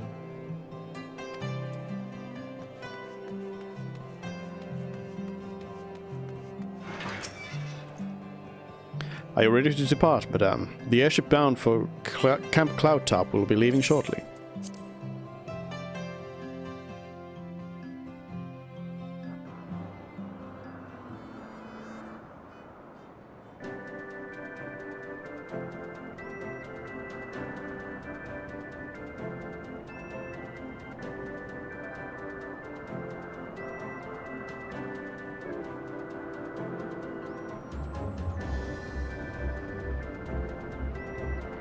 Upon an airship, conceived within the fecund mind of Cid Garland, renegade prodigy of Garlemald, who had come to call Eorzea home.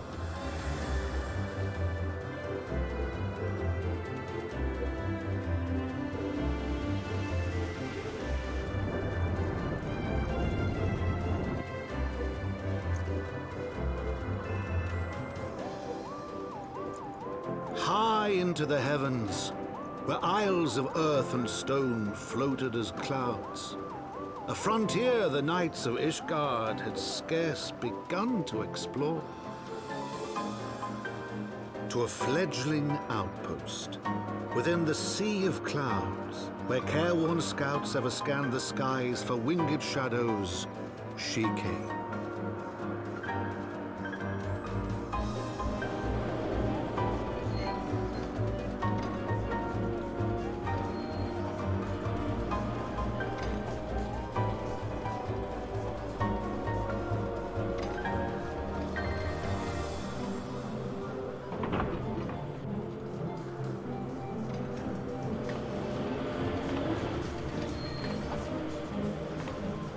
Me.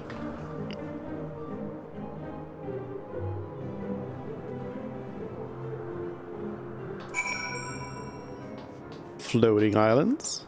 Can I just go to the Aetheryte and just, like, you know,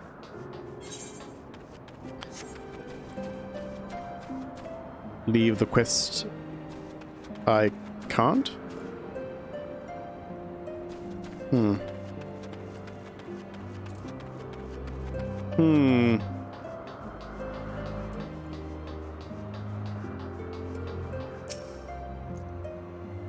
Oh, awfully cold up here. I mean, Kurthus may not be blessed with the warmest weather in the world, but compared to this, it seems positively balmy.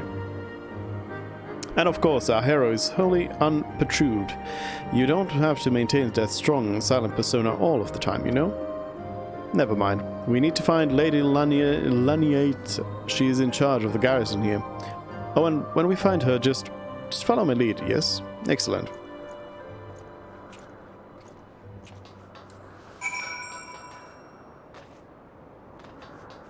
Wait, I can probably mount up here. Oh no, I'm moving at the slow speed.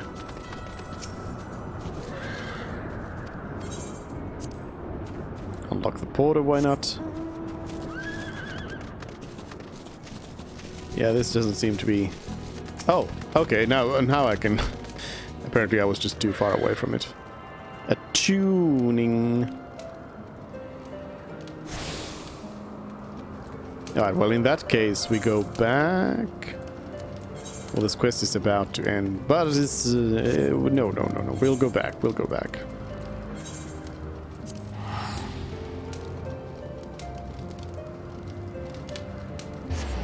And unlock the other place.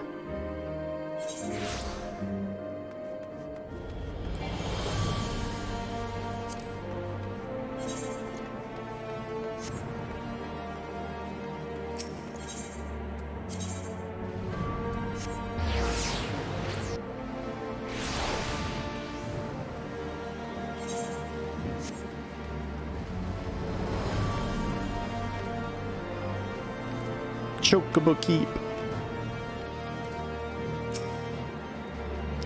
Greetings, Mistress Adal. I've saddled a black chocobo for your journey to the Western Highlands, as per Lord Arturo's instructions. Will this be your first time riding a black chocobo, may I ask? If so, you're in for a treat. As I dare say you know, this particular breed can fly, given the right conditions. They can carry you quite high too, even over Snowcloak. You needn't worry about directing the bird, of course. Like all porters, she's trained to carry you to your destination all by herself, so just relax and enjoy the view. Oh, but be sure not to relax your grip, will you?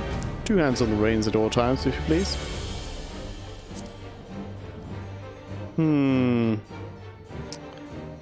Yes, my yellow chocobo could also fly.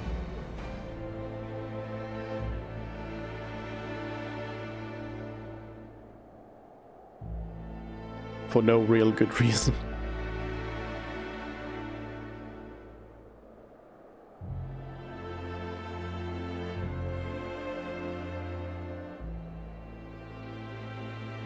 To the frozen wastes of the Western Highlands, once verdant tracts made pallid by the calamity.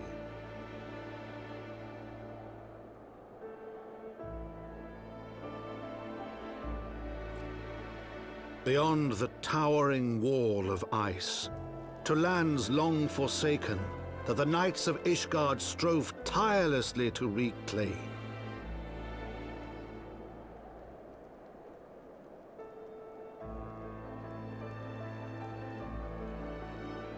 To the hamlet of Falcon's Nest, once abandoned, now freed of its pall of snow and ash, she came.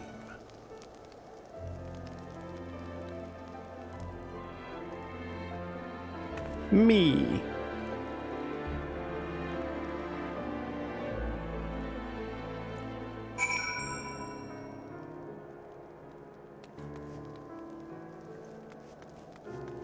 I guess here as well, we are good. We can just, yep, just tune to this. And that means I have at least these 2 places where I can do some gathering and crafting.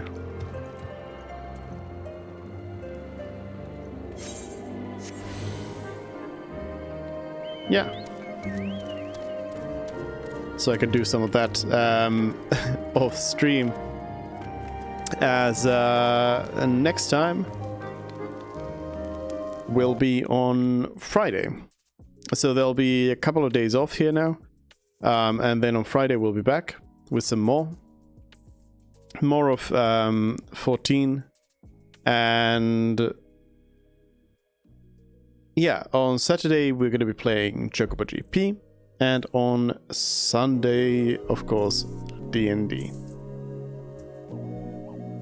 But yeah, that's it for today. It was a long stream, but we finally got there. We finally got through it. We are in Heavensward. Finally. Bungo Mog. Bungo Mogs. Anyways, thank you for joining in, and I will see you on Friday. Bye.